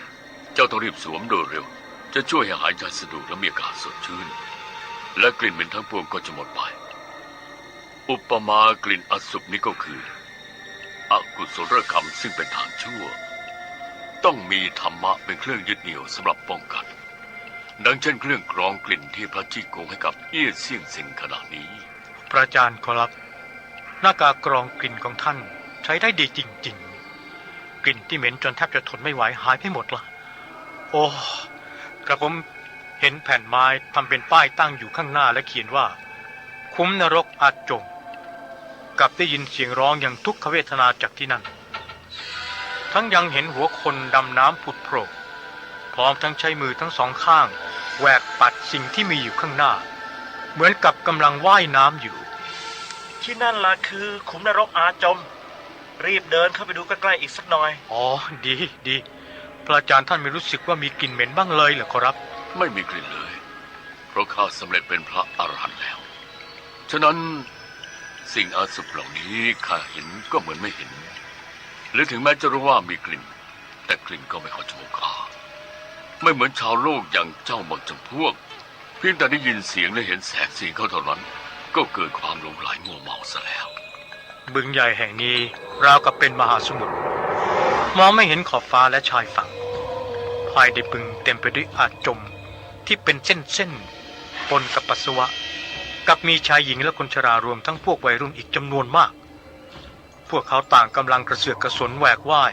ดำผุดโผล่ขึ้นลงพร้อมกับส่งเสียงร้องขอความช่วยเหลือแต่ในขณะที่อ้าปากร้องนั้นอุจจาระที่ปนกับน้ำปัสสาวะจะไหลเข้าปากและต้องกลืนลงท้องไปจากสภาพที่เห็นอยู่ในขณะนี้หัวใจแทบจะหยุดเต้นท่านพระอาจารย์ขอรับกับผมกำลังจะอาเจียนซะละเย็นสิเจ้าต้องตั้งสติให้ดีอย่าให้สิ่งสกปรกโสโครกเหล่านี้สะเทือนจิตใจได้กระผมทนไม่ไหวจริงๆขอเรียนถามท่านยมเทพว่าตามความเป็นจริงแล้วพวกเขาก่อกรรมบาปหนาอะไรไว้ที่โลกมนุษย์และเพราะเหตุใดจึงพิพากษาตัดสินลงโทษพวกเขาให้ตกลงมารับกรรมทรมานอยู่ที่นี่ขอรับดวงวิญญาณชาวโลกที่ตกลงมารับกรรมอยู่ในบึงแห่งนี้มีหลายจำพวกด้วยกันคือผู้หญิงโสเภณีที่หาประโยชน์จากการกระทำอันสกปรกผู้ที่หลอกลวงหญิงชาวบ้านนำไปบังคับให้ขายตัวในซ่องนางลมพวกแมงดาที่ก่อกินอยู่กับหญิงโสเภณีพวกที่ชอบเที่ยวเตร่เสพสุขกับหญิงขายสวัสดโดยไม่รู้จักประมาณตนกับพวกที่สมคบกันยึดการนำสินค้าหลบหนีภาษีเป็นอาชีพพวกนี้ไม่ประกอบอาชีพตามกำลังความสามารถของตนแต่กลับใช้เล่ห์ลิ้นหลอกเอาเงินไปจากผู้บริสุทธิ์พวกเป็นมือปืนรับจ้างปกป้องคุ้มกันแบบชั่วล้างชั่ว พวกที่หลอกให้ผู้อื่นหลงเชื่อเข้าหุ้นแชร์และล้มวงแชร์พวกที่มีเจตนาล้มการค้าเพื่อโกงค่าสินค้าพวกข้าราชการที่ช่อราชบังหลวงเรียกร้องเอาผลประโยชน์จากผู้ที่มาติดต่อพวกติดยาเสพติดและผู้ที่ใช้ปากพูดสิ่งมิชอบทั้งปวงนอกจากนี้ยังมีพวกรับเหมาก่อสร้างที่ลักลอบลดวัสดุกับแรงงานน้อยกว่ากำหนดซึ่งเป็นภัยร้ายแก่ผู้ใช้และอยู่อาศัยในวันข้างหน้าคนจำพวกที่มีพฤติการดังกล่าวล้วนแต่สกปรกโสมมทั้งสิ้นฉะนั้นหลังการตายแล้วดวงวิญญาณของพวกเขาแต่ละคนจะต้องตกลงมาอยู่ในบึงนรกแห่งนี้เพื่อให้พวกเขาได้รู้ว่าสิ่งสกปรกเหล่านี้มีกลิ่นและรสชาติเป็นอย่างไรตามสภาพโดยทั่วไปแล้วพวกวิญญาณบาปที่ตกลงมาอยู่ในบึงนรกแห่งนี้ต้องทนทุกข์ทรมานอย่างสาหัสมากทุกลมหายใจที่สูดเข้าออกมีแต่กลิ่นปัสสาวะกับอาจมครั้นพออ้าปากขึ้นสิ่งสกปรกที่เป็นเส้นๆจะไหลเข้าปากทันทีท้องต้องหิวโหยและคอแห้งผากจะหาสิ่งประทังชีวิตก็ไม่มีทั้งยังต้องกระเสือกกระสนดำผุดโผล่แหวกว่ายอยู่ตลอดเวลาทั้งนี้เพราะเมื่ออดีตชาติพวกเขายังชีพอยู่ด้วยความสกปรกโสมมฉะนั้นจึงต้องมารับผลสนองจากกรรมเช่นเดียวกันซึ่งเป็นโทษกรรมที่พวกเขาจะต้องรับและสะสมแล้วอันหนึ่งในบึงนรกแห่งนี้เนื่องจากมีปัสสาวะกับอุจจาระปนกันจนเป็นเลนต้มยิ่งแหวกว่ายกระเสือกกระสนเพื่อให้สิ่งนี้พ้นจากตัวเท่าไหร่แต่กลับจะยิ่งจมลงนับว่าเป็นการทรมานที่สาหัสสากันมากซึ่งพอๆกับพวกเขากระทำไว้เมื่ออดีตชาติที่โลกมนุษย์ตามที่ท่านยมเทพกรุณาอธิบายให้ทราบแล้วนั้นให้เป็นที่น่าสมเพชคนจำพวกนี้ยังเหลือเกินแต่ขณะนี้ชาวโลกเขาใช้ส้วมที่ละลายอุจจาระเองและดับกลิ่นได้กับใช้กรดฆ่าเชื้อสำหรับห้องส้วมในบ้านของคนเศรษฐียังใช้น้ำอบฉีดจนหอมกลุ่นอีกด้วยอย่างไรก็ตามถ้าเงินทองผลประโยชน์ที่ได้มาจากการกระทำโดยไม่บริสุทธิ์และถึงแม้เรือนกายภายนอกจะดูสวยงามแต่จิตใจกลับส่งกลิ่นเหม็นเหมือนกับปัสสาวะอุจจาระฉะนั้นในเมื่อคนจำพวกนี้ถึงจะต้องตกลงมารับกรรมทรมานอยู่ในบึงนรกแห่งนี้แล้วก็ถ้าจะพูดไปก็ยุติธรรมดีแล้วเย่เสียงเจ้าพูดได้ถูกต้องทีเดียวบ้านของชาวโลกในแต่ละครอบครัวน่ะล้วนแต่ตกแต่งไว้อย่างสวยงามพร้อมทั้งแต่งกายด้วยเสื้อผ้าอาภรณ์ที่หรูหราและก็ราคาแพงดูท่าทางภายนอกเรากับเป็นเศรษฐีผู้ลาภมากดีแต่ภายในจิตใจนั้นเต็มไปด้วยเล่ห์เหลี่ยมกลโกงต่างๆนานาครุ่นคิดหาจังหวะที่จะลงมือช่วยโอกาสได้เมื่อใดและวิธีไหนเท่านั้นคนจะพวกนี้ชั่วช้ามากไม่คิดที่จะทำมาหาเลี้ยงชีพด้วยความถูกต้องตามทำนองครองธรรมเลยฉะนั้นจะเรียกคนจะพวกนี้ได้ว่าเป็นพวกคนที่มีกลิ่นเหม็นเหมือนกับอุจจาระปัสสาวะจริงอยู่เงินที่ได้จากการกระทำโดยไม่บริสุทธิ์ถึงแม้จะกินใช้เสพสุขได้สักระยะเวลาหนึ่งก็ตามแต่เมื่อหมดอายุขัยและตกลงไปอยู่ในขุมนรกแล้วจะกลับเป็นเรื่องที่ต้องตรงกันข้ามไปที่แน่นอนที่สุดก็คือต้องเสพสุขด้วยการกินอาจมแทนอาหารไปในวันหนึ่งเย่เสี่ยงเซ็งไม่จะเป็นต้องสงสารพวกเขาเพราะคนจะพวกนี้เป็นเดนมนุษย์ที่น่าสมเพชที่สุดเหมือนกับตัวหนอนที่อยู่ในอาจมเติบโตขึ้นมาได้โดยอาศัยการกินสิ่งสกปรกโสโครกเป็นอาหารจากเรื่องนี้ข้าพเจ้าขอเตือนชาวโลกเลยว่าถึงแม้จะกระทำสิ่งใดๆก็ตามต้องกระทำด้วยความถูกต้องตามทำนองครองธรรมจงอย่าเห็นแก่ได้แล้วทำลายผู้อื่นในทุกวิถีทางโดยปราศจากคุณธรรมของความเป็นมนุษย์นอกจากนี้อย่าได้ประกอบกิจการค้าในทางที่ไม่ถูกต้องเพียงเพื่อหวังให้ได้มาซึ่งเงินจากการกระทำอันสกปรกโสมมมิฉะนั้นหลังจากตายแล้วดวงวิญญาณของคนจำพวกที่มีพฤติการดังกล่าวจะต้องมาแจ้งชื่อลงทะเบียนไว้ที่บึงนรกแห่งนี้เป็นที่แน่นอนโอ้โหท่านยมเทพกระผมไม่ทราบว่าพวกวิญญาณบาปเหล่านี้จะมีโอกาสพ้นโทษได้เมื่อใดขอรับเรื่องกำหนดเวลาของการลงโทษทรมานต้องแล้วแต่พวกเขาก่อกรรมบาปหนาไว้มากน้อยหรือหนักเบาแค่ไหนเป็นสำคัญแต่อย่างน้อยก็ต้องแช่อยู่จนเนื้อเน่าและหลุดออกเป็นชิ้นๆต่อเมื่อครบกำหนดการลงโทษที่นี่แล้วยังต้องส่งตัวไปที่ศาลาว่าการแห่งอื่นเพื่อดำเนินคดีและลงโทษความผิดในกรณีอื่นต่อไปอีกขุมนรกเป็นที่น่ากลัวมากขอรับเนื่องจากเวลาใกล้จะหมดแล้วก็คิดว่าการเดินทางมาหาข้อมูลถึงที่นี่วันนี้เพียงพอแล้วเอี่ยสิงเตรียมตัวเดินทางกลับอาตมาขอขอบใจท่านยมเทพที่ชี้นำให้ทราบและขอให้ท่านกลับไปกราบทูลขอพระทัยพญายมแทนอาตมาด้วยนะพระอาจารย์ เครื่องกรองอากาศอันนี้เอาออกได้แล้วหรือยังครับ เสียงจะต้องขึ้นนั่งพุ่มดอกบัวให้เรียบร้อยซะก่อนแล้วค่อยเอาออกมิฉะนั้นเจ้าจะทนกลิ่นเหม็นไม่ไหวอีก แต่ผมนั่งสมาธิอยู่บนพุ่มดอกบัวเรียบร้อยแล้วขอรับ เอียเซงถอดหน้ากากกรองกลิ่นออกได้แล้วออกเดินทางกลับ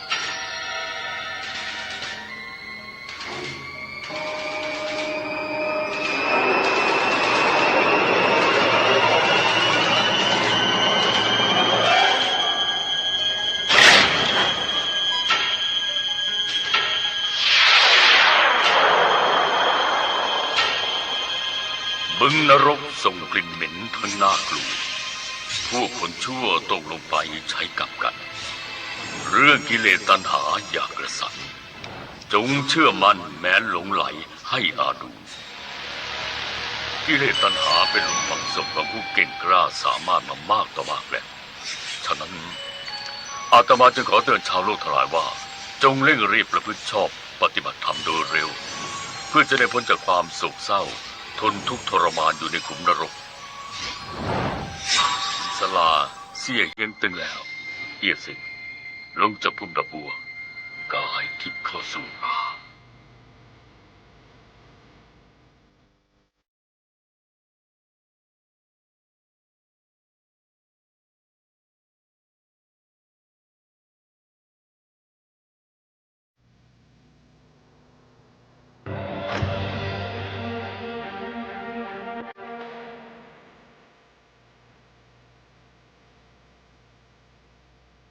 ท่องขุมนรกตอน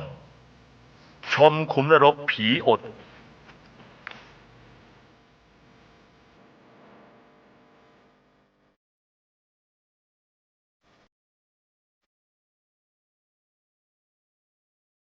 สมเด็จพระอรหันต์จี้กงหัวปุกพากายทิพย์ของนายเอี้ยเสี่ยงเซ็งร่างทรงเอกไปท่องยมโลกชมขุมนรกผีอด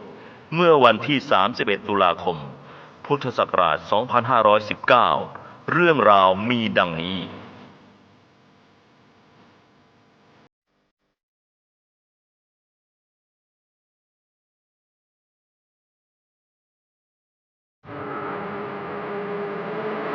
เสียงผู้ร้องเร้าใจไฟสวาดโอบแขนพาดเอวเต้นเหมือนเหยียบหนอนพวกทันสมัยบนฟรอมมืดจงสังวรต้องเดือดร้อนตอนเป็นผีหนีไม่พ้น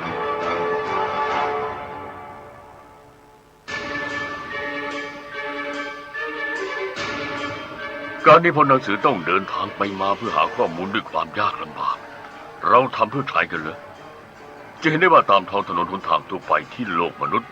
ถึงแม้จะมีคนกับรถยนต์เดินวิ่งไปมากันขวักไขว่ก็ตามแต่สิ่งที่เรียกว่าคุณธรรมมีน้อยเหลือเกินฉะนั้นสภาพการของโลกโดยทั่วไปจึงนับวันจะยิ่งเสื่อมทรามลงโดยเฉพาะอย่างยิ่งผู้ตายที่ไม่ได้รับความยุติธรรมดวงวิญญาณของพวกเขาต่างส่งเสียงร้องด้วยความโศกเศร้าโหยหวนให้เป็นที่หวั่นไหวสั่นสะเทือนอยู่ในยมโลกด้วยเหตุนี้เง็กเซียนฮ่องเต้พระผู้เป็นเจ้าแห่งสวรรค์จึงได้มีพระบรมราชโองการให้ศาลาเสี่ยเฮียงตึงดำเนินการสร้างหนังสือท่องขุมนรกขึ้นหนังสือเล่มนี้นอกจากได้อธิบายถึงการลงโทษทรมานพวกวิญญาณบาปโดยละเอียดแล้วยังได้นำสภาพเหตุการณ์ตามความเป็นจริงในยมโลกออกมาเปิดเผยเพื่อให้เป็นข้อเตือนใจแก่ผู้ที่หลงไหลมั่วเมาในทางมิชอบทั้งปวงฉะนั้นอย่าได้คิดว่าหนังสือเล่มนี้เป็นหนังสือเพลินจิตสำหรับอ่านเล่นจึงหวังว่าจะเป็นที่เข้าใจแก่ชาวโลกอย่างนี้เอียเซิงเตรียมตัวออกเดินทางไปท่องยมโลกกระผมเตรียมตัวพร้อมแล้วเชิญพระอาจารย์ออกเดินทางได้ครับ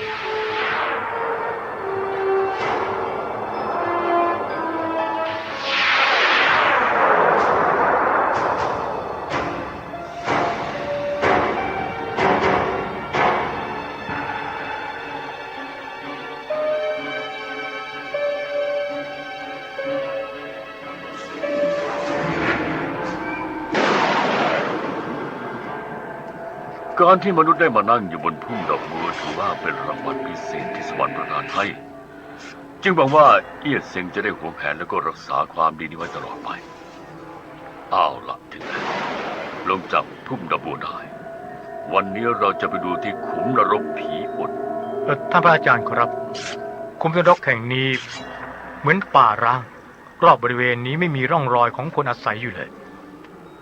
แล้วเราจะหันหน้าเดินไปทางทิศไหนกันครับห่างจากที่นี่ไม่ไกลนะเมื่อเดินผ่านข้ามเมืองเขาลูกนี้แล้วก็จะถึงขุมนรกผีอดพระอาจารย์ครับในแถบนี้ไม่มีผู้คนอาศัยเลยแล้วพวกผีวิญญาณใช้เส้นทางไหนเดินไปเข้าขุมนรกครับเยเสงเจ้าหันไปดูทางด้านซ้ายก็จะเห็นอะไรเป็นอะไรโอ้ครับ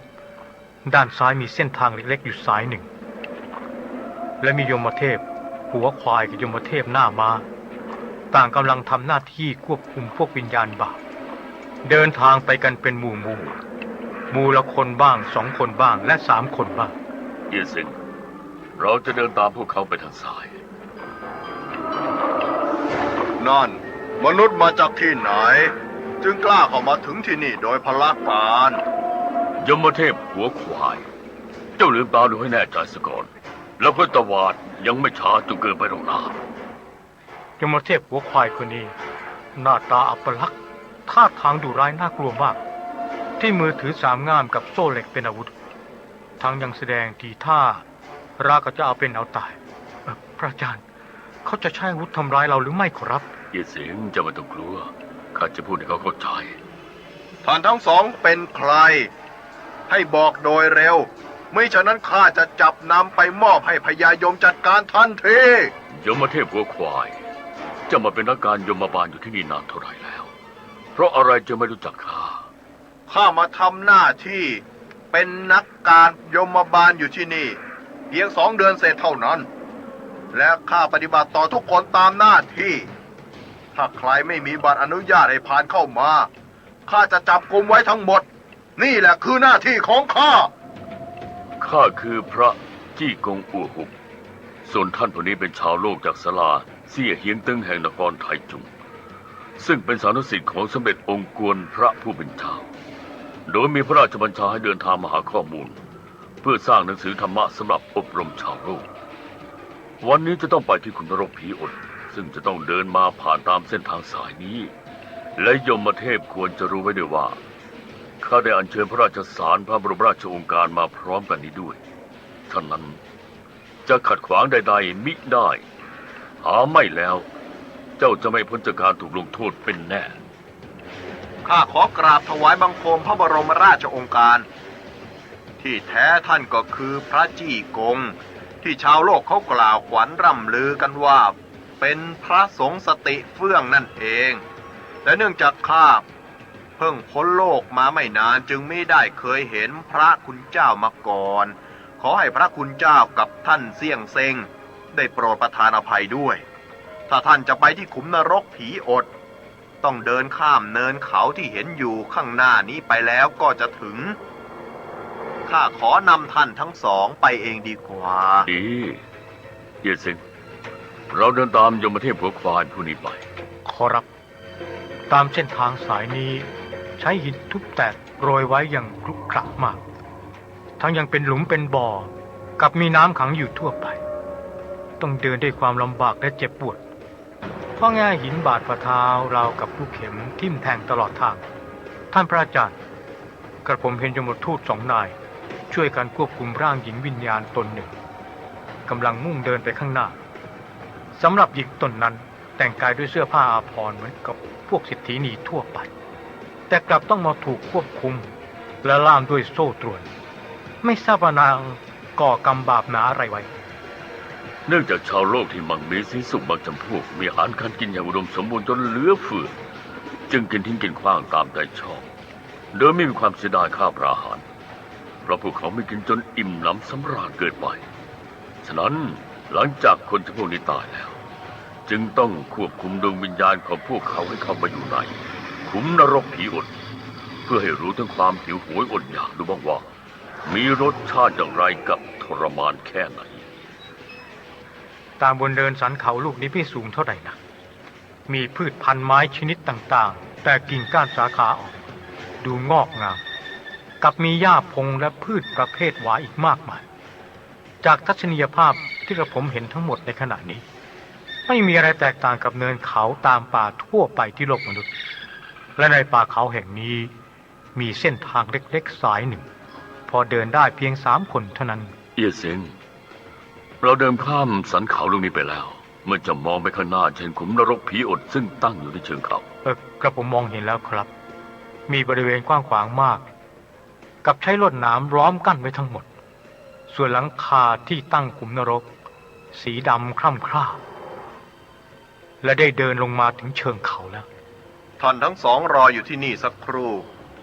ข้าจะเข้าไปรายงานให้ท่านเจ้าขุมนรกทราบก่อน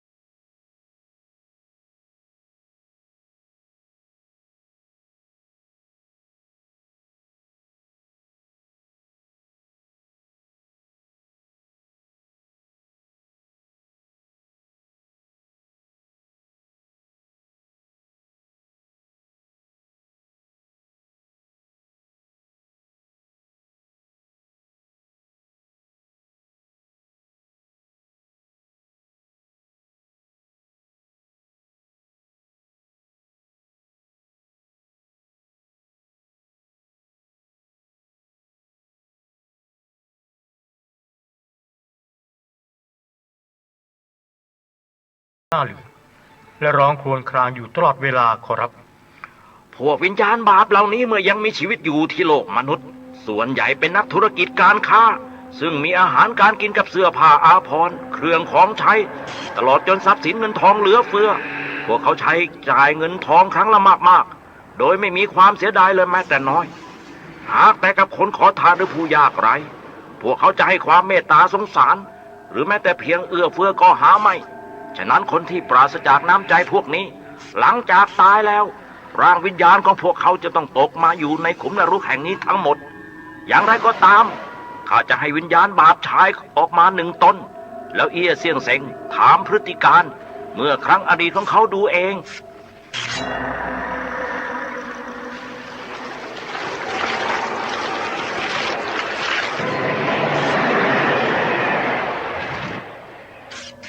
ขอถามคุณผู้นี้ว่าเพราะอะไรจึงต้องมารับโทษอยู่ที่นี่เมื่ออดีตชาติที่ข้ายังมีชีวิตอยู่ในโลกก็ได้ประกอบอาชีพธุรกิจทางการค้าทางด้านโรงงานอุตสาหกรรมแล้วก็ประสบความสำเร็จเรื่อยมาทำให้มีผลกำไรเป็นเงินจำนวนมากเนื่องจากข้าต้องเกี่ยวข้องอยู่กับธุรกิจการค้าในแต่ละวันจึงต้องติดต่อสังคมแล้วก็เลี้ยงดูอยู่กับบุคคลภายนอกตลอดเวลาฉะนั้นตามภัตตาคารร้านอาหารต่างๆข้าก็จะไปมาเข้าออกอยู่เป็นประจำก็เหมือนกับเป็นห้องครัวส่วนตัวของข้าที่บ้านไม่ว่าจะกินดื่มเริงเล่นเสพสุข ข้ากระทำได้ตามใจชอบในแต่ละมื้อถึงแม้จะต้องสิ้นเปลืองเงินไปเป็นหมื่นเหรียญข้าจะไม่มีความรู้สึกเสียดายเลยแม้แต่น้อยแต่ก็ตรงกันข้ามถ้าเป็นเรื่องเกี่ยวกับสวัสดิการของพวกเสมียนและก็คนงานข้าก็กลับเป็นคนที่ตระหนี่ถี่เหนียวเอามาก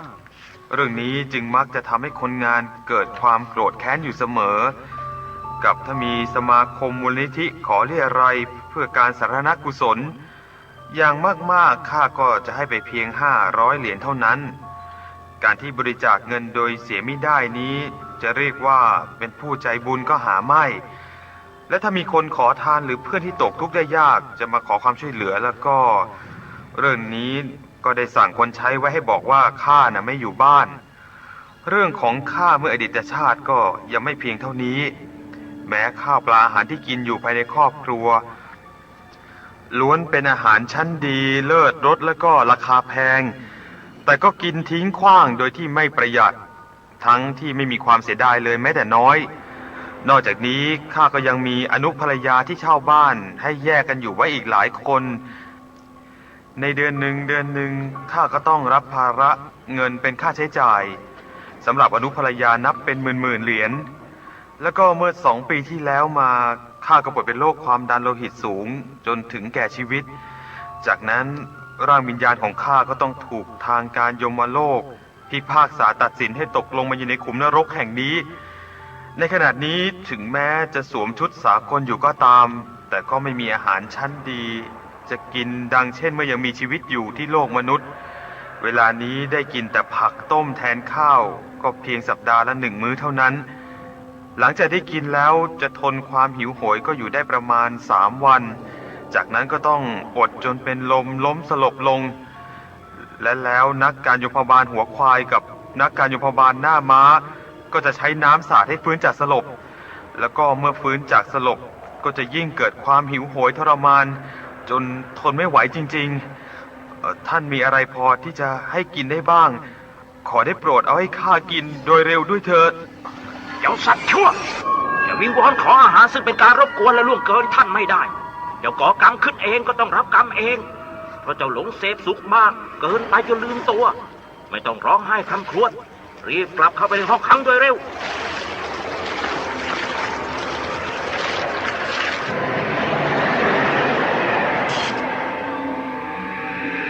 ต่อไปให้วิญญาณบาปหญิงตัวนั้นออกมาแล้วบอกเล่าพฤติการของเจ้าเมื่อครั้งอดีตชาติให้เอียเสียงเซ็งทราบโดยเร็วเมื่ออดีตชาติข้าเป็นภรรยาของเศรษฐีสามีเป็นผู้รับเหมาก่อสร้างและได้เกิดความร่ำรวยขึ้นจากการที่มีที่อยู่อาศัยเป็นบ้านหลังเล็กๆก็ได้เปลี่ยนย้ายเข้าไปเป็นเจ้าของและอยู่ในเครือหาสน์หลังใหญ่เพราะจากการที่มีเงินมากและไม่รู้จักใช้จ่ายในทางที่ถูกที่ควรแต่กลับนำเงินไปใช้จ่ายในทางมิชอบจนเกิดความเคยชินและติดเป็นนิสัยเช่นเมื่อข้าหัดเล่นไพ่นกกระจอกจนเป็นแล้วได้ปล่อยตัวจมปลักอยู่ในวงการพนันโดยไม่คำนึงถึงภาระหน้าที่ของความเป็นแม่บ้านนอกจากนี้ข้ายังมักจะนัดเพื่อนๆให้ไปที่สถานเต้นรำอยู่เสมอในบางครั้งจะกินดื่มเล่นกันอย่างสนุกสนานตลอดคืนตลอดชีวิตของข้าใช้จ่ายฟุ่มเฟือยไม่ได้ประหยัดสำหรับการให้ความช่วยเหลือผู้ยากไร้หรือการสมทบทุนเพื่อสาธารณกุศลข้าไม่เคยบริจาคเลยแม้แต่น้อยหลังจากข้าตายแล้วเพราะด้วยพฤติการดังกล่าวของข้าเมื่ออดีตชาติองค์สมเด็จพญายมท่านไม่ทรงให้ความปราณีและได้พิพากษาตัดสินลงโทษให้ข้าตกลงมารับกรรมทรมานอยู่ในขุมนรกผีอดแห่งนี้บัดนี้ข้าต้องอดอาหารอย่างหิวโหยจนทนไม่ไหวแล้วจากสีหน้าของวิญญาณบาปหญิงตนนี้ปรากฏให้เห็นชัดว่ากำลังทรมานอยู่กับความหิวโหยอย่างหนักถึงกับใช้นิ้วมือแย่เข้าไปในช่องปากแล้วกัดเคี้ยว ราวกับว่าอดอยากหิวโหยจนทนต่อไปอีกไม่ได้นางวิญญาณบาปกลับเข้าไปอยู่ในขุมนรกอย่างเดิมโดยเร็วกระผมขอให้ท่านเจ้าขุมนรกได้กรุณาอธิบายให้ทราบดีว่าตามที่กระผมได้เห็นพวกวิญญาณบาปที่ถูกคุมขังอยู่ในแต่ละห้องไม่ว่าหญิงหรือชายก็ตามมีเสื้อผ้าอาภรณ์สวมใส่ที่ไม่เลวนักแต่เพราะอะไรพวกเขาจึงปล่อยให้ผมเผ่ายุ่งเหยิงและนอนคุดคู้ร้องครวญครางอยู่กับพื้นดินพร้อมกับยื่นมือออกมาขออาหารกินเหมือนกับเป็นพวกขอทานตามข้างถนนที่โลกมนุษย์เรื่องนี้เพราะชาวโลกที่ไม่รู้จักเสียดายเครื่องอุปโภคและบริโภคทั้งปวงซึ่งกินใช้อย่างทิ้งขว้างให้เสียไปโดยเปล่าประโยชน์และใช้จ่ายเงินทองฟุ่มเฟือยไม่ประหยัดมีเงินก็รู้แต่ว่าจะจับจ่ายใช้สอยเพียงเพื่อความสุขส่วนตนเท่านั้นไม่เคยคิดที่จะทำบุญให้ทานหรือช่วยเหลือผู้ยากไร้ตลอดจนไม่เคยคิดอุทิศเงินเพื่อสมทบทุนช่วยสาธารณกุศลนอกจากนี้ผู้ชายชาวโลกบางจำพวกพอเกิดความร่ำรวยขึ้นก็ละเลยหรือทอดทิ้งภรรยาที่เป็นคู่ทุกข์คู่ยากกับตนมาก่อนส่วนผู้หญิงชาวโลกบางจำพวกก็เหมือนกันเช่นพวกที่เป็นดาราทั้งหลายบางพอมีชื่อเสียงเด่นดังขึ้นมาแล้วก็จะเอาใจออกห่างและเหยียดหยามสามีของตนบางถึงก็เป็นฝ่ายเรียกร้องอย่าขาดจากสามีเป็นการกระทำที่มีแต่ความใฝ่ฝันเห่อเหิมทะเยอทะยานไม่รู้จักประมาณตนทั้งยังขาดความซื่อสัตย์ตลอดจนพวกคนที่ร่ำรวยเป็นเศรษฐีแล้วปล่อยตัวกระทำความต่ำทรามชั่วช้าพวกคนที่มีพฤติการดังกล่าวและหลังจากตายแล้วร่างวิญญาณของพวกเขาจะต้องตกลงมารับกรรมทรมานอยู่ในขุมนรกแห่งนี้ทั้งหมดฉะนั้นข้าหวังว่าชาวโลกที่เป็นผู้มั่งมีเงินทองและกินอยู่อย่างอุดมสมบูรณ์ผู้สุขทั้งหลายควรอุทิศเงินบางส่วนให้ความช่วยเหลือแก่ผู้ที่ตกระกำลำบากและยากไร้โดยเฉพาะส่วนตัวแล้วไม่ควรจะใช้จ่ายให้ฟุ่มเฟือยหรูหราจนเกินไปนักใช่รู้แต่ว่าจะกินดื่มเสพสุขเพียงเพื่อส่วนตนเท่านั้นมิฉะนั้นถ้าบุญญาบารมีหมดไปเมื่อไหร่ความทุกข์อันวิบากทั้งปวงก็จะเข้ามาแทนที่ในชาตินี้ที่เกิดความมั่งมีสีสุขขึ้นมาได้ก็เพราะได้รับผลกรรมที่สร้างสมกุศลผลบุญไว้แต่ปางก่อนโดยเหตุนี้จึงควรจะได้คิดทำบุญให้ทานต่อไปอีกโดยเฉพาะอย่างยิ่งถ้าคนที่เกิดความร่ำรวยขึ้นแล้วไม่มากทางกามารมณ์แต่ยังเพิ่มการทำบุญให้ทานสร้างกุศลสั่งสมเอาไว้อีกพร้อมทั้งช่วยเหลือปลดเปลื้องความทุกข์ยากให้แก่ผู้ที่ประสบเคราะห์กรรมเช่นจากอุทกภัยหรือวัฏภัยกับแจกเสื้อผ้าข้าวปลาอาหารให้แก่ผู้ที่ยากไร้ในฤดูหนาวตลอดจนอุทิศการพิมพ์หนังสือธรรมะออกแจกจ่ายเป็นธรรมทานให้แก่ชาวโลกบุคคลประเภทนี้เมื่อหมดอายุขัยแล้วร่างวิญญาณของเขาไม่เพียงแต่จะได้ไปสู่ภพอนันตสุขเท่านั้นหากแต่ความดีและเกียรติภูมิชื่อเสียงยังเป็นที่ยกย่องเทิดทูนจากชาวโลกทั่วไปอีกด้วยเนื่องจากเวลาใกล้จะหมดแล้วเอียเสียงเราเตรียมตัวออกเดินทางกลับสราเสี่ยเฮียงตึง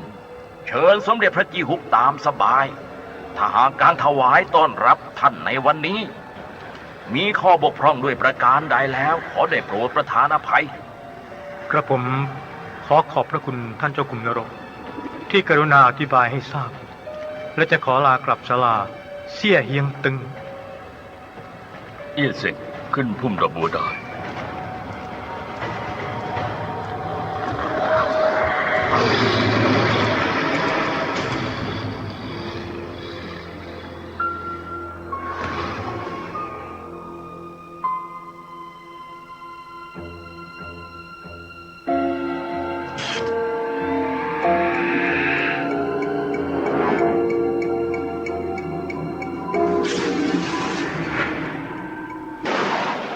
ถึงศาลาเสี่ยเฮียงตึงแล้วลงจากพุ่มดอกบัวกายทิพย์เข้าสู่รา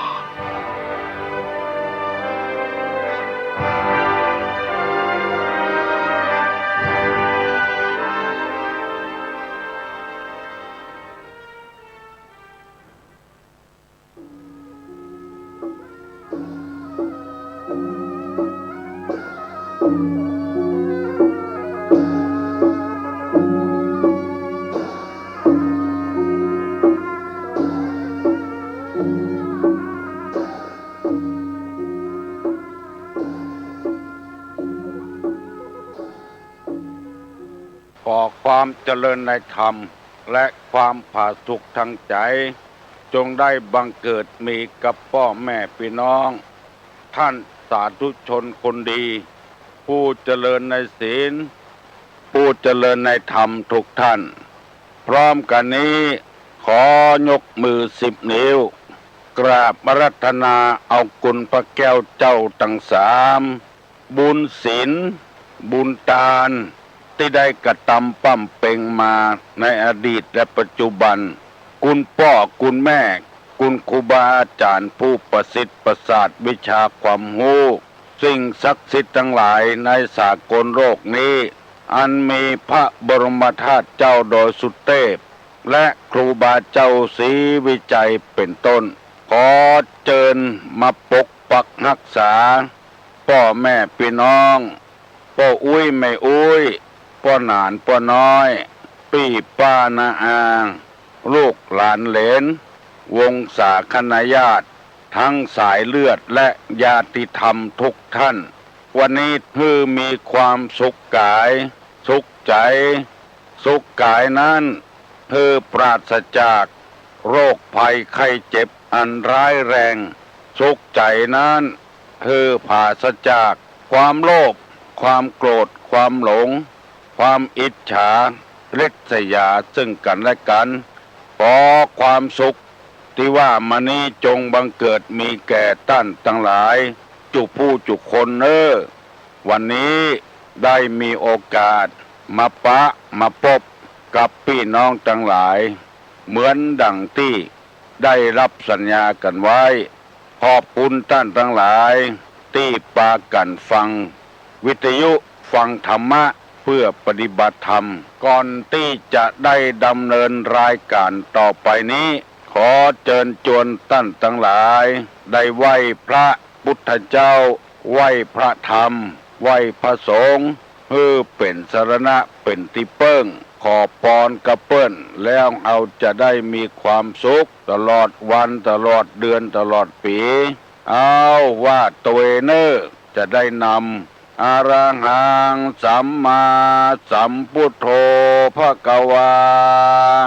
พุทธังภควันตังอภิวาเทมิกราบสวากขาโตภควตาธัมโมธัมมังนะมัสสามิกราบสุปฏิปันโนภควโตสาวกสังโฆสังฆังนะมามิกราบหันทะมยังพุทธัสสะภควโตบุพาภคณะมะกะลังกะโลมะเสนะโมตัสสะภควโตอะระหะโตสัมมาสัมพุทธัสสะนะโมตัสสะภควโตอะระหะโตสัมมาสัมพุทธัสสะนะโมตัสสะภควโตอะระหะโตสัมมาสัมพุทธัสสะพุทธังสรณังกัจฉามิธัมมังสรณังกัจฉามิ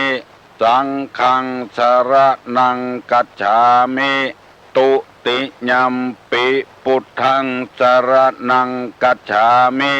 ตุติยัมปิธัมมังสรณังกัจฉามิตุติยัมปิสังฆังสรณังกัจฉามิตติยัมปิพุทธังสรณังกัจฉามิตติยัมปิธัมมังสรณังกัจฉามิตติยัมปิสังฆังสรณังกัจฉามิอิติปิโสภควาอะระหังสัมมาสัมพุทโธวิชชาจรณะสัมปันโนสุขโตโลกวิทูอนุตตโลปุริสะธรรมสารถิสัทธาเทวะมนุษย์สานังพุทโธภควาติสวากขาโตภควตาธัมโม สันติทิโกอากาลิโกเอหิปัสสิโกโอปนะยิโกปัจจัตตังเวทิตตโพวินยูหิติสุปฏิปันโนภควโตสาวกสังโฆ อุจุปฏิปันโนภควโตสาวกสังโฆญาญาปฏิปันโนภควโตสาวกสังโฆสามิจิปฏิปันโนภควโตสาวกสังโฆญาติตังจัตตาลิปุริสายุคานิอัฏฐะปุริสาปุคลาเอสะภควโตสาวกสังโฆอาหุไนโย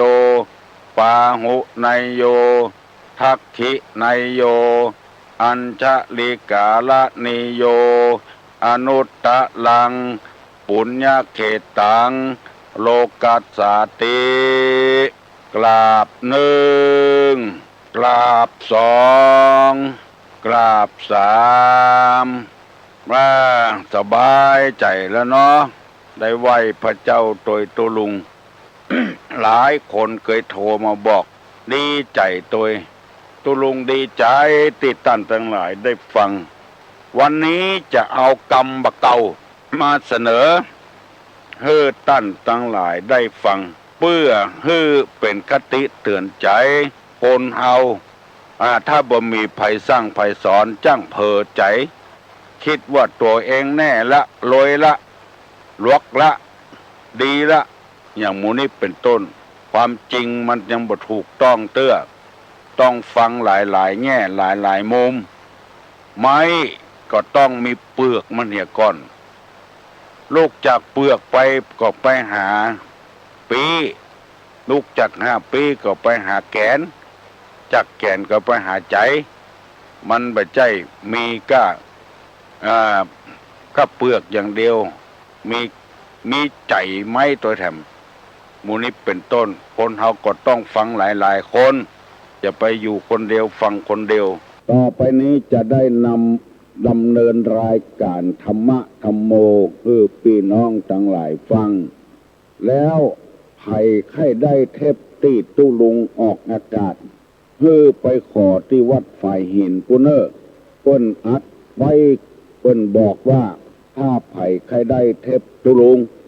ที่ออกอากาศเพื่อไปหาที่วัดฝ่ายหินปุ้นโทรศัพท์ไปก็ได้บอกบ้านเลขที่อย่างเปิ้นเนี่ยเปิ้นจะส่งมาเพื่อเป็นการเผยแพร่คำสอนของพระสัมมาสัมพุทธเจ้าแล้วคือคนได้นำไปประพฤติปฏิบัติกรรมบักเก่าเปิ้นว่ากรรมว่าอย่างอี้นะจะว่าหรือฟังนะไม้ก้นการก็เพื่อคมเสียมขูดคดเคียมเกางุนหักแก้วไม้ก้นการก็เพื่อคมเสียมขูดคดเคียม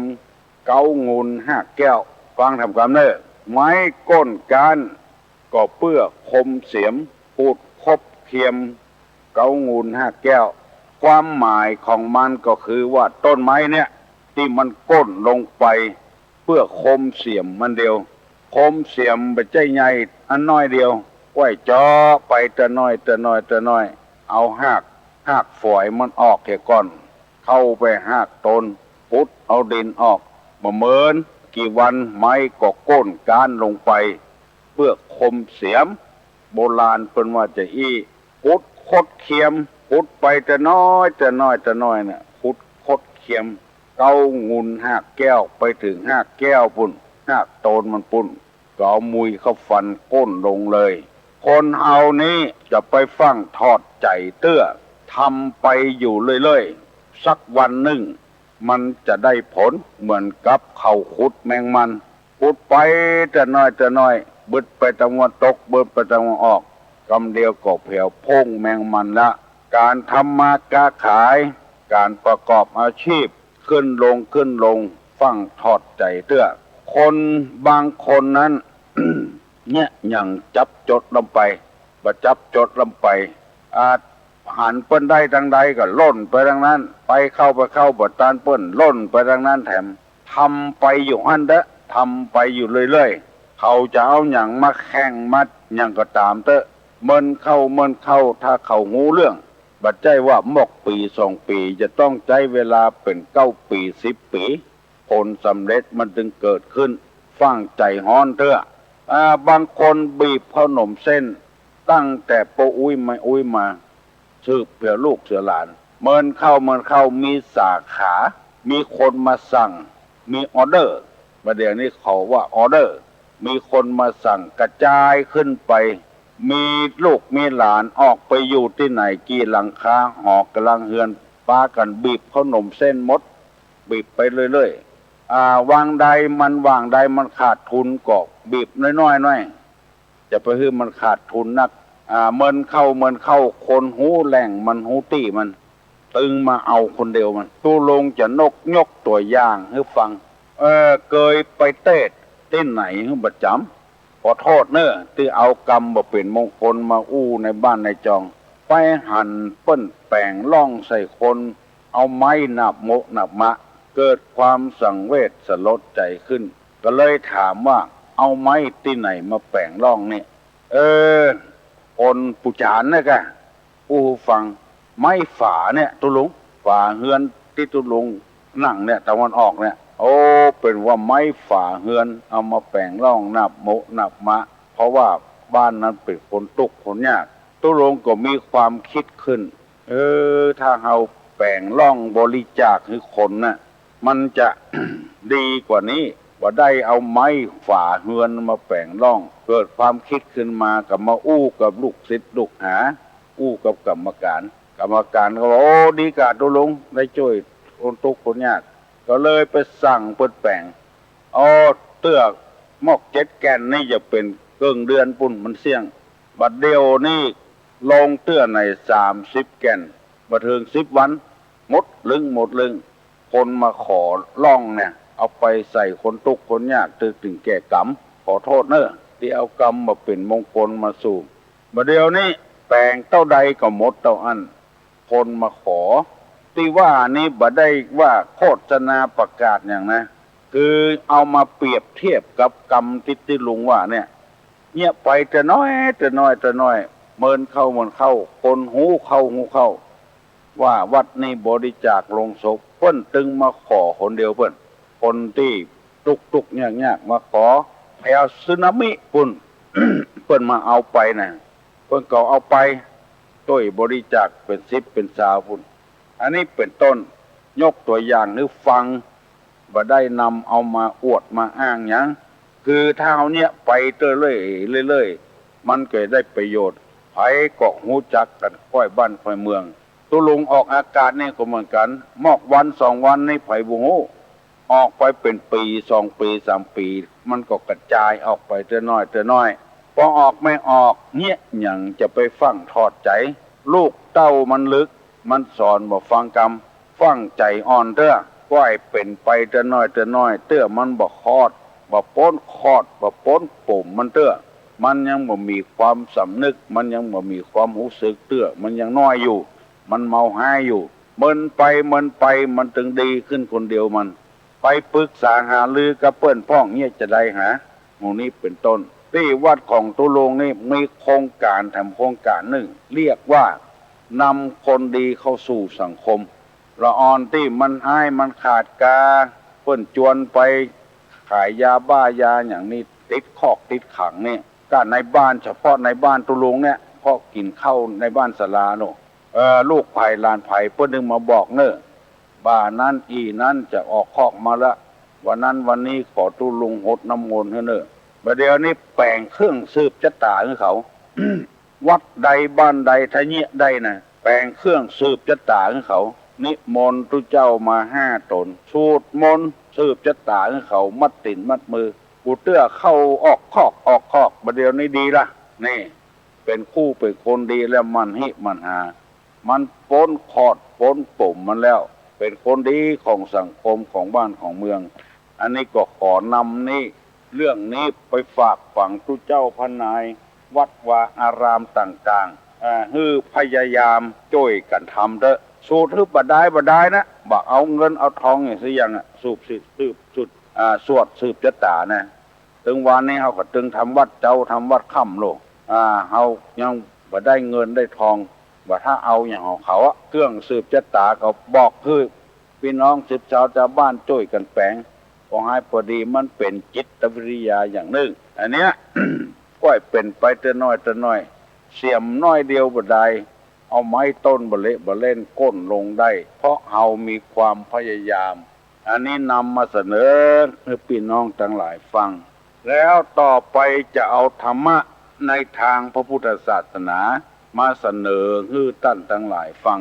เพื่อเป็นการแก้ความทุกข์ความยากคนเฮาทุกข์ถึงวันเพราะอะไรหยังเพราะมันมีเรื่องมีราวที่ทำให้ทุกข์กายนี่บ่เป็นอย่างนะร่างกายนี่เกิดมาเพื่อให้เนี่ยการนู่นมือแขนซ้ายแขนขวาออกมาแล้วยังบ่พอมีข้อพับข้องอโดยแถมมีนิ้วข้างใน5 นิ้วบางคนก็เป็นแง้มน้อยอันนั้นใจบ่ได้มันงอกออกมาคนเดียวบ่ได้แต่ว่ามือคนเราเนี่ยแต่ละนิ้วนี่ก็มีข้อนิ้วแถมงอได้3 ป้องลองสังเกตพอเถอะเพราะไอ้อย่างเปิ้นฮือเอามาใจ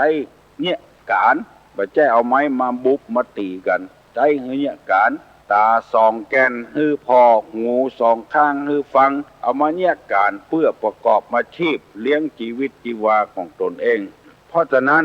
ร่างกายในต้องใจมันไปเปิ้นยังมีออกกำลังโดยแถม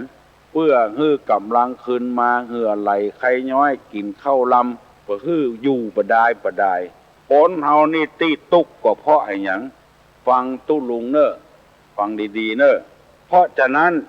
จะได้เบิ่งฮือมีความตุกฟังตุลุงเน้อ1เป็นอยู่อย่างปกตินี่นะวิธีละความตุกนั่นน่ะเป็นอยู่อย่างปกติ2มีสติ3บัพประมาท4มีความรู้แจ้ง5ละสิ่งที่ยึดมั่นถือมั่นได้5ข้อนี้จำไว้เนอะ1เป็นอยู่อย่างปกติ2มีสติ3ไม่ประมาท4มีความรู้แจ้ง5ละสิ่งที่ยึดมั่นถือมั่นได้5ข้อเนี่ยถ้าไผ่ปฏิบัติได้ตามเนี้ยจะละความทุกข์ได้ที่เฮาทุกข์ถึงวันนี้เพราะเฮาบ่มีธรรมะที่จะไปละความทุกข์ถึง5ข้อนี้เหลือเวลาแถมน้อยเดียวตุลุงจะได้อธิบายให้พี่น้องทั้งหลายฟังเนอะเป็นอยู่อย่างปกตินั่นก็คือเฮามีเท่าใดเฮาก็ใจเท่าอันเฮาบ่หวังล่ำหวังรวยอย่างเท่าใดพอใจเมียคนเนี้ยพอใจลูกคนเนี้ยพอใจผัวคนเนี้ยพอใจเฮือนหลังเนี้ยพอใจรถกันเนี้ยพอใจโทรทัศน์เครื่องเนี้ยพอใจวิทยุเครื่องเนี้ยมีความปกติอยู่อย่างปกติใจอย่างปกติรับรองว่าบ่มีความทุกข์เชื่อตามธรรมนี่เด้อ มาถ้าไปอ้อนวอนหาเทวบุตรเทวดาที่ไหนแล้วเฮาพอใจของเฮาแล้วที่ว่าความสุขอยู่ที่ความพอใจที่เฮาทุกข์ถึงวันนี่เฮามันแบบปกติลูกไปหันโทรทัศน์เปิ้นใหญ่ใครได้อย่างเปิ้นไปหันวิทยุเปิ้นใหญ่ใครได้อย่างเปิ้นไปหันขี่รถเก๋งใครได้อย่างเปิ้นเนี่ยเกิดความทุกข์ขึ้นมาเนี่ยใจเป็นเดือนมีรถอยู่แล้วบ่พอใจมีรถปิกอัพใครได้รถเก๋งมีรถเก๋งใครได้รถตู้โอ้ปองวางมันเหี่ยงพอใจอยู่อย่างปกติ ถูกต้องก็ใครว่าถูกต้องพ่องที่เปิ้นบ่ทุกข์บ่ยากก็เพราะเปิ้นอยู่ปกติเนี่ยใจปกติเนี่ยพอแล้วแต่อีก็พอแล้วใจสวยๆมันไปเรื่อยๆ2คือมีสติอย่าไปขาดสติแปลว่าความระลึกได้นึกถึงว่าคักกูลเฮาเนี่ยมอกใดต้นตระกูลเฮามอกใดเฮาเกิดมานั่งกองเงินกองทองกาเอาเกิดมาได้ท่ามกลางจังใดบ้านเฮาอยู่อย่างใดธรรมชาติเป็นจังใด ให้มีสติตลอดเวลาเฮาเป็นอะไรหยังให้มีสติตลอดเวลาเนี้ยเฮาบ่ใจหัวหน้าคนให้มีสติเฮาเป็นลูกจ้างเพิ่นแต่อยู่อย่างมีสติมีความสุขถ้าเฮาบ่มีสตินี่บ่มีความสุขเลยมีสติจะไปคิดอาหารสุกๆดิบๆหรือมีกลิ่นมีฟองเพราะเชื้อที่ปนเปื้อนจะแยกให้เมาหัวมีไข้เจ็บท้องและถ่ายอุจจาระออกมาเป็นน้ำบางรายอาจรุนแรงถึงขั้นติดเชื้อในกระแสเลือดส่งผลกระทบต่อระบบประสาทเกิดอาการจักเป็นลมหรือรุนแรงถึงขั้นเสียชีวิตโดยเฉพาะละอ่อนและผู้สูงอายุหากเกิดอาการดังกล่าวให้ดื่มน้ำเกลือแร่ทันทีกินอาหารที่ย่อยง่ายและหากรุนแรงถึงขั้น5ถ่ายออกมาเป็นมูกเลือดมีไข้ให้ฟังป้าไปหาหมอทันทีหรือโทรสอบถามได้ที่กลุ่มสื่อสารความเสี่ยงและพัฒนาพฤติกรรมสุขภาพสำนักงานป้องกันควบคุมโรคที่1เจียงใหม่053-140-774-6หรือสายด่วน1422อากาศก็ร้อนคนก็เผาเอาจะได้กันดีพี่น้องถ้าบ่ร่วมมือกันโรคภัยไข้เจ็บก็จะถามหาเพราะสูดควันพิษเข้าสู่ร่างกายเป็นน้อยๆก็แสบหูแสบตาไอจามเจ็บคอมีน้ำมูกนักขึ้นมาแหมหน่อยก็จะเป็นหอบหืดตาแดงและเคืองตาถ้าหนักกว่านี้จะหายใจลำบากเจ็บหน้าอกโดยเฉพาะผู้ป่วยโรคหัวใจต้องระวังให้ดีเพราะอาจเกิดอาการหัวใจวายได้คนเฒ่าคนแก่ละอ่อนคนท้องผู้ป่วยโรคระบบทางเดินหายใจโรคหลอดเลือดและผู้ป่วยโรคเรื้อรังก็จะต้องดูแลตัวเก่าให้ดีหลีกเลี่ยงการอยู่นอกอาคารเมินๆไปไหนมาไหนก็ให้ใส่หน้ากากอนามัยคนเป็นโรคปอดต้องเตรียมยาให้พร้อมและที่สำคัญหากมีอาการผิดปกติให้พาไปหาหมอทันทีถ้าใครรู้รายละเอียดเพิ่มเติมโทรสอบถามได้ที่กลุ่มสื่อสารความเสี่ยงและพัฒนาพฤติกรรมสุขภาพสำนักงานป้องกันควบคุมโรคที่1เจียงใหม่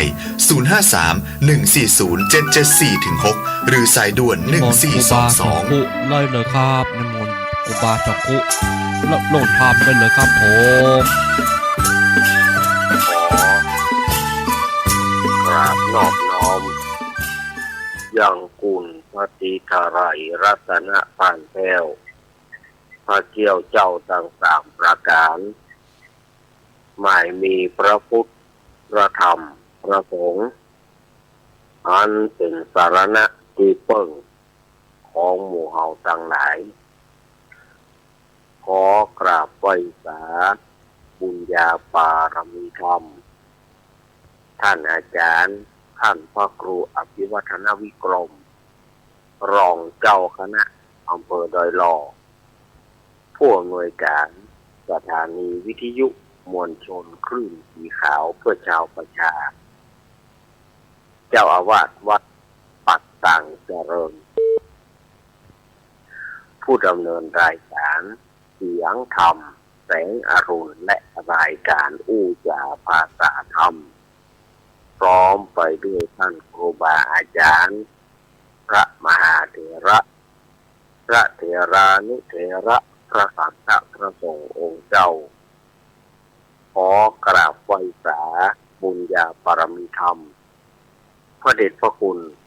หลวงพ่อสุนทรธรรมานุโยคที่ปรึกษาเจ้าคณะอำเภอดอยหล่อเจ้าอาวาสวัดพระธาตุหงขาวขอกราบไหว้สาบุญญาปารมีธรรมพระเดชพระคุณหลวงพ่อสาธุกิจญานันท์เจ้าคณะอำเภอดอยหล่อเจ้าอาวาสวัดพระธาตุเจ้าดอยน้อยพร้อมไปด้วยพระสงฆ์องค์หนึ่งทุกรูปทุกองค์ด้วยความเคารพอย่างสุดยิ่งครับผมสวัสดีเจและพ่อน้อยหลวงพ่อจ้อผมทุกหล่อเนอครับผมขอกับบ่อยแสครูบาลักเหมือนกันนะครับสวัสดีเนอครับขอว่าแสทุลุงนวลโคนรูปหล่อวัดสันเมียงอำเภอเวียงหนองล่องเหมือนกันนะครับผมสวัสดีเนอครับขอตุลุงนวลแข็งแรงนักๆนะครับผมเป็นห่วงครับผมยินดีเนอครับนิมนต์ครูบาลักโหล่นทำได้เลยครับนิมนต์ครับผมอรุณสวัสดิ์ธรรมะสวัสดียามเจ้ากับศรัทธาญาติโยมสาธุชนคนดีเฮาทุกท่านวันนี้ รายการฟับเนระปกิณกะธรรมะพลรุ่งไกลแจ้งรายการเสียงธรรมแสงทองก่อมาปะกับคณะสัตยาญาติโยมเหมือนเช่นเคยเป็นประจำคู่วันอาทิตย์ทางสถานีวิทยุมวลชนคลื่นสีขาวเพื่อเจ้าประชาและเครือข่ายรายการนี้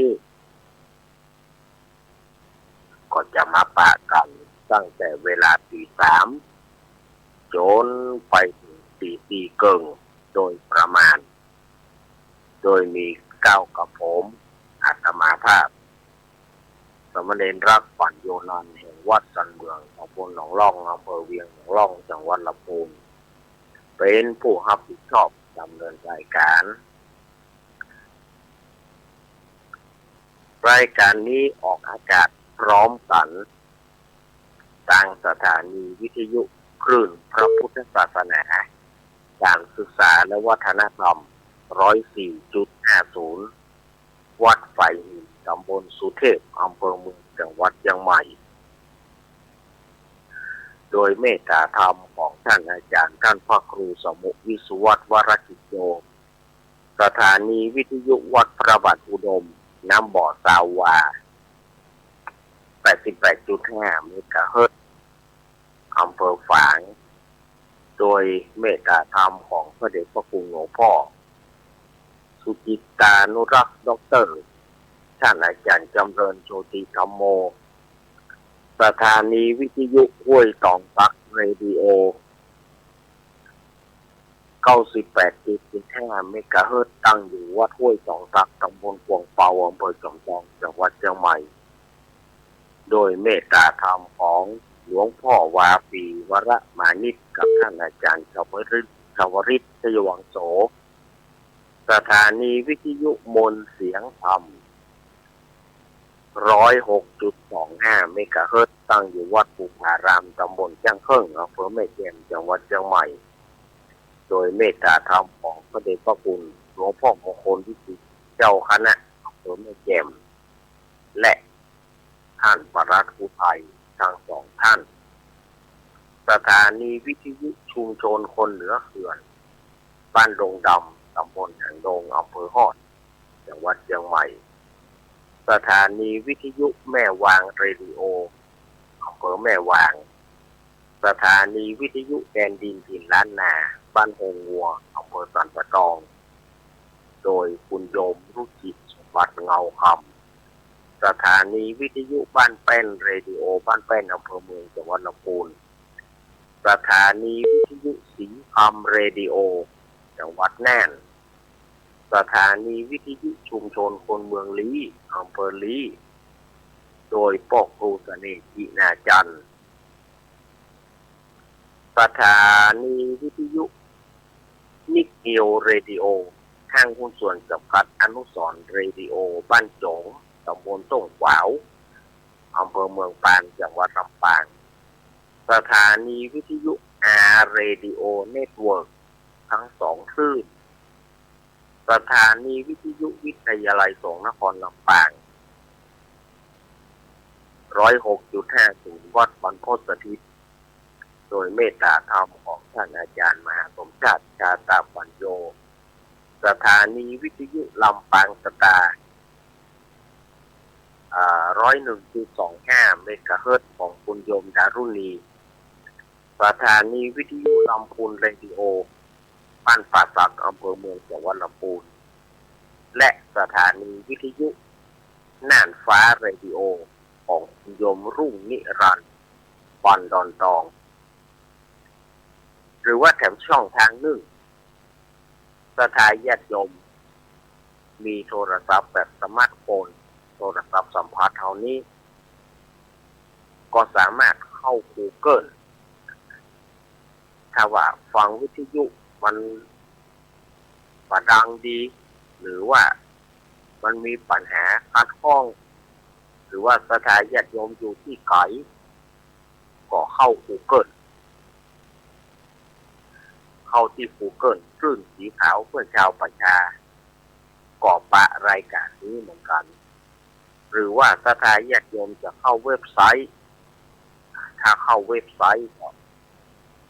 www.doilawradio.com อันนี้ก็ได้หรือว่าศรัทธาญาติโยมมาได้ฟังในช่วงนี้จะไปฟังจะไปพอ YouTube ย้อนหลังก็พิมพ์คำว่าวัดไฟหิน2วัดไฟหิน2ก็จะเป็น YouTube ย้อนหลังไปอันนี้ช่องทางหนึ่งสำหรับศรัทธาญาติโยมที่จะฟังหรือว่าอยู่ไกลต่างแดนต่างประเทศก็ฟังได้เดี๋ยว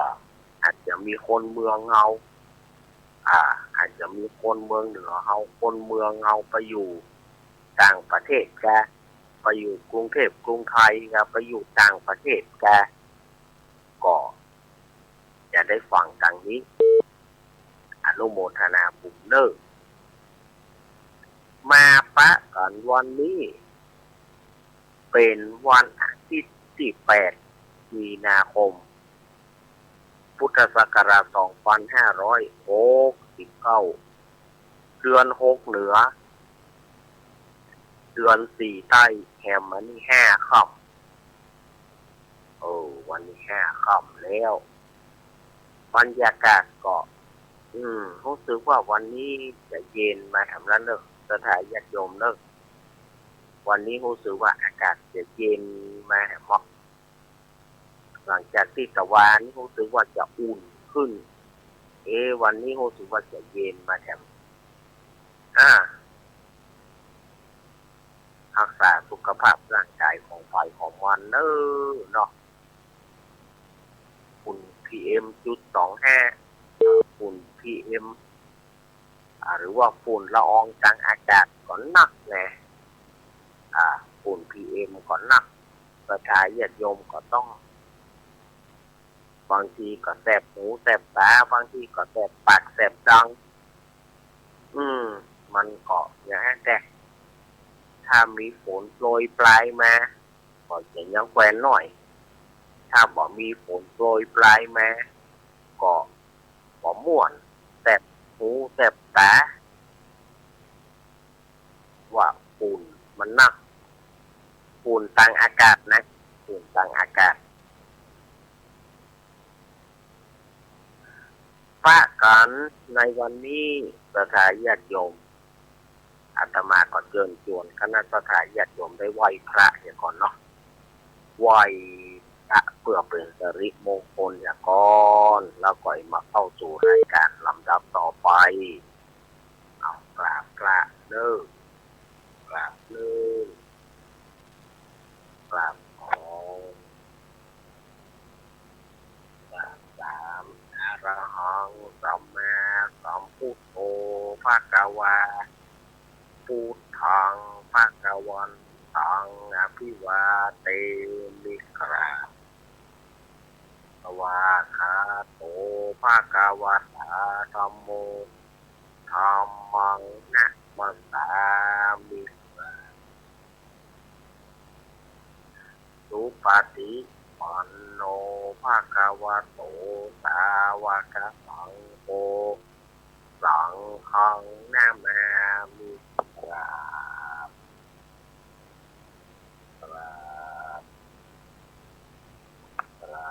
เอาแล้วศรัทธาญาติโยมวันนี้ก็ขอได้กราบพระ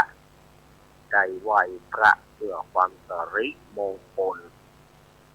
เพื่อเป็นคู่เป็นทีมศรัทธาญาติโยมที่เดินทางนั่งรถนั่งราไปกะไปดีไปจ้าไปขายหรือว่าท่านที่เดินทางไปที่ไหนหรือว่าท่านที่อยู่เวรยามก็ขอท่านทั้งหลายอยู่ดีมีสุขเน้อเมื่อมาปะกันแล้วก็จะไปลืมเน้อศรัทธาญาติโยมงานที่บ้านอาตมาภาพเน้อก็เหลือเวลา3 ปีเท่านั้นเน้องานวัดอาตมา วัดสันเมืองตำบลหนองล่องอำเภอเวียงหนองล่องจังหวัดลำพูนก็วันที่31 มีนาคมแล้วก็วันที่1 เมษายนเชิญชวนคณะศรัทธาญาติโยมมาร่วมกินร่วมทานกันวันที่31แล้วเพื่อกันจะมีการเรียกว่าวันห้างน้อยเนาะตอนแรงมาก็จะมีการไปแห่น้ำสงฆ์นำน้ำสงฆ์ออกไปแห่เพื่อศรัทธาญาติโยมได้สักการะบูชาถึงผ้าห่มพระธาตุอาจจะมีการแห่ผ้าห่มพระธาตุโดยแห่น้ำสงฆ์โดยก่อนที่หัวบ้านนี่บ่ได้ไปก่อยเนอะที่หัวบ้านเนี่ยบ้านพ่อแดงแม่นอนี่ก็ร้านเป็ดเกษตรเซ็นเตอร์เก่านี่นะก็จะแห่กันเข้ามาก็แล้วก็พระสงฆ์องค์เจ้าก็จะที่มีการสวดมนต์เจริญพุทธมนต์สวดมนต์เพื่ออบรมสมโภชน้ำสงฆ์พระธาตุแล้วก็มีมวยให้ชมเนอะมีมวยให้ชมเนาะประธานญาติโยมฝ่ายที่หูมวยก็มาพอมวยกันเนอะวันที่31นั่นนะ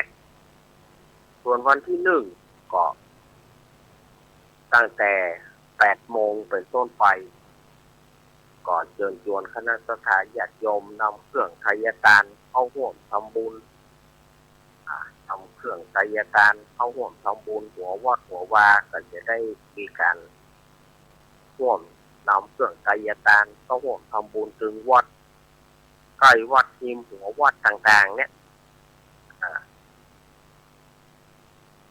ปีนี้นี่บ่ได้เอานักเอาแหนศรัทธาญาติโยมเพราะว่ามันผ่านปอยหลวงไปยกแต่มันผ่านปอยหลวงไปยกละก็จะเอาหมอกไปให้แบบดีพอละบ่ได้แผ่หัววัดไปกว้างอย่างนักหนาเพราะว่ามันเหนื่อยเมื่อปอยหลวงนะก็บ่ได้เศรษฐกิจเฮาก็บ่ดีก็จะหมอกพอให้พอดีนี่นะก็มีซอให้ฟังกันมีลำวงย้อนยุคภาคกลางคืนตอนเวลา10 โมงก็จะมีการสืบโหราชตา10 โมงก็จะมีการสืบโหราชตาเพื่อความเป็นสิริมงคลตัวนะซอก็มีนะแล้วแต่ญาติโยมก็มาพอกันเลยฉะนั้นฝ่ายที่จะรับสังฆทานเพื่อถวายแด่พระสงฆ์300 บาทเนี่ยสำหรับสังฆทานนะ300 บาท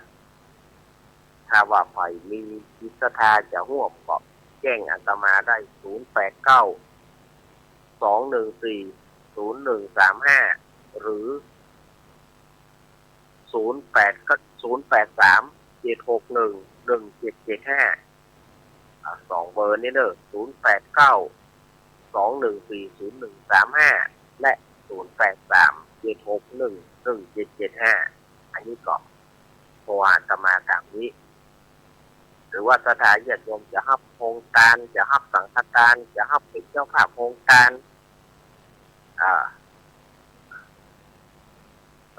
อีแม่มีน้อยอีแม่จะสมทบได้ก็ได้หมดถ้าใดก็บอกว่ากันแม่มี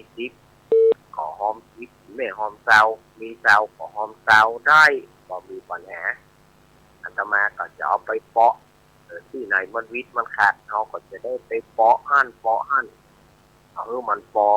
เนี่ยอันนี้ก็ศรัทธาญาติโยมก็มาให้หอมกันขอโยมวาสนาแม่ทองเครือชัยกันทาเสริมงามลำปางนี่ก็1,200 บาทแล้วก็ยังมีแม่สีไพรโยมสีไพรบ้านโยมสีไพรจันก้อนบ้านท่อเมืองรังอำเภอเมืองจังหวัดเชียงใหม่นี่ก็4 สัง 1,200 บาท เนาะนี่นะแล้วก็แม่นวลนภาบ้านงัวลายแม่นวลนภานี่ก็300 บาทสังฆทาน1 ชุดแล้วก็พอจริงเพิ่นหอมมา500อันตมาก็ดึงอัน200นั่นเป็นโองทานเหียเนาะอาตมาก็ดึงจริงเพิ่นจะถวายส่วนตัวอาตมา200นั่นนะแต่อาตมาก็ดึงมาเป็นโองทานเหียดึงมาเป็นโองทานคู่กับโยมแม่พี่สมัยเขื่อนคำแสนลำปางเหมือนกันโยมแม่พี่สมัยเขื่อนคำแสนนี่ก็เพิ่นทำบุญมา200อาตมาก็ดึงเอา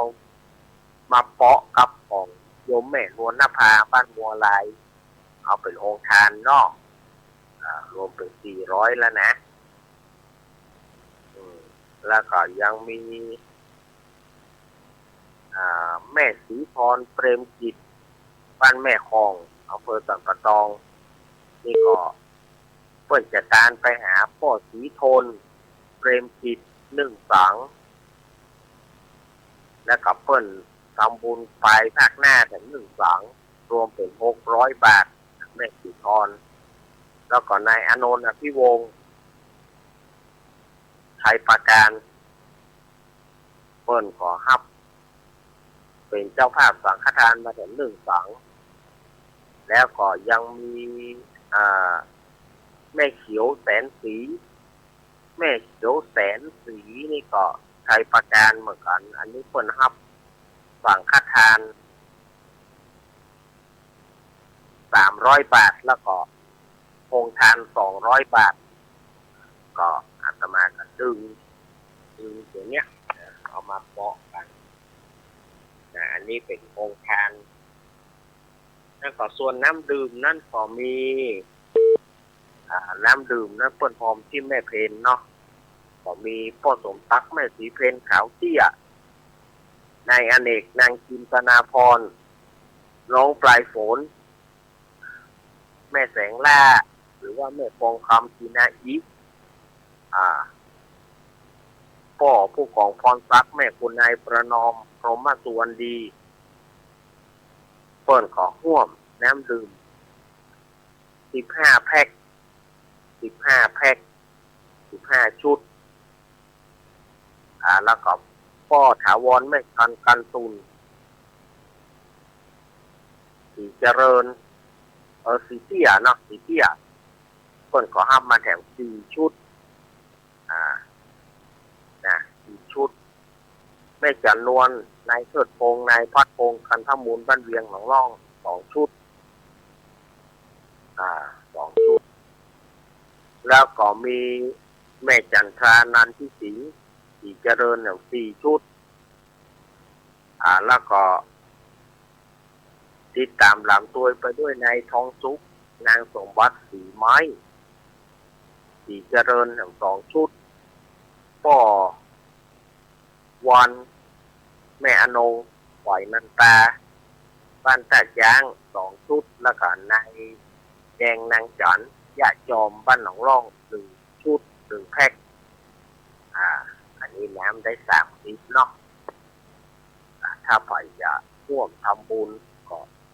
ถ้าไผ่โฮเบอร์แม่เพนก็แจ้งที่แม่เพนนั่นเนอะ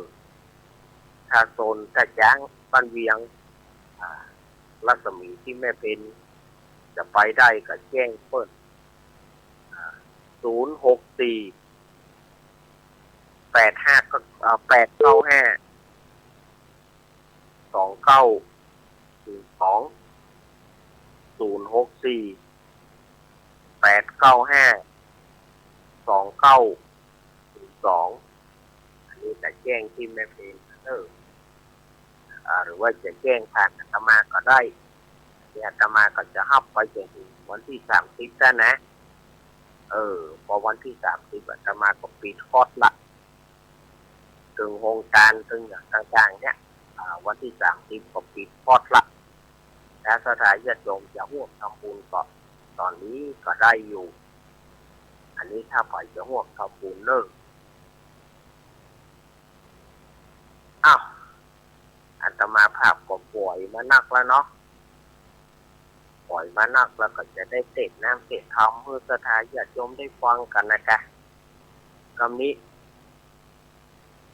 วันนี้ก็จะเอาทำเรื่องจ้างเจ็ดหัวดอกบัวปันกาบสุดที่6รองสุดท้ายแล้วนะถือว่ารองสุดท้ายละปลูกหน้าก็จะจบแล้วศรัทธาญาติโยมทำปลูกนี้จ้างเจ็ดหัวดอกบัวปันกาบเอามาเล่าเพื่อศรัทธาญาติโยมได้ฟังกันในวันนี้เจ้าภาพลักษณ์ยังเป็นทางการพ่อสมศักดิ์แม่สีเพนขาวเตี้ยแม่ฟองคำจีนาอิให้อเนกนางจินตนาพรน้องปลายฝนพ่อผู้ของพรซักแม่คุณนายปนนอมพรหมตวนดีเปิ้นก็พอเป็นเจ้าภาพการเทศในวันนี้ก็เพื่ออุทิศบุญกุศลไปหาจิตะดวงวิญญาณของพ่อน้อยปันแม่อุ้ยเงินจีนาอิพ่อสีแม่สอนขาวเตี้ยคือจะการไปหาอุ้ยเที่ยวอุ้ยอินเชื้อวงการไปหาอุ้ยสุกอุ้ยชาจีนาอิการไปหาพ่อสอนชัยการไปหาอุ้ยคำอุ้ยชาชัยกาวินการไปหานายภัสกรชัยกาวินการไปหาพ่อพร้อมพิมพ์สมอหรือว่าพ่อเขียวและก็จะการไปหานายทวัฒน์นันทสิงห์ที่ได้ล่วงลับดับขันไปที่เปิ่นจะตานไปนี่นะตานไปหาเรื่องนายประสงค์ที่ได้ล่วงลับดับขันไปโดยนายการไปหานายประสงค์หรือโรยขอให้ได้รับผลบุญกุศลตัวเลิศพอสมศักดิ์ไม่สีเกินนี่นะและเจ้ากรรมนายเวรเจ้าเวรนายกรรมเทวบุตรเทวดาผู้องค์จันทร์ฟ้า15จันทร์ดินการไปหาเจ้ากรรมนายเวรเจ้าเวรนายกรรมทั้งหลายสัพพสัตว์ทั้งหลายผีทั้งหลายเปรตทั้งหลายขอได้มารับผลบุญกุศลคนกลุ่มนี้แถมปูนแถมส่วนหนึ่งก็หมายมีแม่บุญขวัญอุพามบ้านจ้างกระดาษตำบลทุ่งต้อมอำเภอสังกะตองจังหวัดเชียงใหม่อันนี้ของแม่บุญธรรมของอาตมาเองเนาะของแม่ของอาตมาเองเปิ้นก็ขอการทำผูกนี้ไปหาจิตวิดวงวิญญาณของพ่ออุ้ยน้อยเสาแม่อุ้ยฟอง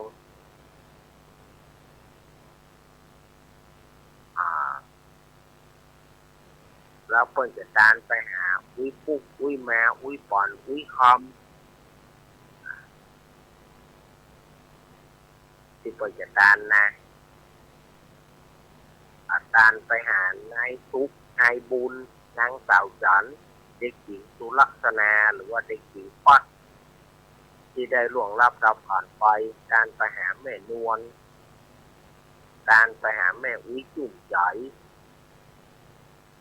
การไปหาญาติตั้งหลายที่ก็ได้ชื่อนามแถมขอได้รับผลบุญกุศลควรปู่นี้แล้วจะการไปหาเจ้ากรรมนายเวรเจ้าเวรนายกรรมพวกเกิดไม่เกิดเทวบุตรเทวดา16จันทร์ฟ้า15จันทร์ดินสัพพะวิญญาณที่เป็นเจ้ากรรมนายเวรกันมาก่อนในจัดก่อนก็ดีจัดนี้ก็ดีขอได้ทำบุญให้กับท่านทั้งหลายได้รับผลบุญกุศลและการไปหาแหมเสือปุ๊กก็ขอได้รับผลบุญกุศลแม่บุญขวัญอุปคำแม่ของอาตมาเองเนาะเอาละต่อไปก็จะได้เสกน้ำเสกธรรมเพื่อกับศรัทธาญาติโยมจะได้เล่าธรรมสู่ศรัทธาญาติโยมเท่าที่เวลามันจะฮือเนาะนะโม ตัสสะภะคะวะโตอะระหะโตสัมมาสัมพุทธัสสะสาธะโวปังราโตตุจานาสัพพุริสะตั้งหลายตั้งยิ่งใจน้อยใหญ่อันมีใจมากไปตั้งบุญสิ่งคือการหนุนเข้าแนววัตถุพร่ำปัจจัยศีลดวงใส58ใจพดแหวดรักษาป้ากันมาตั้งแต่เจ้าเพื่อนั่งเฝ้าฟังธรรมจึงได้จำที่ต่ออย่าขาดข้อบทใดเราจะไข่เจ้าที่สามก่อนที่เดิมมาขอศรัทธามวลหมู่จงตั้งโสตะตูดาฟังไปบัดนี้แหละแน่เอาละศรัทธาญาติโยมสาธุชนทั้งหลายอาตมาภาพก็จะได้เทศน์เล่าธรรมให้กับศรัทธาญาติโยมในวันอาทิตย์ที่แล้วนี้อาตมาได้เล่ามาถึงที่ว่าเจ้านันทะได้ไปถามวิบากของพระฤาษีไปถามวิบากของพ่อใจผีป่วยไปถามวิบากของไม่มีผีป่วยถึง32 คนถามวิบากของช้างที่เอางาควักกับจมปลวกนั้นแล้วก็ไปถามงาช้างตัวที่เอาตัวขำกับต้นไม้พระฤาษีก็ได้เล่าได้บอกคือกับบอกวิบากของเขาเพื่อเจ้านันทะก็มาบอกมากล่าวแล้วก็มาช่วยโพดช่วยขายเอาน้ำต้นกันสีโฮดก็ใจผีป่วยคนนั้นก็กลับกลายเป็นมีผิวพรรณวันนะมีเสื้อมีผ้าก็บอกคือเจ้านันทะเอาไปเข้าของต่างๆเนี่ยเป็นว่าถ้าได้ไปตุกกับมันเอาไปท่านอย่าได้เหลือเอาไปหมู่ยักษ์ต่างหลายก็ได้โหนไปก็ไปช่วยนางผีป่วย32 คนเอาน้ำต้นกันสีล่อโคตรต่อก็เขาก็กลับกลายเป็นคนดีมีเสื้อมีผ้าก็ขอติดตามไปตัวแล้วก็ไปช่วยคนเข้าคนของตัวแล้วก็ตลอดจนถึงช้างตัวที่เอางาปักกับจมปลวกเมื่อเอาน้ำต้นกันสีล่อโฮดล่อเข้าไปก็กลับกลายว่างานนั้นหลุดออกไปก็บอกว่าเอาไปเตอะเข้าของในค่าเนี่ยค่าตุกไปตุกบอดก็กับมันนั่นนะเอาไปจะไปที่เหลือจนยักษ์ต้องเอาต้นไม้มาแต่งเป็นโคนแปลกโคนเข้าของไปแล้วก็ช่วยช้างที่เอาตัวขำกับต้นไม้นั่นนะเมื่อเอาน้ำต้นกันสีรอเข้าไปก็บอกว่าช้างนั่นก็หลุดแล้วก็ขอไปตัวก็ปากันไปจะไปเพื่อจะไปเมืองงานพาราณสีนะวันนั้นมันจบถึงนี่เนาะต่อไปก็จะได้มาเล่าต่อกันละเนาะเราจะได้มาเล่าต่อกันนะเมื่อเจ้านันทะช่วยเขามูลนั้นขอนำขบวนหมูยักษ์กับแม่ส่งก็ปากันไปฮับในพรานถึง4 คนที่ได้ช่วยชี้ทางเพื่อเจ้านันทะนะหมู่พรานถึง4 คนก็ดีใจโอ้ไอ้น้อยก็เวลาแค่7 วัน6 วันนี่จริงอย่ามาใหญ่โวยไปเพราะว่านั่นยังเป็นละอ่อนอยู่นี่ โอ้บัดเดียวนี่จกมียศปักบริวารตั้งหลายนักแต่ก็ปากันเดินทางค่อมไหนนอนหั่นเก็บกินผลละหมากปลากไม้กันไปนะหมูยักษ์ก็ว่าหากินแต่ด้วยว่าหมูยักษ์นี่ก็เอาใจเจ้านันทะก็เลยยอมกินผลละหมากปลากไม้ไปด้วยกันในกันเนาะวันนั้นว่าไปเสาะตาเสาะกินนะ นี่นะหมูยักษ์ก่อนปากันไปส่งหลังจากที่ไปหาพระฤาษีไปหารัฐอยู่นั่นแล้วก็ปากันไปฮับพรานเจสีกับปากัน เพื่อจะเดินทางไปยังกรุงพาราณสีพอดีว่าในวันที่6เนี่ยเทวบุตรพญาอินทร์ก็ย่อหนทางคือเขาย่อหนทางคือสั้นลงย่อหนทางที่สั้นลงเพื่อที่ว่าเจ้านันทะจะได้เดินทางเข้าสู่ในเมืองพาราณสีพอดีว่าเจ้านันทะกับขบวนเข้ามาถึงเขตประตูเมืองพาราณสียามนั้นก็มืดพอดีค่ำมืดละเจ้านันทะก็เลยบอกคือตั้งเสนายักษ์ทั้งหลายแล้วก็พูดติดตามบอกว่าบัดเดี๋ยวนี้มันมืดแล้วแต่เขาจะเอาจ้างเจ็ดหัวไปถวายแด่พระเจ้าพรหมทัตมันก็ประทานละมันมืดก็เลยตั้งไข่พักแรมอยู่ที่หน้าประตูเมืองนี่วันพุธเมื่อเจ้าก่อนปล่อยไปนี่ค่ะก็ว่าแล้วก็ตั้งไข่พักแรมกันตั้งไข่พักแรมกันแต่งตูกแต่งปางเพื่อจะรับนอนเอาแหงก่อนนี่ค่ะ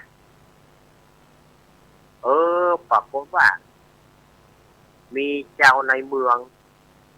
ได้ยินเสียงอึกกระทึกคึกโครมก็มี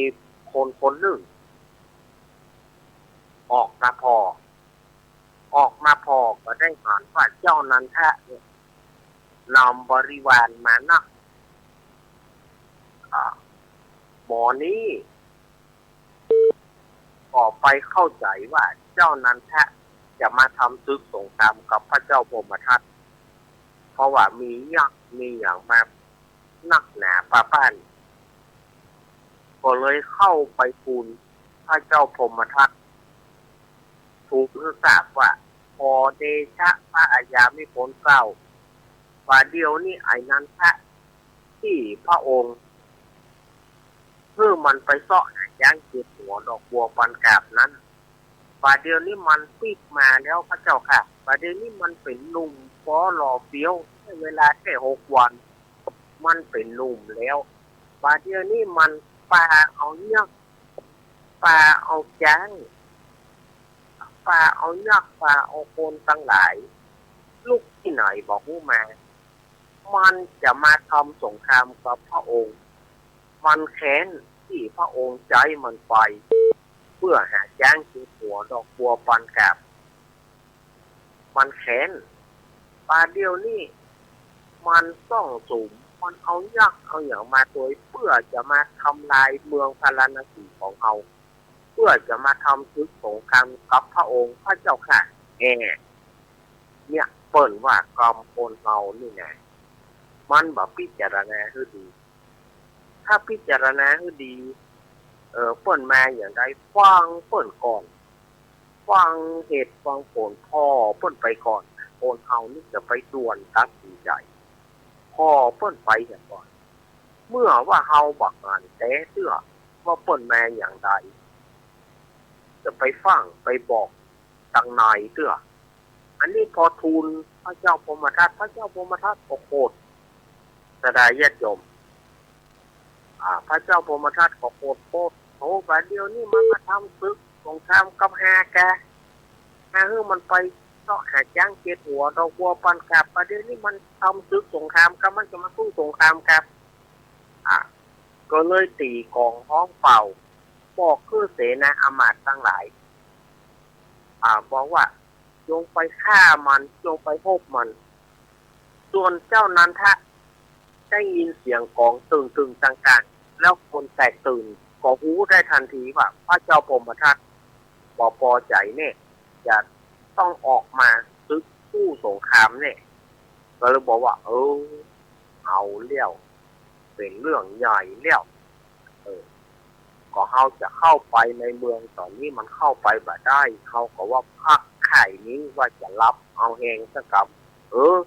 ตั้งในเมืองเป็นโกลาหลโอลหม่านจะต้องมีไผ่ไปสนต่อว่าเขาจะมาทำสงครามเอาละพระเจ้าพรหมทัตเดือดร้อนล่ะไปฆ่ามั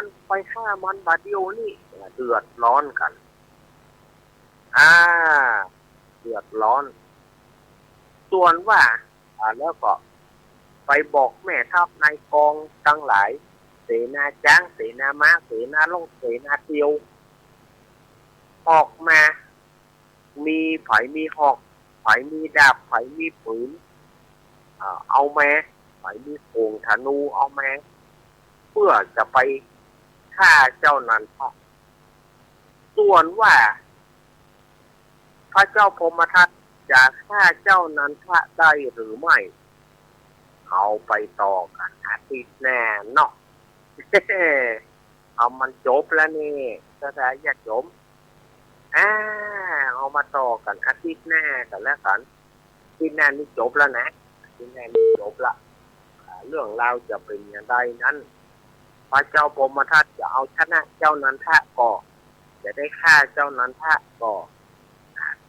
ติดตามรำตัวกันด้วยไปอาทิตย์หน้าเนาะ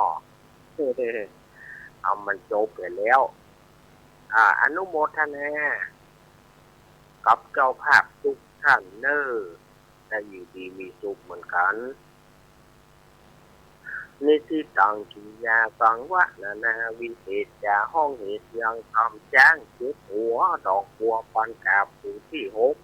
ก็บังคมสมเรศสาเดสาธุสาธุสาธุ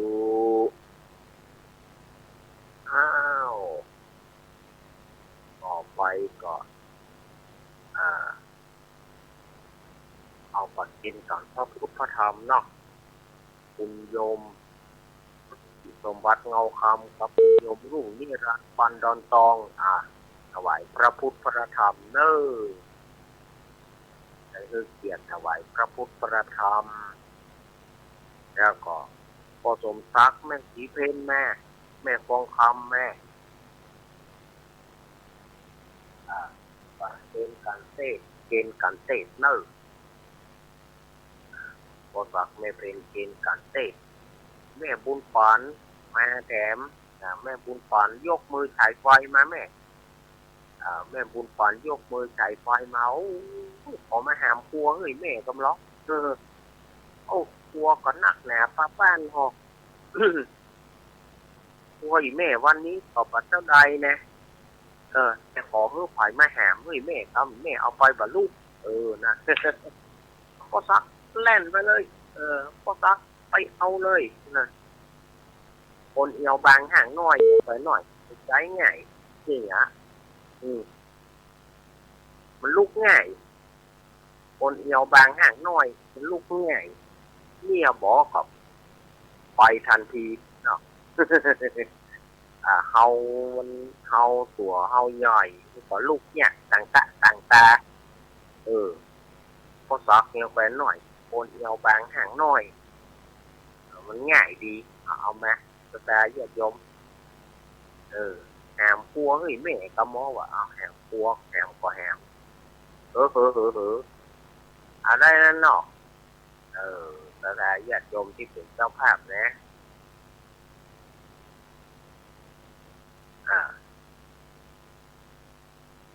เอามาเอาละปดตับอันนี้ขนาดว่าครัวบะนักไงดกหามมาเป็นบอลงโปกอะหามมาปดตัวยิงใส่ยิงยังอะนี่ขนาดครัวบะนักตัวไหนถ้าครัวนักแต่นี่ท่านบอกล้ำรถนี่มบอเนาะ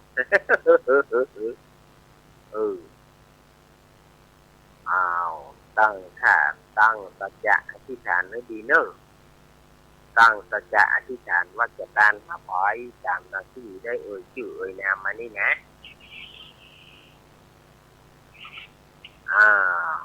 ก่อนเนอะยัดน้ำไหมตาเนอะยะทาวารีวะหาปุราปาริปุเรนติสาคารังเอวะสิโตทินังเปตานังอุปาคปติ อิสิปังปฏิตังตุมหังคุปะเมวัสมิสตุสัพเพปุเรนตุสังคปัจจันโทปนัสโสยถามณิโชติระโสยถาใจยสิทธิกานังลาพังตุถีภักยังสุขังพลังสิริอายุจวันโนจะโพกังวุติเจยสวาสัตวสัจจะอายุจะชีวติติภวันตุเตโสยติธรรมโมจายังนิทัสสุโภเปตนะปุจจาจักตาอุลาลาปรัญจปิภูนามนุปฏินังตุเมหิปุญญังปัสสุตานะปะกันติสัพพิติโยวิวัจตุสัพพะโรโกวินัสตุมาเตปวันกวนทารายตุสายุโกภวะพิวาตานาสีดิสนิจังวุธาปัจจายิโนจตารโรธรรมาวัฏันติอายุวโนสุขังปะลังตาตุสันตุอ้าวเรียบร้อยไปเปราะหนึ่ง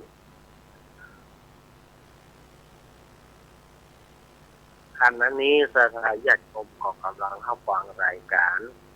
ต่อไประปฏิณกะธรรมะพรรุ่งใกล้แจ้งรายการเสียงธรรมแสงทองในวันนี้ก็มากับสถาญาติโยม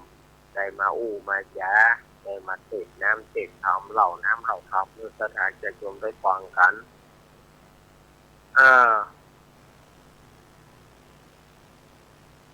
ก็เหลือมากี่วันเนาะเหลือประมาณเดือนปลายหน่อยจะถึงเทศกาลปีใหม่แล้วนะสถานญาติโยมปีใหม่นี้ปีใหม่เมืองเขานี่นะว่าสงกรานต์เขาเนี่ยสถานญาติโยมก็จะได้ทำบุญญาติพี่น้องอย่างที่อาตมาอู้ไปถึงวันนั่นเอาว่าปีใหม่ประเดียว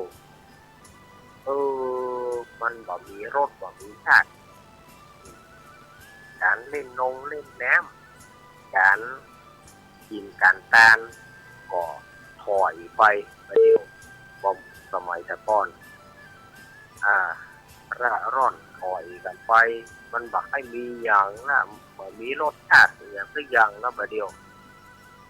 เหมือนสมัยที่เขาเป็นละอ่อนตะก้อนเขาเป็นละอ่อนตะก้อนนี่โอ้ม่วนแน่เนาะปีใหม่นี้นะม่วนตั้งแต่วันสังขารหลองไปวันเน่าไปวันไสยาวันปากปีปากเดือนเนี่ยโอ้ม่วนแน่สมัยตะก้อนโดยเฉพาะสมัยเป็นละอ่อนนี่จะได้กินขนมก็ช่วงปีใหม่เนี่ยจะได้กินข้าวแคบข้าวแตนก็ช่วงปีใหม่เนี่ยแต่สมัยประเดียวมันก็นะมันบอกให้มีหรือว่ามันบอกกินรสก็มีชาติเนี่ยพอเอาแกงมาได้ใส่เกลือฮันเถอะการเล่นการหัวยังมันก็บอกมีกับคนที่เพิ่นหูเหล้าหูเบียร์จัดกันก็จัดด้วยความจำเป็น มันบอกเหมือนสมัยแต่ก่อนแน่แต่มาว่าประเดี๋ยวสมัยก่อนเขาไปเอี่ยวนะคนขุดมะพร้าวบ้องแกงเขาเป็นเบาเป็นเกียวเนาะเอาขุดมะพร้าวแม่ต้มล้อหรือจะลูกสาวขอชิงตองแม่หน่อยนะแม่ห่อขนมนี่ก่อนมันม่วนแน่เอาไปเอี่ยวที่ไหนมันก็ม่วนการห่อการดาข้าวแคบข้าวแตนไอ้เนี่ยแต่ก่อนเพิ่นแปลงกันไว้แล้วลูกประเดี๋ยวนี้เพิ่นต่ำเข้ากันแปลงกันไว้แล้วลูกแปลงข้าวแคบไว้ข้าวแตนเพิ่นเอาใส่คาไว้เพิ่นแปลงแล้วเพิ่นเอาใส่คาตัดไว้